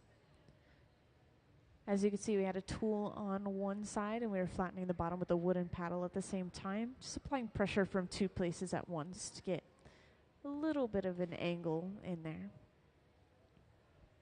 So this one is looking like it'll be a squatter and wider one like the last couple ones we've made. And now that we've flattened the bottom, we can move on to a pivotal moment where we attach a pipe to the bottom of the piece and then break it off of the pipe that it was originally blown on.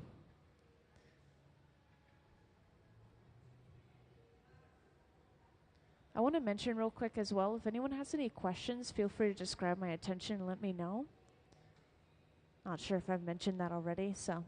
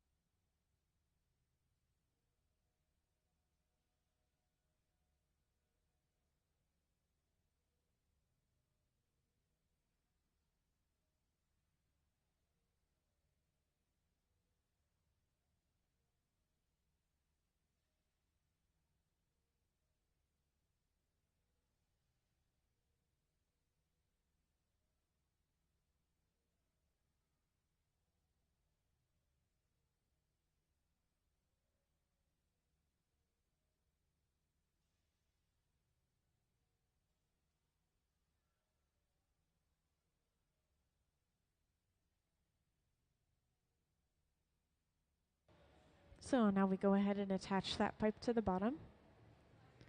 Once that's connected and it's not moving around too much, we'll break the piece off by applying some water to that divot in the glass. And that water is going to crack the glass from thermal shock, enough for it to just pop right off with the tap of the pipe.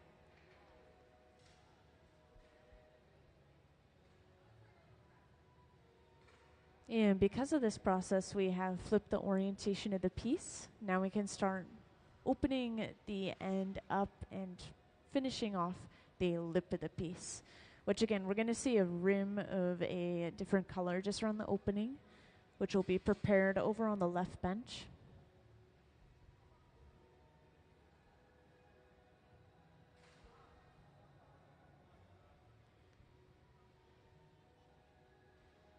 Also, I've been sharing this throughout the day, just in case anyone's going to be in the area and really enjoys being here at the museum, seeing live glass blowing.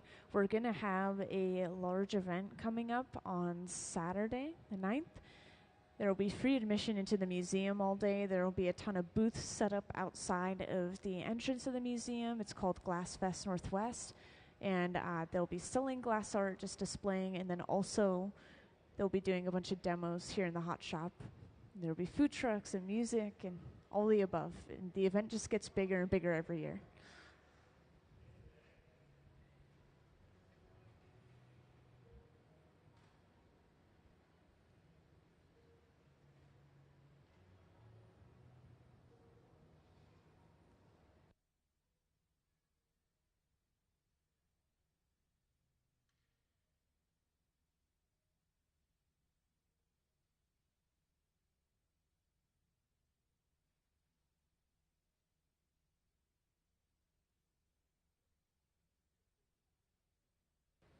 And now we've heated up the front half of the piece enough to start working on it.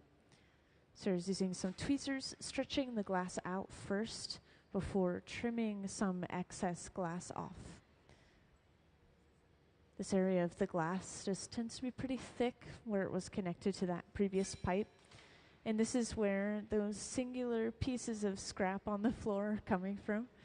So those little trimmings.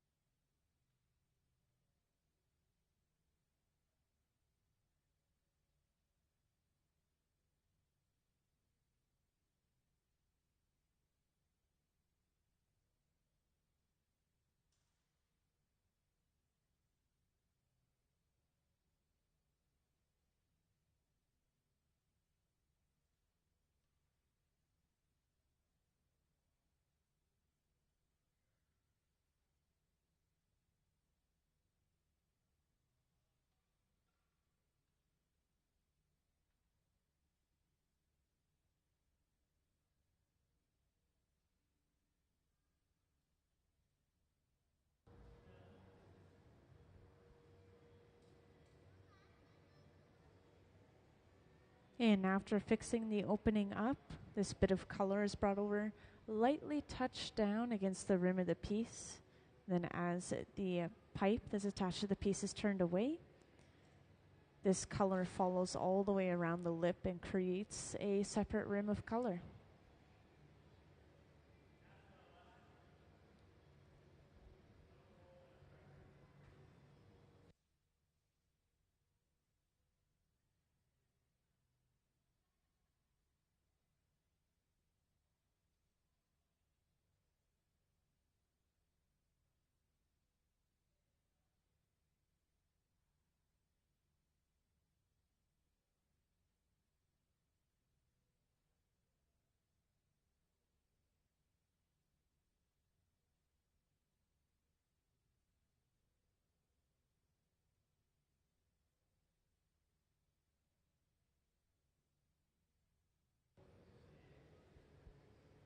And now in basically just one smooth movement, Sarah's able to open this up all the way to its full size.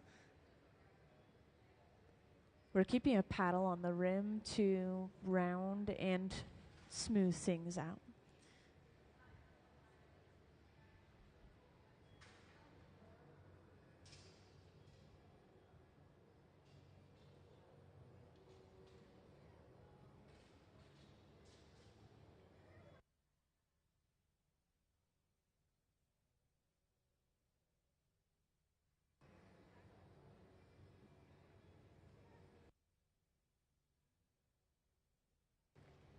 Yeah, so you saw for a moment there, the glass got so hot that it started to kind of warp on itself. As long as they turn slow enough, then it'll be fine. But if they start to turn too quickly, which can happen with beginners, then that glass would start to flare out and become more bowl or plate-like.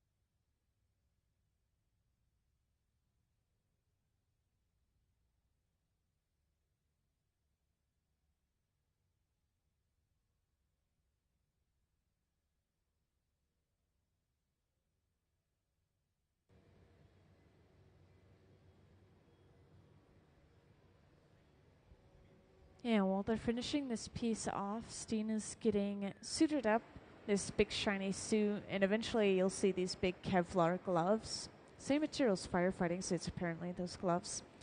And we'll pick up this piece off the end of the pipe and carry it to be put away over on the left side of the hot shop, that large black box. That sits at about 900 degrees Fahrenheit.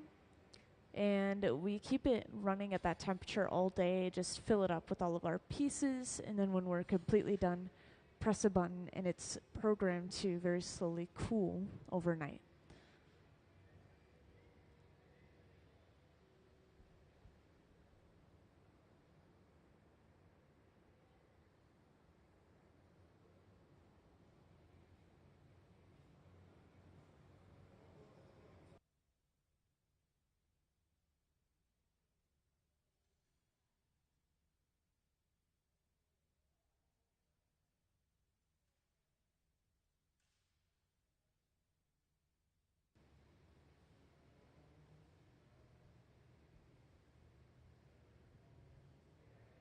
So just the same as earlier, to break the piece off, we apply some water to that connecting area and then tap the pipe.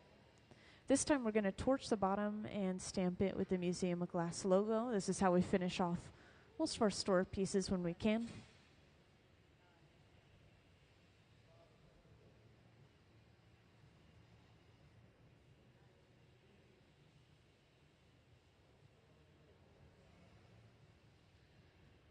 And just like that, our piece is complete. Let's give them a round of applause.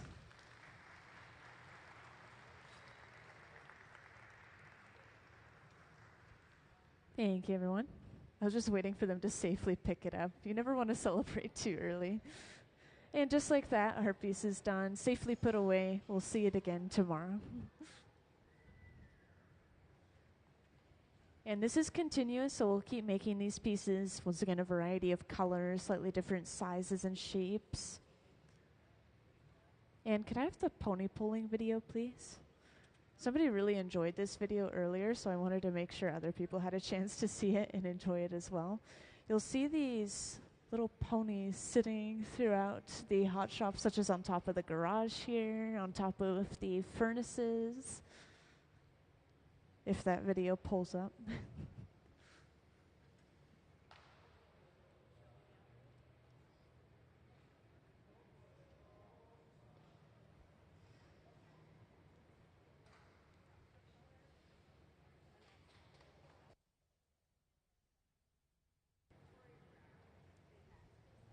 Can I have the pony pulling video, please?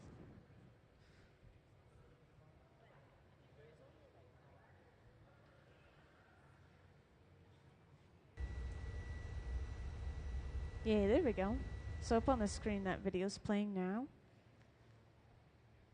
So what's interesting about these is they're made in like 60 seconds flat. It's just a fresh blob of clear that they gather out of the furnace. Sometimes there's some color in it. And then using that residual heat from the gather, they pull a pony out of the glass. This is especially common to use up leftover bits of color. They don't want to waste any of the color, so they just make something small and fun out of it.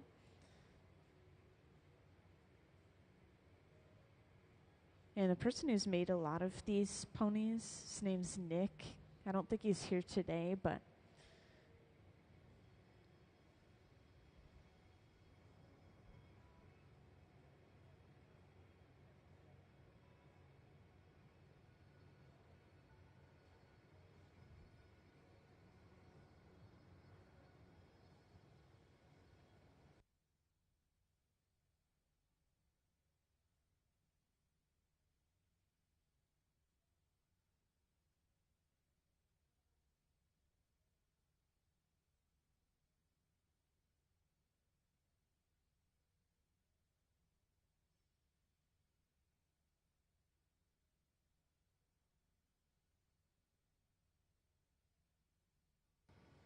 I know, it's magical, isn't it? I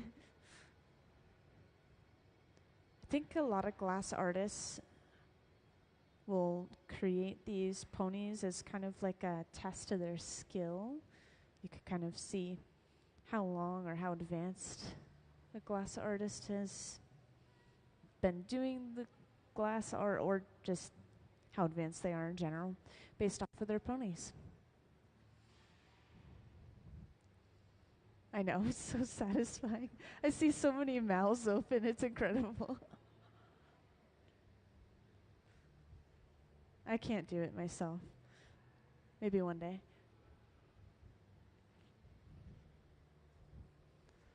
So on to the next piece. We're already getting started over on the left bench. And for those who have just joined in, we're working on making some store items today. Our resident hot shop team is down on the floor. And this all starts with the color application process, which we'll see over on the left. We always start our projects on the side benches, but we will eventually bring it to the center bench where we fully blow it out and turn it into our piece.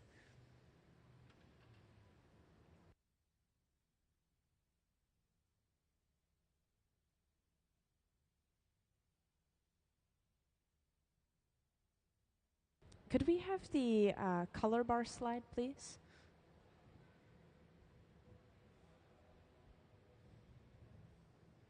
There's just an image I want to show you, this right here. So this stuff is called color bar. We have an entire room where we have various colors on the wall, and then on another wall we have all the tools. It's really incredible room, but this has different metals, minerals, and oxides mixed into basically just the original clear glass mixture. and it's rolled into these bars. And we will break off sections of these bars and melt them down and kind of layer them in the walls of our piece. So a lot of pieces that appear to just be all one smooth color from the outside. If you cut it and look at the cross section, it's really just a paper thin layer of color sandwiched between clear glass walls, essentially. Thank you. And speaking of, this is where we get the clear glass. That tank with the closed door is filled with molten clear glass sitting inside of a ceramic crucible.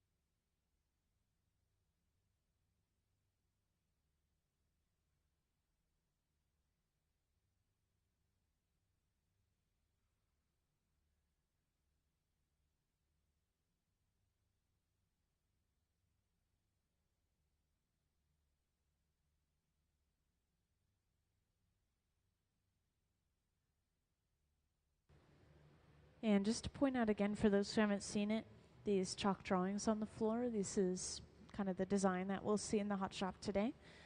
The idea is we're going to have this spiral of white going up the side of the piece, and then we just have a transparent color overall. And it's kind of hard to tell which colors are going to be used when we first start. I think that we'll see the same color as last time, which is a dark blue-green.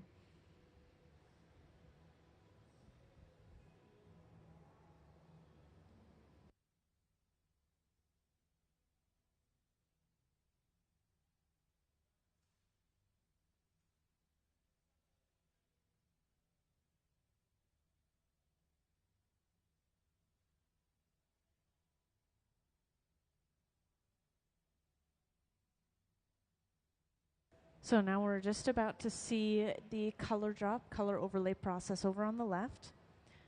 What we do is we completely melt down that color, which I showed a slide earlier showing off the different colors, and then we quite literally drop it on top of a clear bubble and then spread that color over top of the clear to cover it up.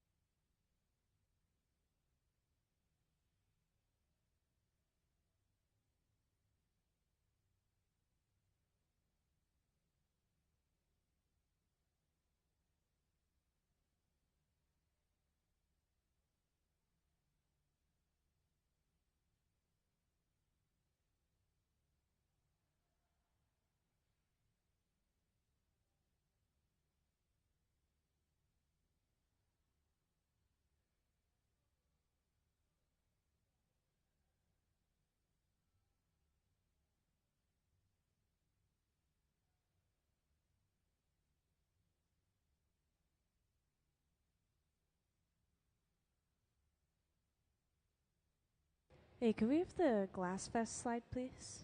I just wanted to, like, double check if there's hours on there.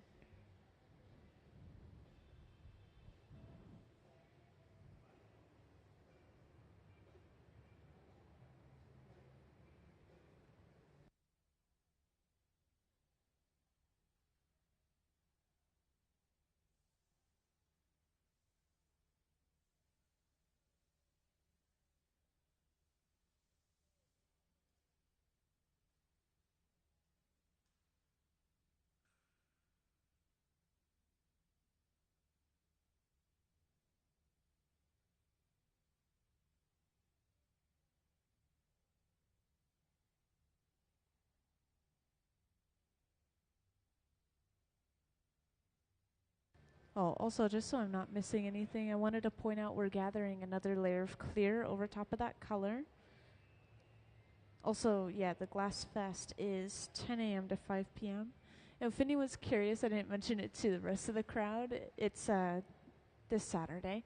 There will be free admission to the museum all day. There's going to be a big event where they, of course, will have amazing demos down here, but they'll also have a bunch of booths outside the entrance of the museum where they'll be showing off and selling some of their artwork. Oh, here's the slide.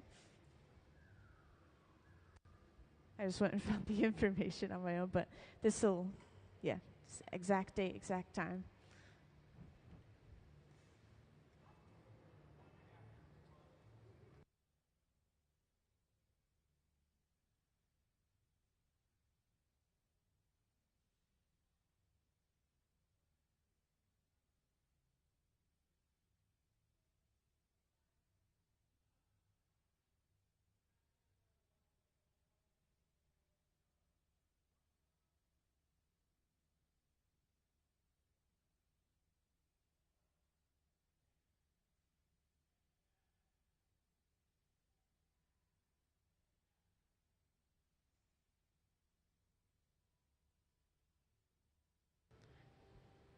And now that we've gathered that layer of clear and we've started to heat this glass up and work with it, pretty soon we will see the color wrap, which is very satisfying if you haven't seen it already.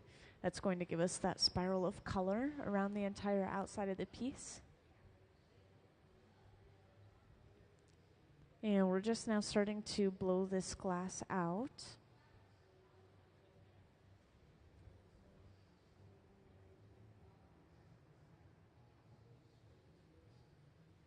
And then Sarah's going to shape this into a long tapered shape, which allows the color to wrap all the way to the very end of the bubble.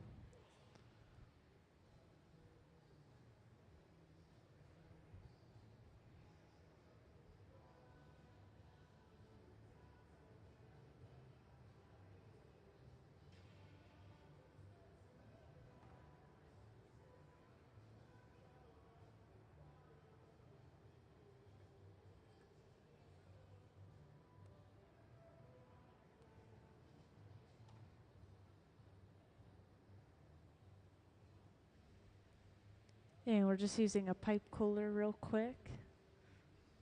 So a trough of water that we set the pipe into.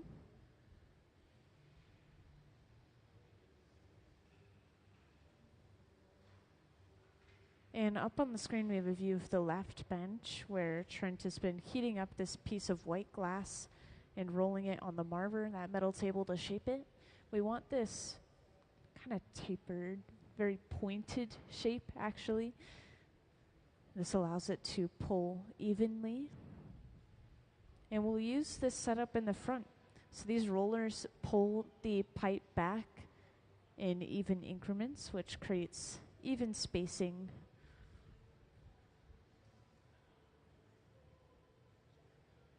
So we can see this up on the screen and we can see it down in the front. So we wrap that white around the bubble.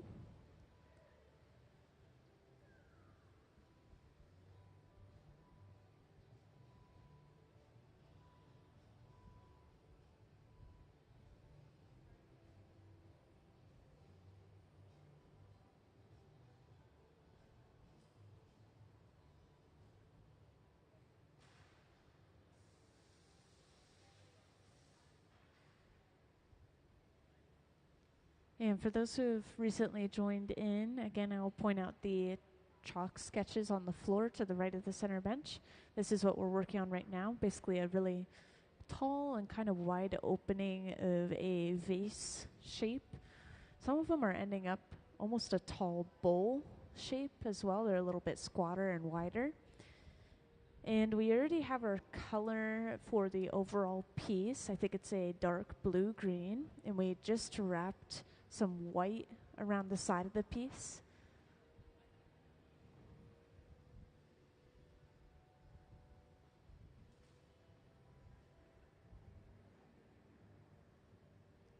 And we'll now roll this on the marver to smooth those lines back out. And we do need one more layer of clear over top of these lines, and then we're ready to blow it out and turn it into our vase.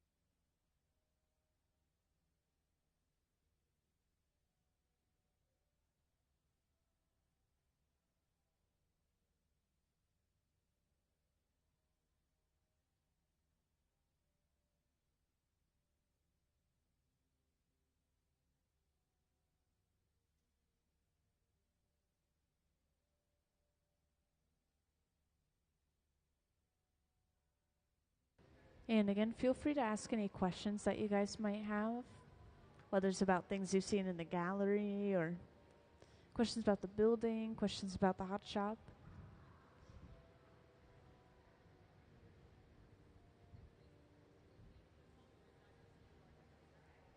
Yeah, it's interesting. It's mostly aesthetic. We do have a fan that pulls the heat out at the top, of course, but this is a building that's almost kind of paying tribute to what the area used to be and what it used to be used for, which was a lot of logging and wood-related things. They would float logs down in the water, and then leftover wood scraps would be burned in these wood burners shaped exactly like this cone. They just weren't on their side. Like, this is tilted off axis to give us more floor space, but yeah, exactly like these cones. They cleaned up the area, they built the museum and the bridge of glass, and kind of paid tribute to what the area used to be by making this shape.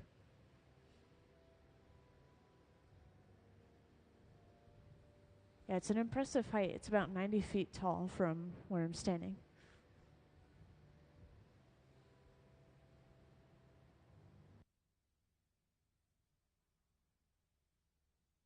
Between 21 and 2300 degrees Fahrenheit. Yeah, that for anyone's curious, those open-faced reheating chambers. These are our glory holes. They run at a very high temperature.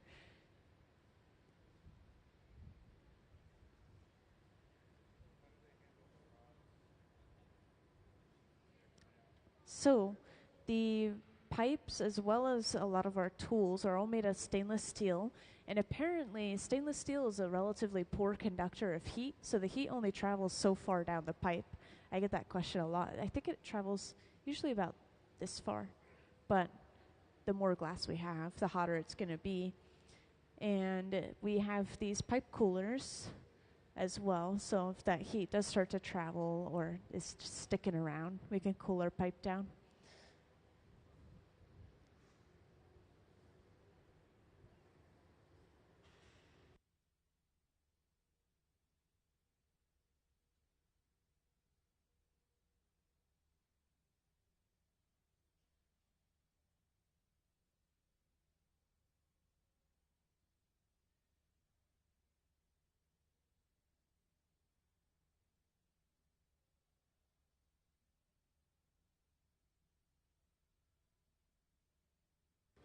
So Weirdly enough, we just keep it constantly lit, and it's mostly for convenience. We reach back and grab it whenever we want to use it. There's a lever that we push, and it ignites even larger and hotter. You'll see us use it pretty soon here, actually, to kind of heat up one section of the glass rather than the entire thing overall. And they run around that same temperature, by the way, 21 to 2300 degrees Fahrenheit. It's like a flamethrower.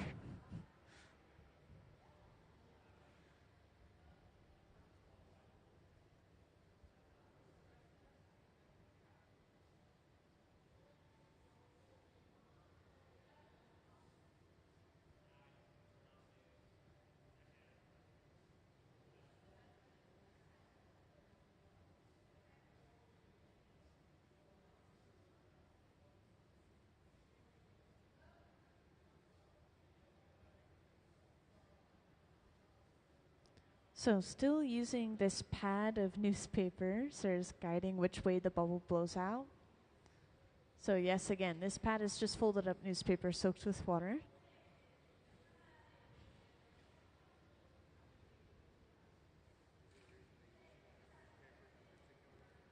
I think the reason they use newspaper is it's almost a little bit traditional at this point, and it's a cheap material, and it works really well, surprisingly. You saturate it with water, and only those first few layers burn as long as it stays saturated. And then that layer of carbon essentially is protecting the rest of the newspaper. What destroys them is actually the water, not the hot glass.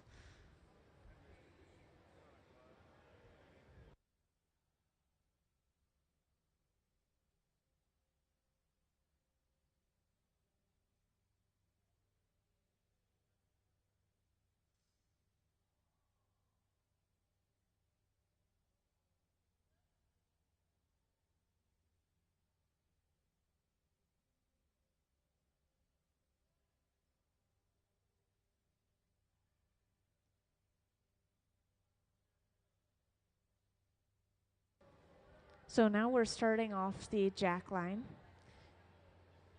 The jack line is a divot that will squeeze in off the end of the pipe, and eventually this becomes our breaking point. We break the entire piece off from that line later on. And now we can finish blowing this out and getting our final shape.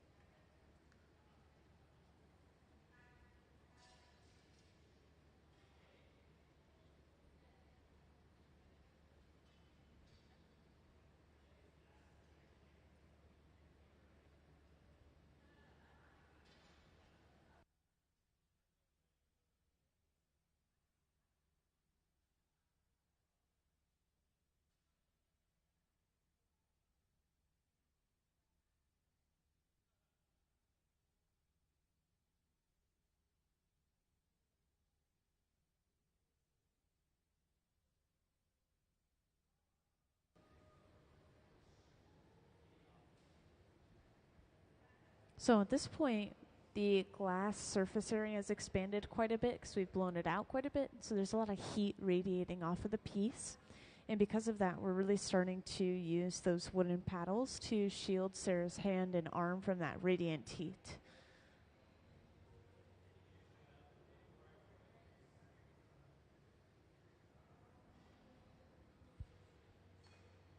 And of course, as we blow this out more and more, you're seeing that color better. Again, the true color of the glass is very hard to see until it starts to cool down towards 1000 degrees Fahrenheit, which I know sounds really warm, but the glass is solid again at that temperature and pretty much ready to be put away.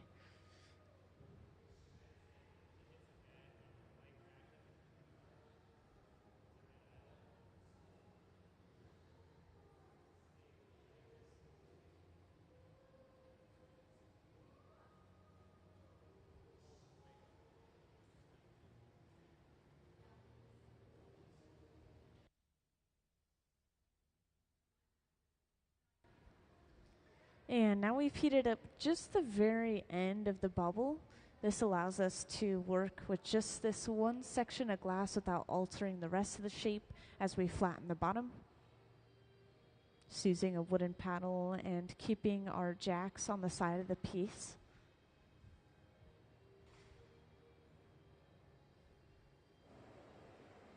And this is pretty close to the final color that you're seeing right here. It's once again a dark blue-green, almost dark blue-green gray.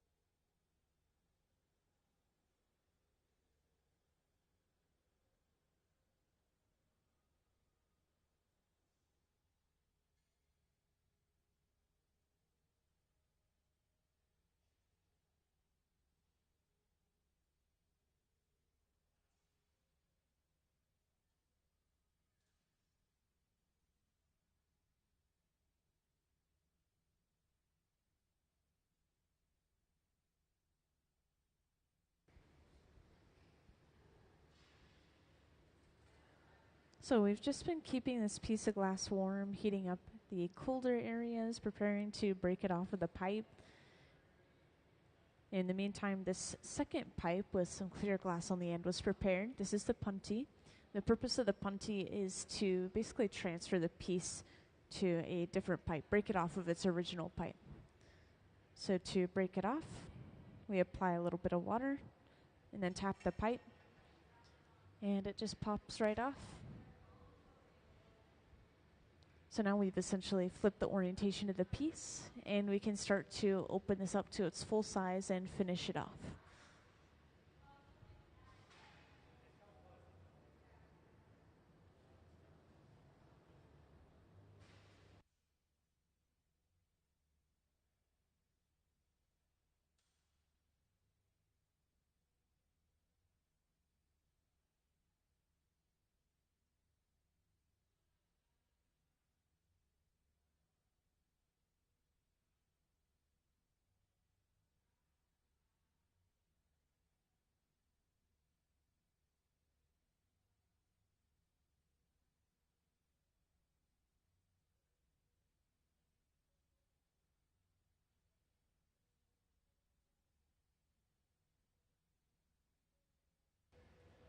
So we're going to be working at both the benches at the same time. The center bench, we're going to work on kind of thinning out the opening of the piece. And on the left bench, Steen is preparing a bit of color that'll be brought over and then wrapped around the opening of the piece to create our lip wrap, which once again, this is just a rim of a separate color or highlight color just around the opening of the piece.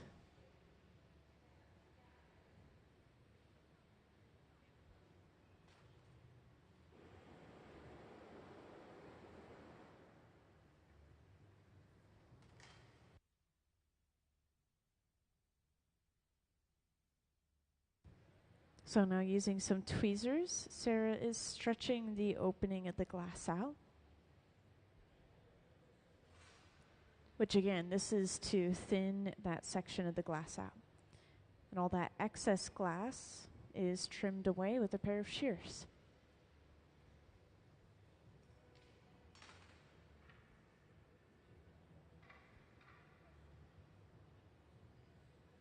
And that's where all those scraps on the floor are coming from throughout the day today. It shows us how many pieces we've made. It tells us the final color if we're not quite sure yet.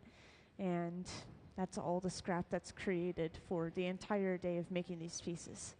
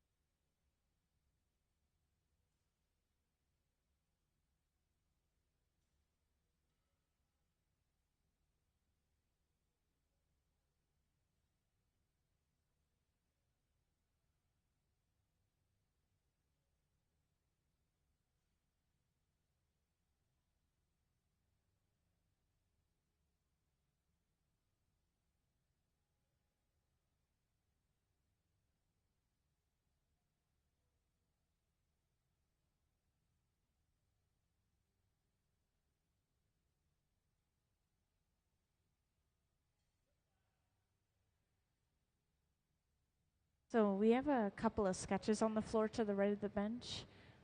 Kind of like these tall bowls is the best description for it. They are going into the Museum of Glass store eventually.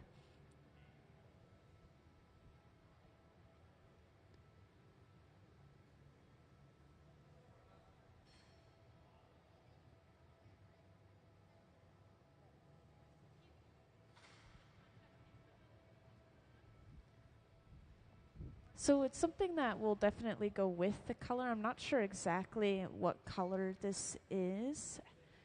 Actually, could we see a little glimpse of it over on the left bench? Can we look inside of the bowl? I love that we can control the cameras like this.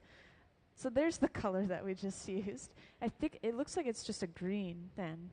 But this is like a dark blue-green that we have at the center bench. So it is going to be a little bit contrasting. It's just...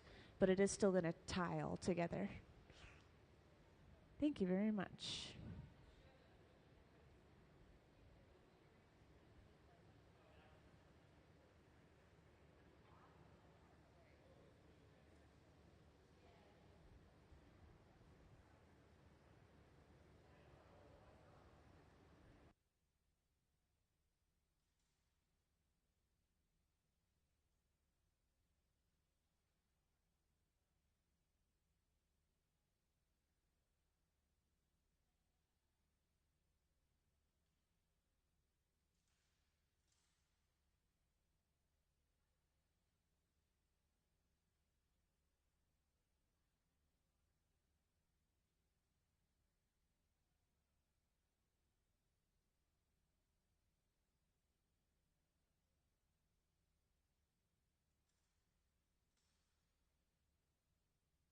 Yeah, there's a few different programs through something called Hilltop Artists here in Tacoma where kids 12 and up can learn to blow glass. So if you guys don't know about it already, I definitely recommend looking into it if you have any youth that's interested. And if you're 12 and under, there's Kids Design Glass here at the museum where they can design something that has the chance to be turned into glass. But I think it's definitely better to blow glass yourself. Just have to wait a few years if you're not old enough. Yeah, those programs are completely free. I started when I was 15 years old, so I know a whole lot about it.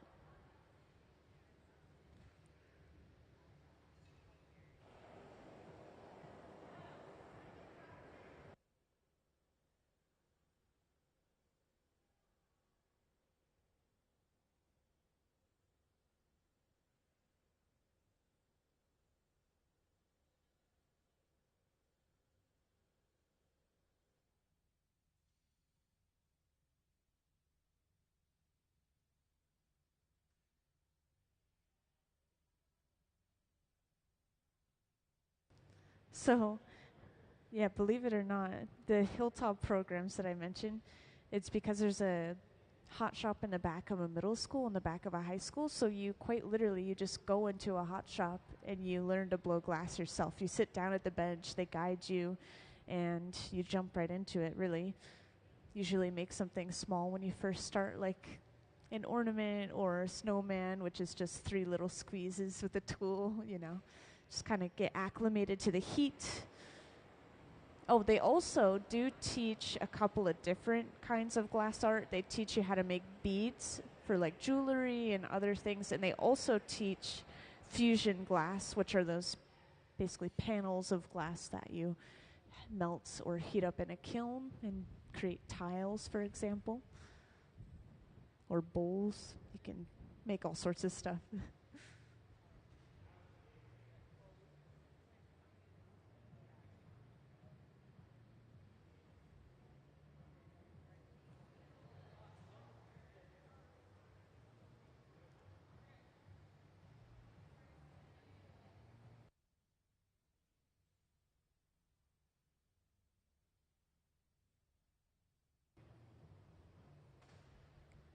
So at this point, we're preparing to break the piece off of the pipe. And we have somebody who's gone suited up in these Kevlar gloves and all this protective equipment. And it's because we're going to be picking up the piece of glass off the end of the pipe and carrying it over to be put away. So we apply some water to the end of the pipe, right at that connecting point. Just like we did earlier, this is cracking that connection enough for it to just pop right off. And this is knocked off upside down before we torch it and then stamp the bottom with the Museum of Glass logo, since once again this is a store item.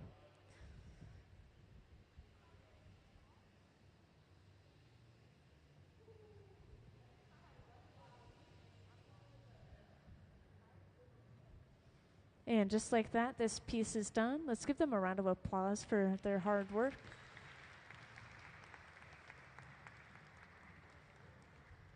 Thank you, everyone. So yet another piece in the box. This box, once again, is the annealer, and it sits at about 900 degrees Fahrenheit. We just fill it up continuously until we are done for the day, which then we press a button, and everything inside slowly cools all at once to prevent thermal shock. So we'll see those pieces again tomorrow.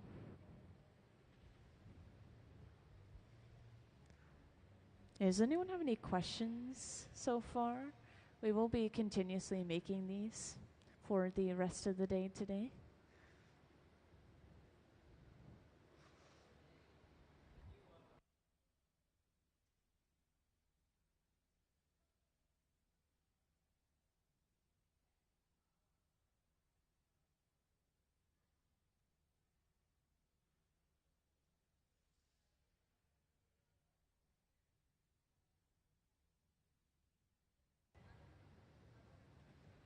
So that's a completely different kind of glass, along with the insects actually too. Those are the same kinds of glass called borosilicate.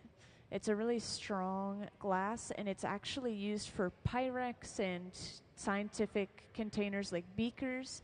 So it's a really strong glass. It can handle high temperature. It can handle being bridged and all of that. Yeah, exactly. And it is all just done by hand. It's just very carefully heating up a rod of that glass. This is not the same thing, but good example. And then just very carefully bending each individual piece as they go along.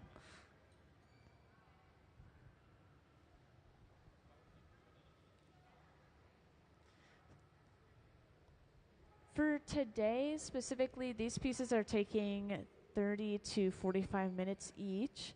If they take 30 minutes each and we have 6 hours, then we'll have about a dozen pieces by the end of the day. Probably have a little bit less than that realistically, but.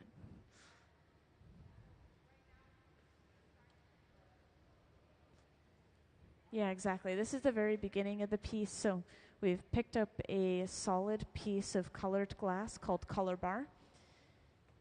We'll start heating it up until it's molten, and then eventually we'll drop that molten color on top of a clear bubble, and it'll become a layer of color within the walls of the piece. So it appears to be all colored glass, but sadly, this isn't a cross section. But if you were to look at the cross section, like cut into it, you could see all the different rings and layers within the piece.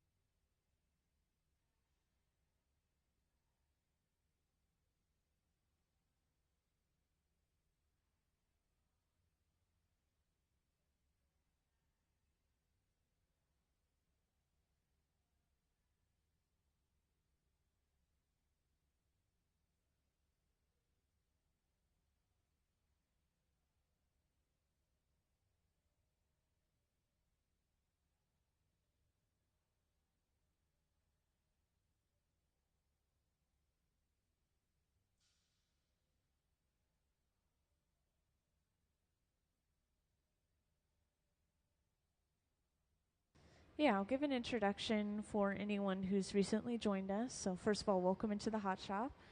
And I wanted to share, we have our resident Hot Shop team on the floor, so they work here full-time at the museum. And we are making these sort of tall bowl shapes, or short vase, however you want to think of it. And the patterns that we're seeing in the glass are all consistent today. We're starting with a transparent color over the entire piece overall, and then we're wrapping some white glass around the bubble to create this sort of spiral pattern that goes from the bottom to the top. And then we blow this out and create a rim of a different color just around the opening of the piece. And all of these are eventually going into the Museum of Glass store.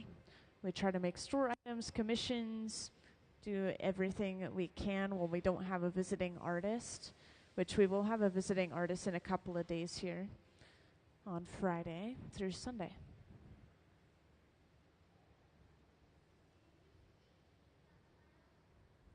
Now, we don't use cane for this one. This one's just a blob of glass, so we basically just wrap around, and it pulls around. But for anyone who's curious, cane are these sticks of colored glass, basically, and we can use them to get striping in the piece. So a good example would be maybe looking at some of the pieces up there. I'm sure a lot of those are using cane to get various striations. It can be altered in so many different ways too, by the way. That can end up being zigzags, it can be swirls of color, anything you can imagine. Cane is really intricate, it's very Venetian.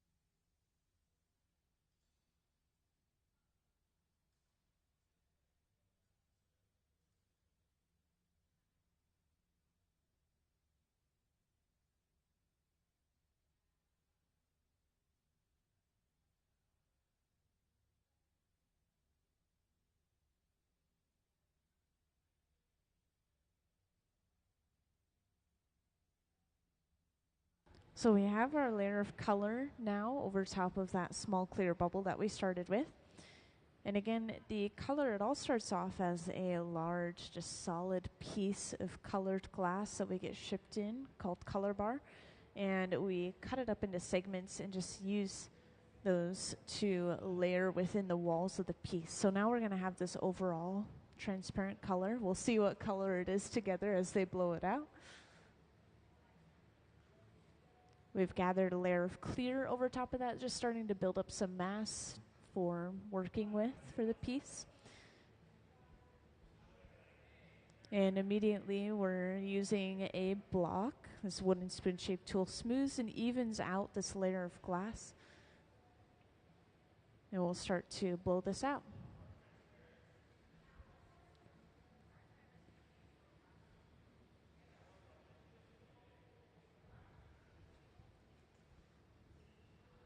Yeah, so the reason we changed benches, I feel like there's no reason at all. We just start the pieces on the side benches and then we move it to the center bench to finish them. Technically, they could just do the whole thing at the center bench. I'm not sure why they do that. One of them said, because I don't want anyone using my tools or something like that. They all have their own personal tools.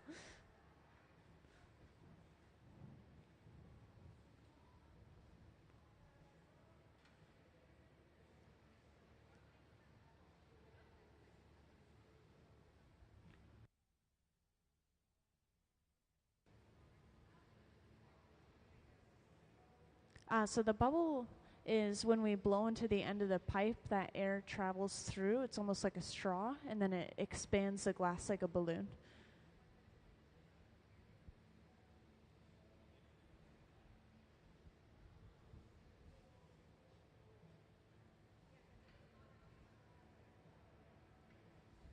Yeah, I know. They get the bubbles like originally very quickly that it's kind of hard to see, but they blow into the end of the pipe, then they quickly cap it with their finger, and that pressure just builds up and expands into the glass, I guess. That's like in the very, very beginning. And then if they want to expand it further, you'll see Stina blowing into the end of the pipe, just start to expand it.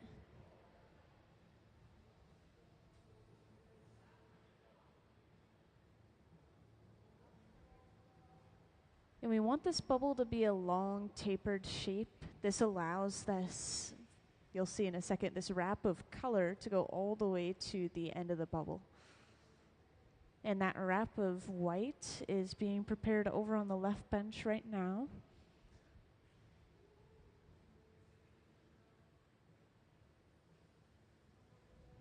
And welcome to those who just joined in. We are working on these sort of tall bowl shapes, and these are eventually going into the Museum of Glass store. We're starting our process already. We have a layer of transparent color in our glass bubble, which you'll see Sarah has over on the right. And we have some white solid glass over on the left that'll eventually be brought over and wrapped around the bubble. This is really satisfying. We have this set up in the front, which could we get a view of the roller, please? So we have these rollers in the front. Hopefully we get a view of it on the screen, but the rollers pull the pipe back at even increments, which creates even spacing between these lines of color. Oh, and look at that. We have a view up on the screen. It's even better than the view you'd have even if you're in the front row. Seriously, very zoomed in.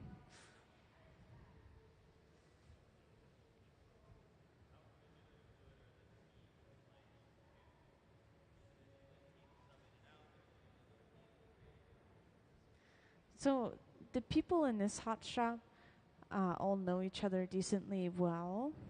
Sometimes you'll have some part-time people come in, you'll have more so apprentices come in, but we have a lot of the same people coming here very frequently, and we do have a full-time team. Sarah's one of the full-time members.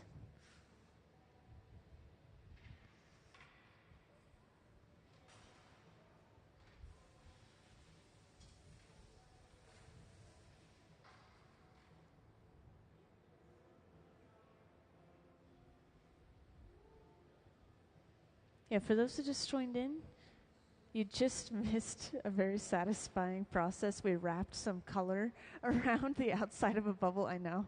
I'm so sad for you. You'll see the striping when we come back out. But basically, we've got a spiral of color around the outside of our bubble. And eventually, this is going to turn into a tall bowl shape. Eventually, they will go into the Museum of Glass store. We're just seeing a variety of colors and a slight variety in shaping. And feel free to ask any questions that anyone has at any point. I know you're all coming in at different times, so a lot of you have different knowledge.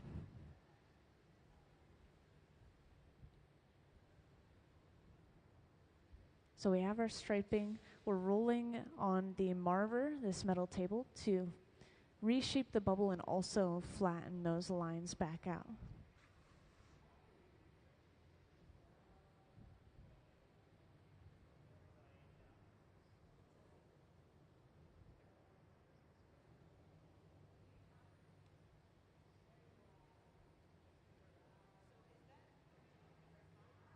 Yeah, exactly. So, I mean, this piece still could be orange in the end, but right now, all of the color that you're seeing is just the radiant heat, so hot that it's glowing like lava.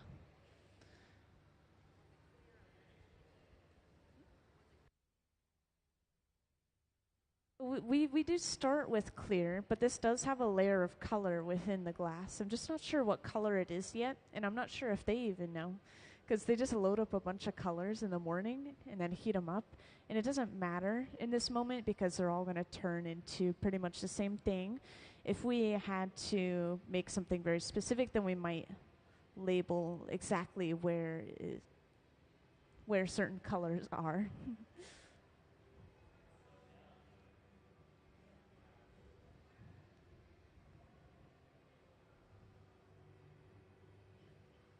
So we're letting this cool down, and we will gather one more layer of clear over top of this. So if you haven't seen the glass furnace already, this tank with the closed door over there that we're just about to use, this is where we get all of our fresh, clear, molten glass.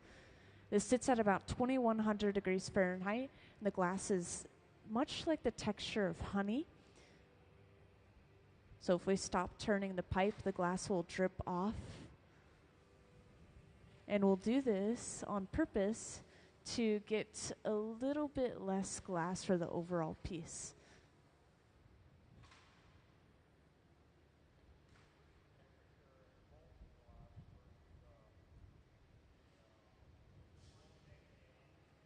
Yeah, so the molten glass stays at a very consistent temperature. It has some electronics to it that constantly turn the gas on and off. So 2100 degrees Fahrenheit. But then these open face furnaces are usually just a little bit warmer or around the same temperature, 21 to 2300 degrees Fahrenheit. And this just reheats the glass a little bit faster, I believe. That's probably the only reason it's turned up a little higher.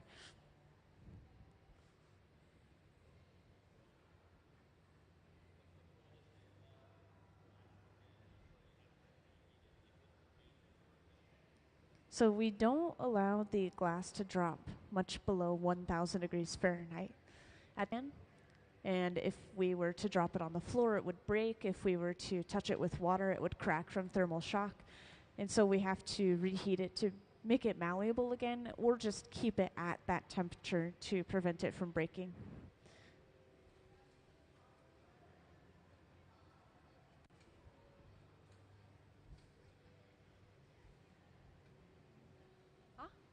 Wait, repeat your question?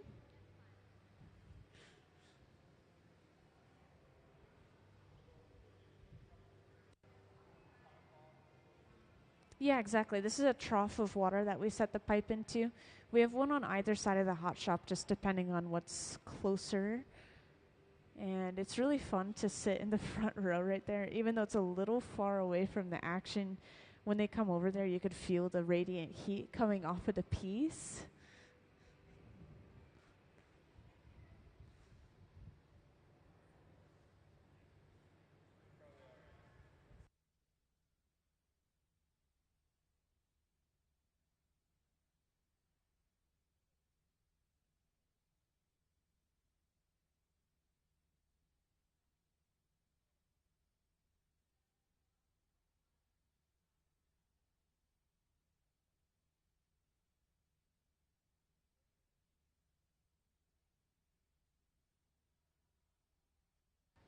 So now we have all the glass we need to start working with this piece and blowing it out, turning it into our tall bowl. We're heating it up. We'll come over and block it. So we're using this wooden spoon-shaped tool called a block. Smoothing, evening the glass out. This is also kind of cooling the surface of the glass, which will prevent it from blowing out too much in any one direction.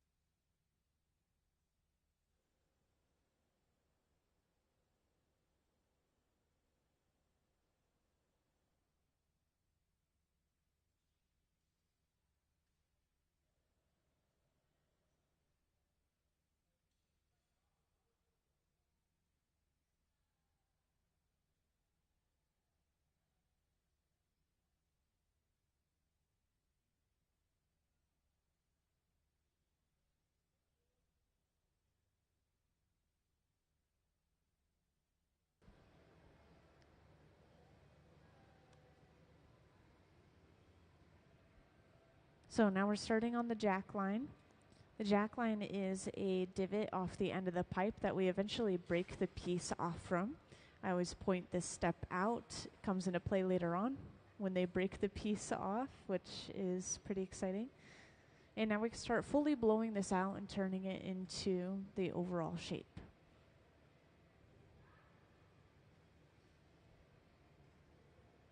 And as we blow this out further too, you'll see the color of the glass a lot better. The walls will get thinner, the glass will start cooling.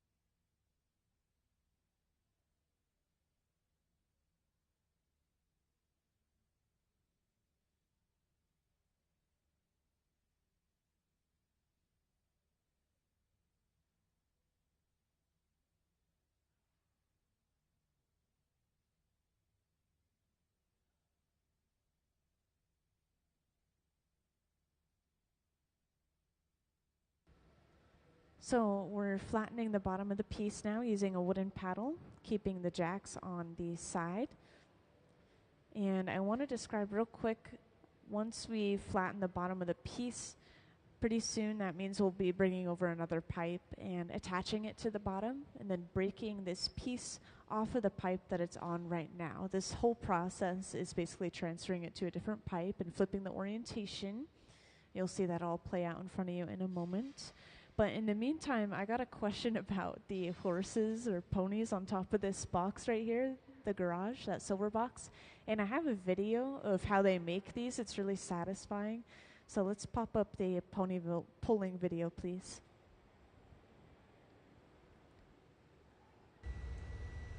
Thank you. So up on the screen, that video is playing now. It is pretty short, pretty quick, because it's made with the residual heat of a fresh gather of clear.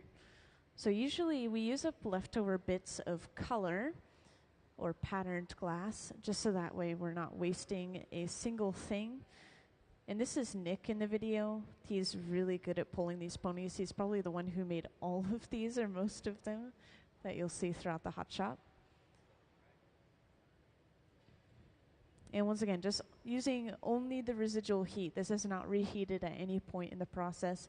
If it were to be reheated, you could melt away those small details, the spindly legs, so you have to do it all in one go.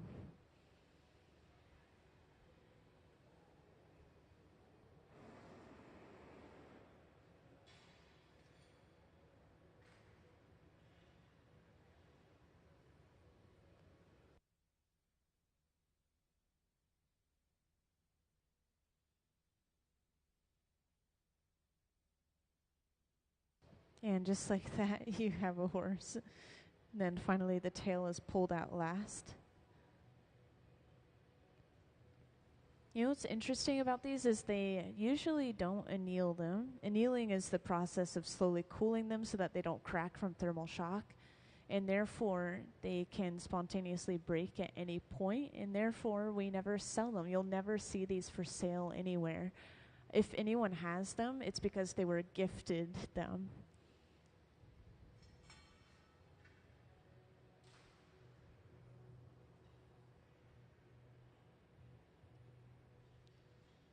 So yeah, that was pony pulling. Now, I know, it's really satisfying, right? Just, he does it so fast. At the center bench, for those who just joined in, we're making a tall bowl sort of shape, and these are eventually going into the Museum of Glass store. We're just making a variety of different colors throughout the day today. And we've just transferred the piece onto a second pipe. That's what you're seeing when you came in. This basically flips the orientation of the piece. So now we can start opening it up and finishing off the opening of the piece. Which this will be finished off with a lip wrap. A lip wrap is a rim of a different color just around the opening of the piece.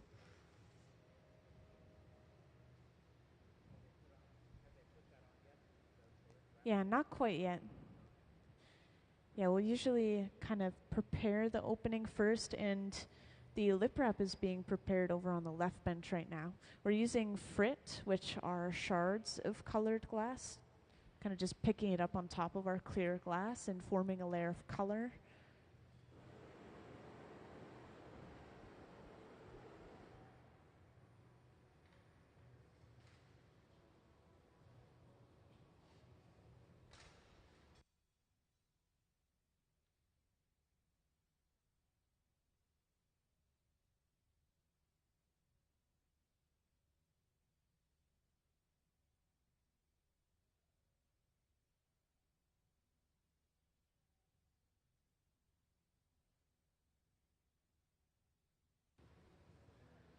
So first, Sarah uses some tweezers, holding on to the opening of the piece and pulling away, stretching that glass out.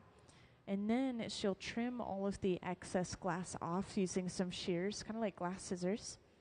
And this is where all of those scrap pieces on the floor are coming from, all the trimmings of the pieces. That's it. We haven't broken anything today yet. I don't want to jinx it.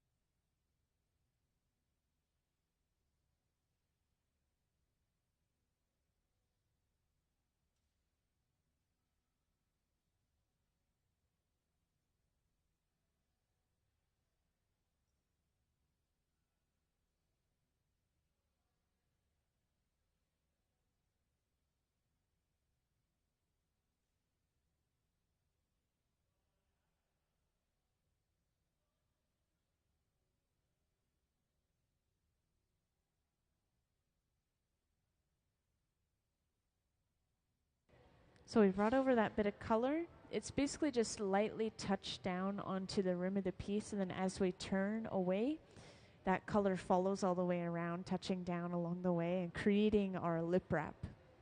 So now we have a rim of a different color just around the opening of the piece, We'll have to let it cool down a little bit to see exactly what that color is, but so far we've been matching them. Like earlier we made a lot of purple pieces and we used a purple pink glass around the opening. And then the last ones we were making were a dark blue green, and they had just a bright green lip wrap. So we'll see for this one.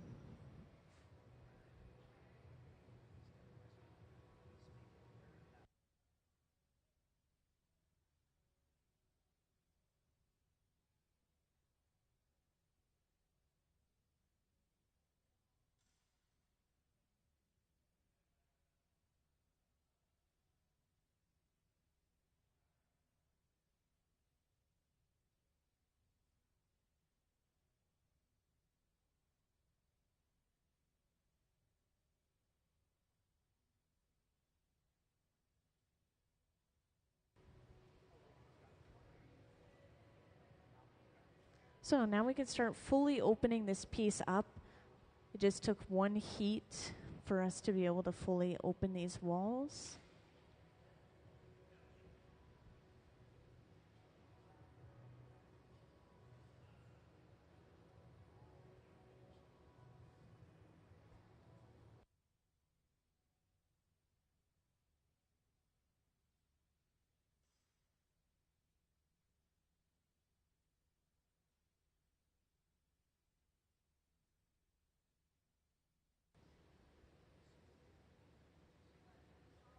And to finish opening the piece, usually we use the papers, interestingly enough. So even though we're going on the outside, we're spinning fast enough that the glass is pushing into the papers, flaring out from centrifugal force.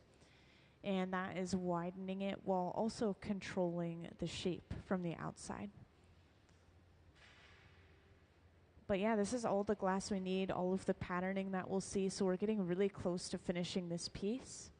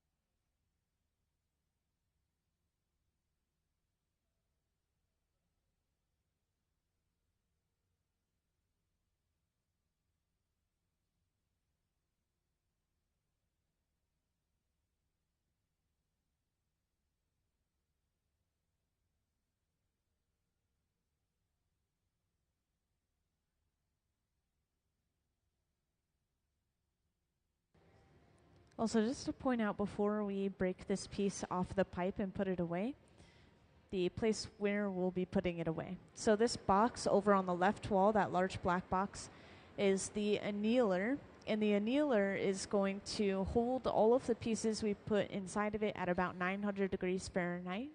And then with the press of a button, when we're completely done, it slowly cools everything inside all at once. And that slow cooling process is called annealing. It's all just to prevent thermal shock. Yeah, we actually have to like lean in there quite far, which is why we are getting Stina suited up. That shiny suit will reflect a lot of heat, and then we'll have a face shield and these big Kevlar gloves.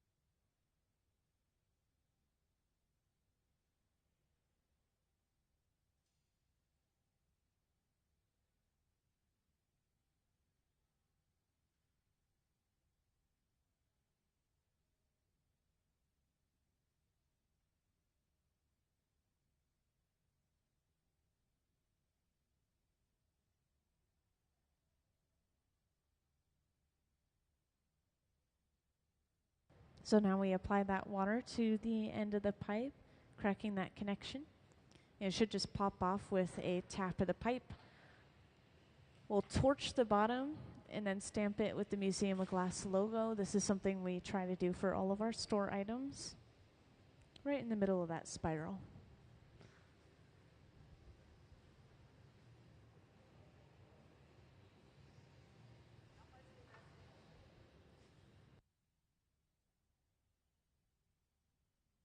And just like that, we finished our piece. Let's give them a round of applause for all their hard work.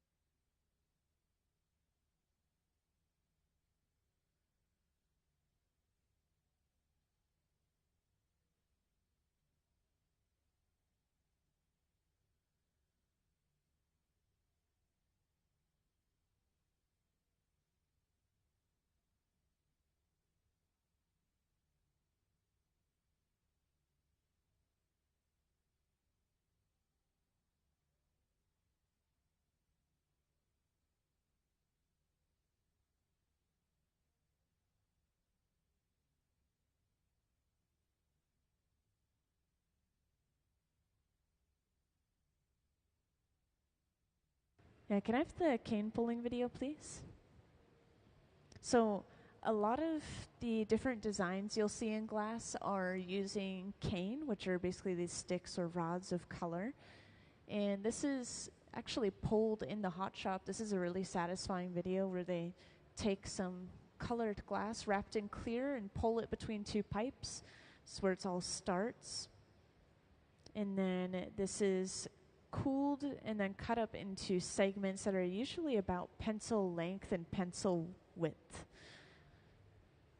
And the cane can be used in so many different ways. You can leave it stick straight on the piece, or you can twist and alter the design even further over and over again, creating squiggly lines, zigzag lines, layers of different lines on top of each other as well. So you'll see in the video just about now, they're going to pick up all of those pieces of cane on top of a bubble. And again, if they just leave this alone and blow it out, more so as is, then they would be left with those stick straight stripes. But instead, they twisted this, they pushed it into a mold, they twisted it again, and really altered that pattern.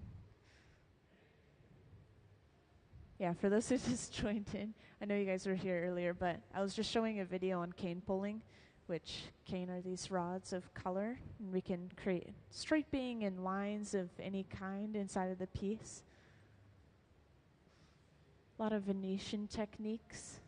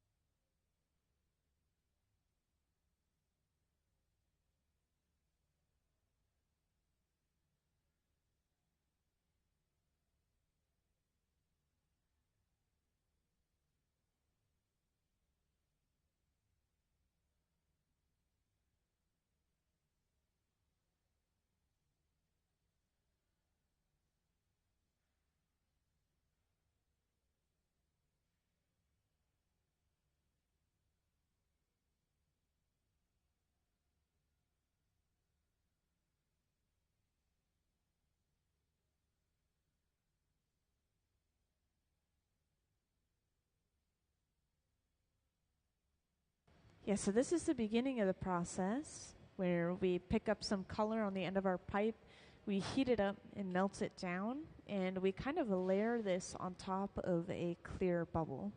So if you look at the cross section of one of these blown pieces of glass, you would see at the layer of clear on the inside, and then a thin layer of color, and then even more clear on top.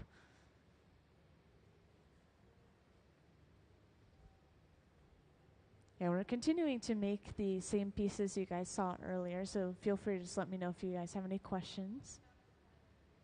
Oh, we finished it and we put it inside of the annealer, which is that large black box over on the wall. I know. Go away for like 5 seconds and it's gone.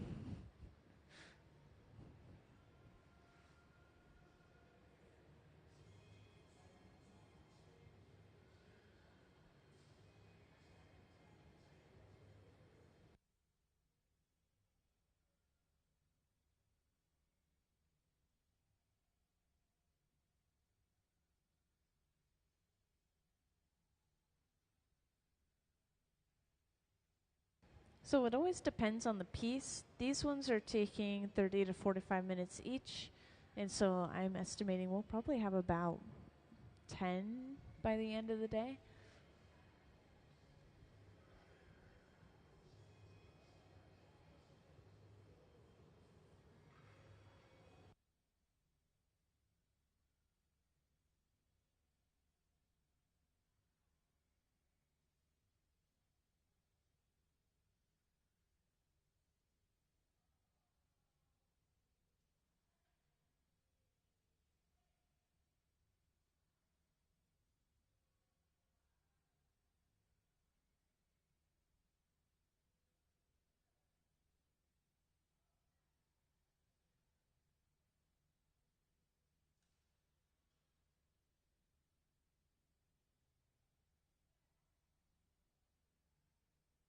Hey, could we have the pony pulling video again, please?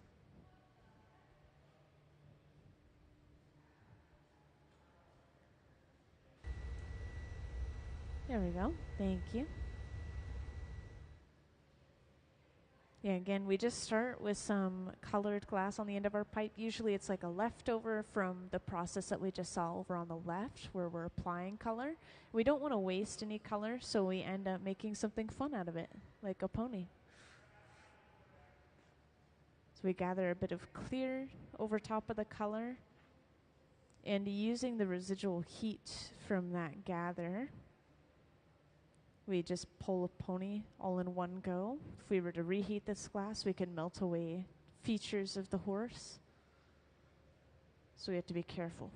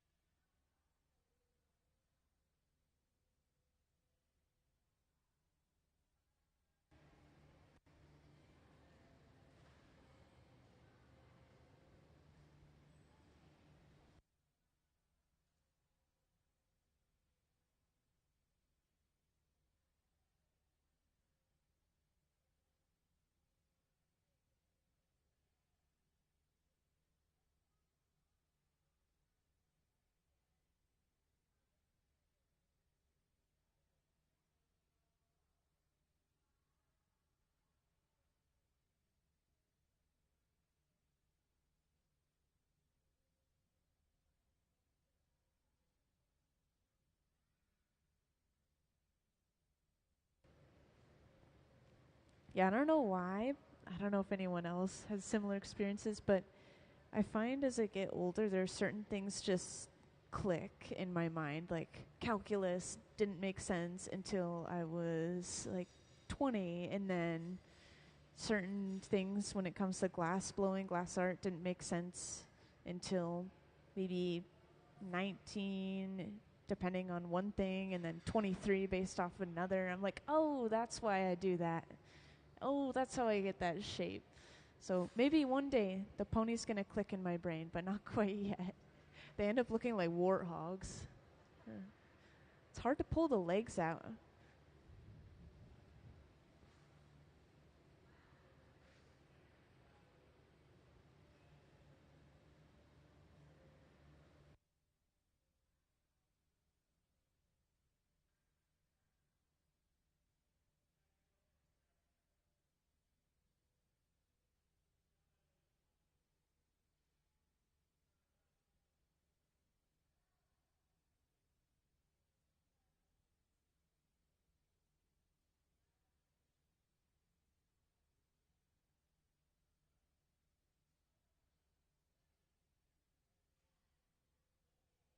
So we're gathering a layer of clear over top of that color that we applied.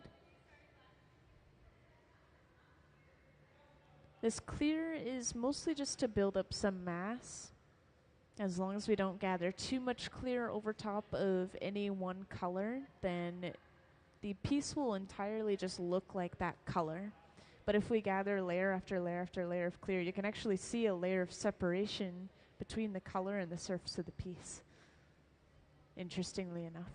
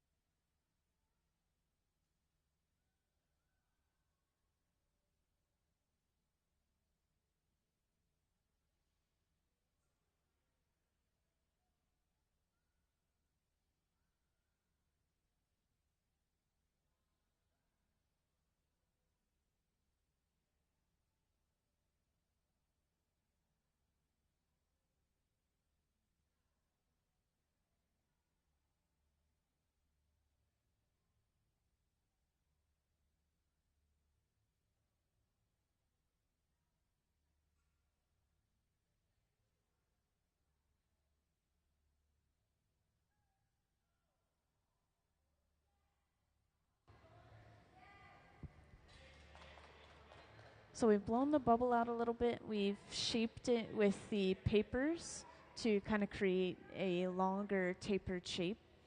And we are eventually, pretty soon here, going to wrap this white color over on the left bench around the bubble.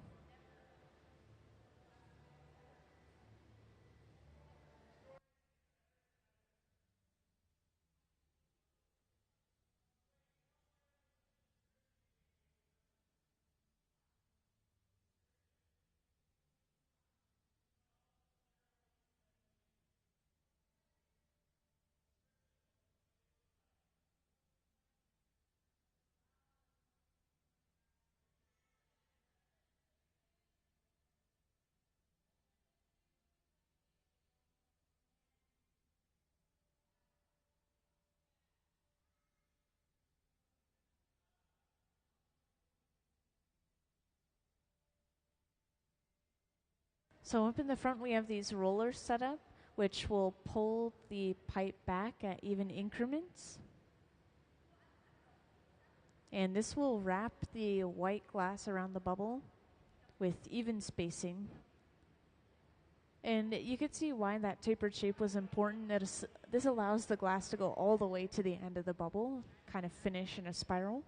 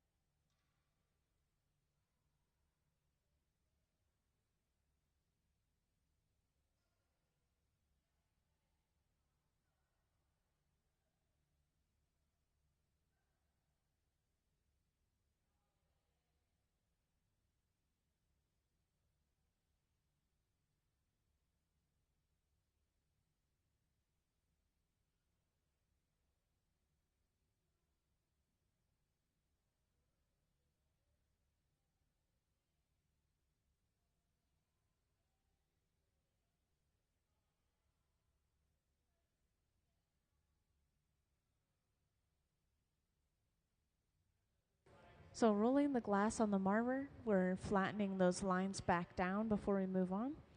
And we just need one more layer of clear over top of the spiral, and then we're ready to start blowing this piece out and turning it into our tall bowl shape.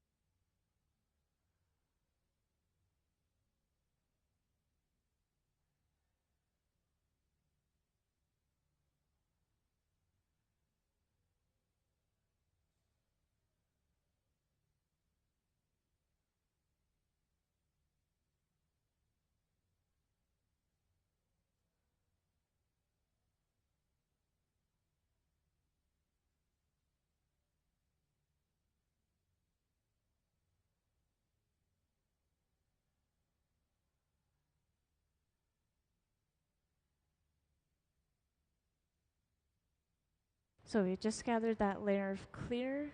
This is partially dripped off into a bucket.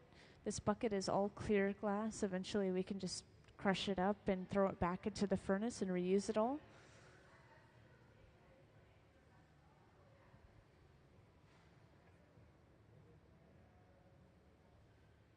And now that we have our final layer of glass, we could sit down at the center bench and actually start to blow this out and shape it up.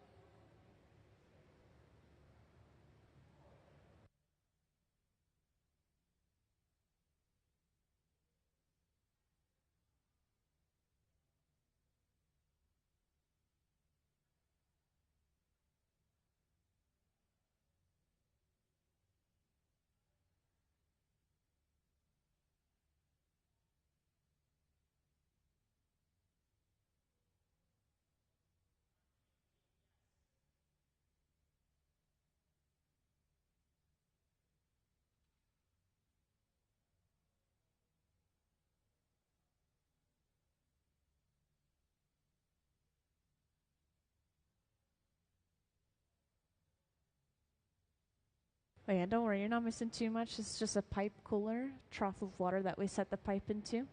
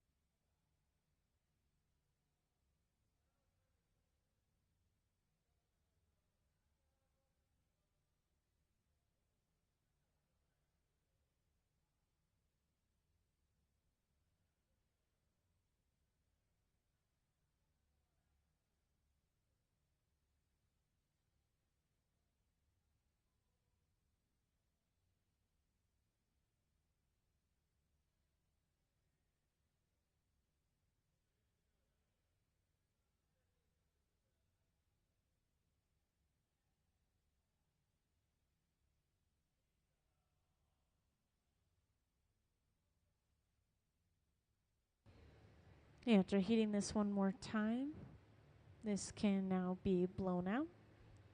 And Sarah is able to kind of guide which way it blows out by using the newspapers. You'll notice we really want to keep the end of the bubble thick, especially earlier in the process. This is the bottom of the piece furthest away from the pipe. We don't want the bottom thin, otherwise it can break out later on.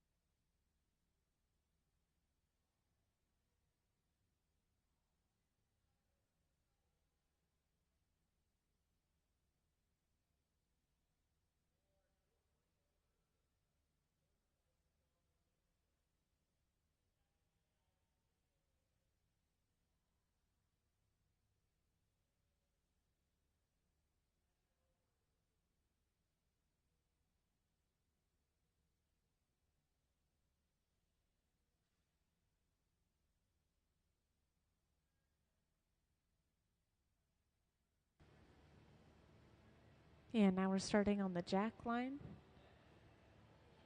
Again, this is a divot that we create off the end of the pipe, and eventually it becomes our breaking point. We'll take the entire piece off from that line later on. We always create this before we even before we even come close to finishing the overall shape. So we still have a lot of blowing, a little bit of shaping left.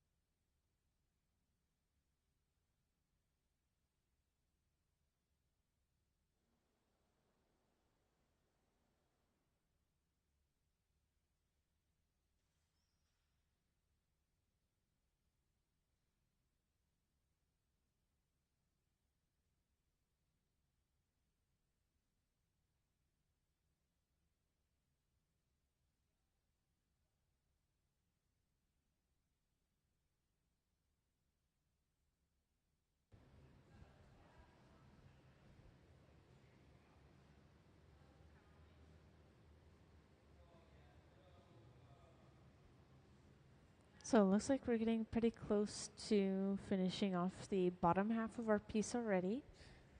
It's getting close to final shape. So we'll heat up just the bottom whenever we're ready to finish the lower half, and then we'll flatten the bottom with the wooden paddle.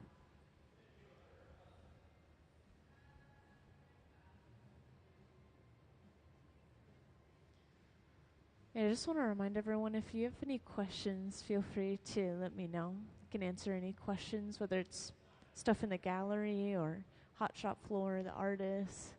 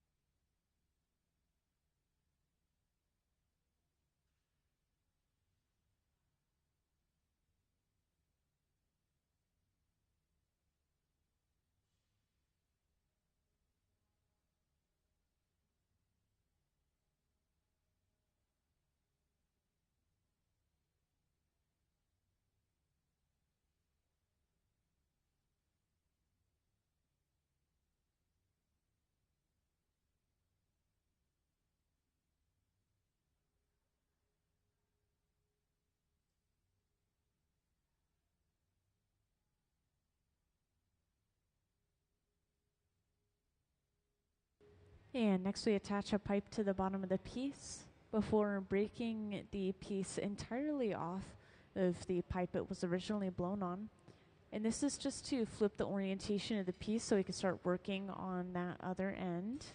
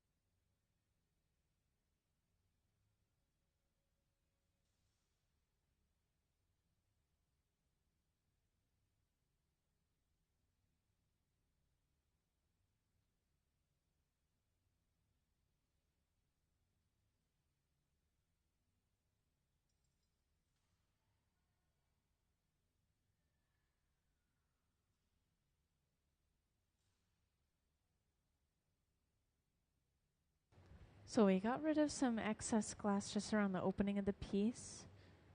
That whole process is mostly just thinning that section of the glass out, what's going to be around the opening. And we are at the same time working at the other bench, starting up a bit of color. So starting with clear glass always, then rolling that clear glass inside of a dish filled with frit, which are these shards of color. And we're picking up layer after layer of that over there, making sure that color is rich. Eventually we'll bring it over to the center bench and wrap it around the opening of the piece to create a lip wrap.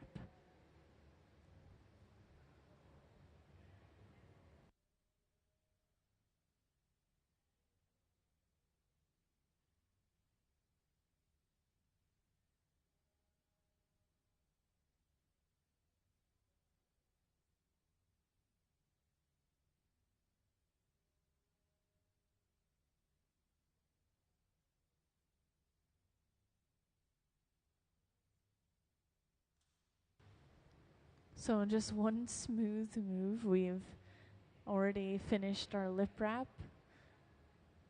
It's pretty quick. Just touch it down onto the rim, and then as you turn away, it follows all the way around. Now we can finish opening this up all the way into our tall bowl shape.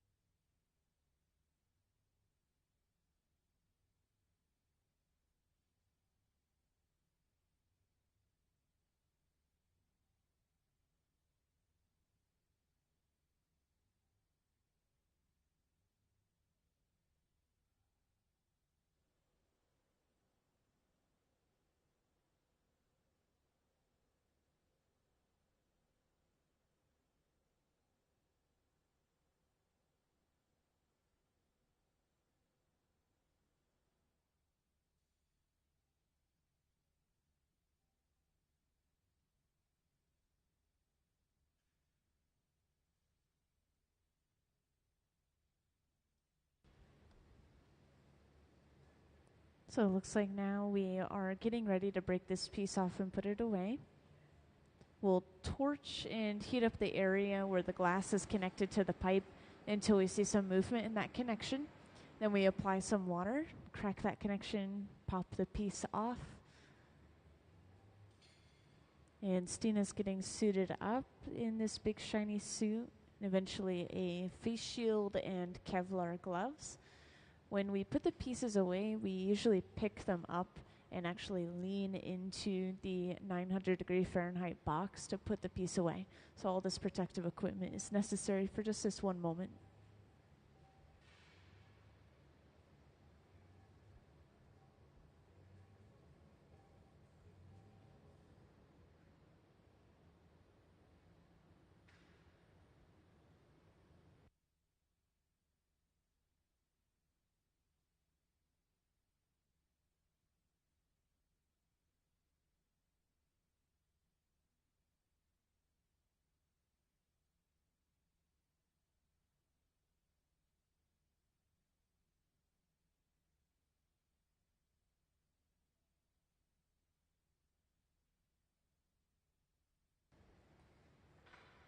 And again, we'll just pop this off with the tap of the pipe, torch the bottom, and then stamp it with the Museum of Glass logo for this store.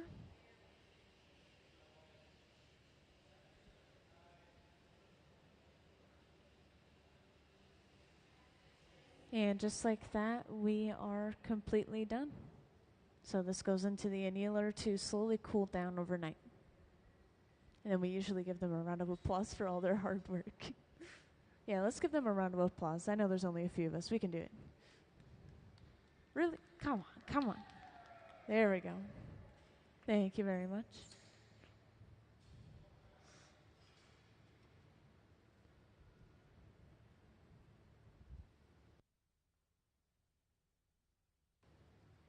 Yeah, we'll see what happens next. Yeah, thanks for stopping by.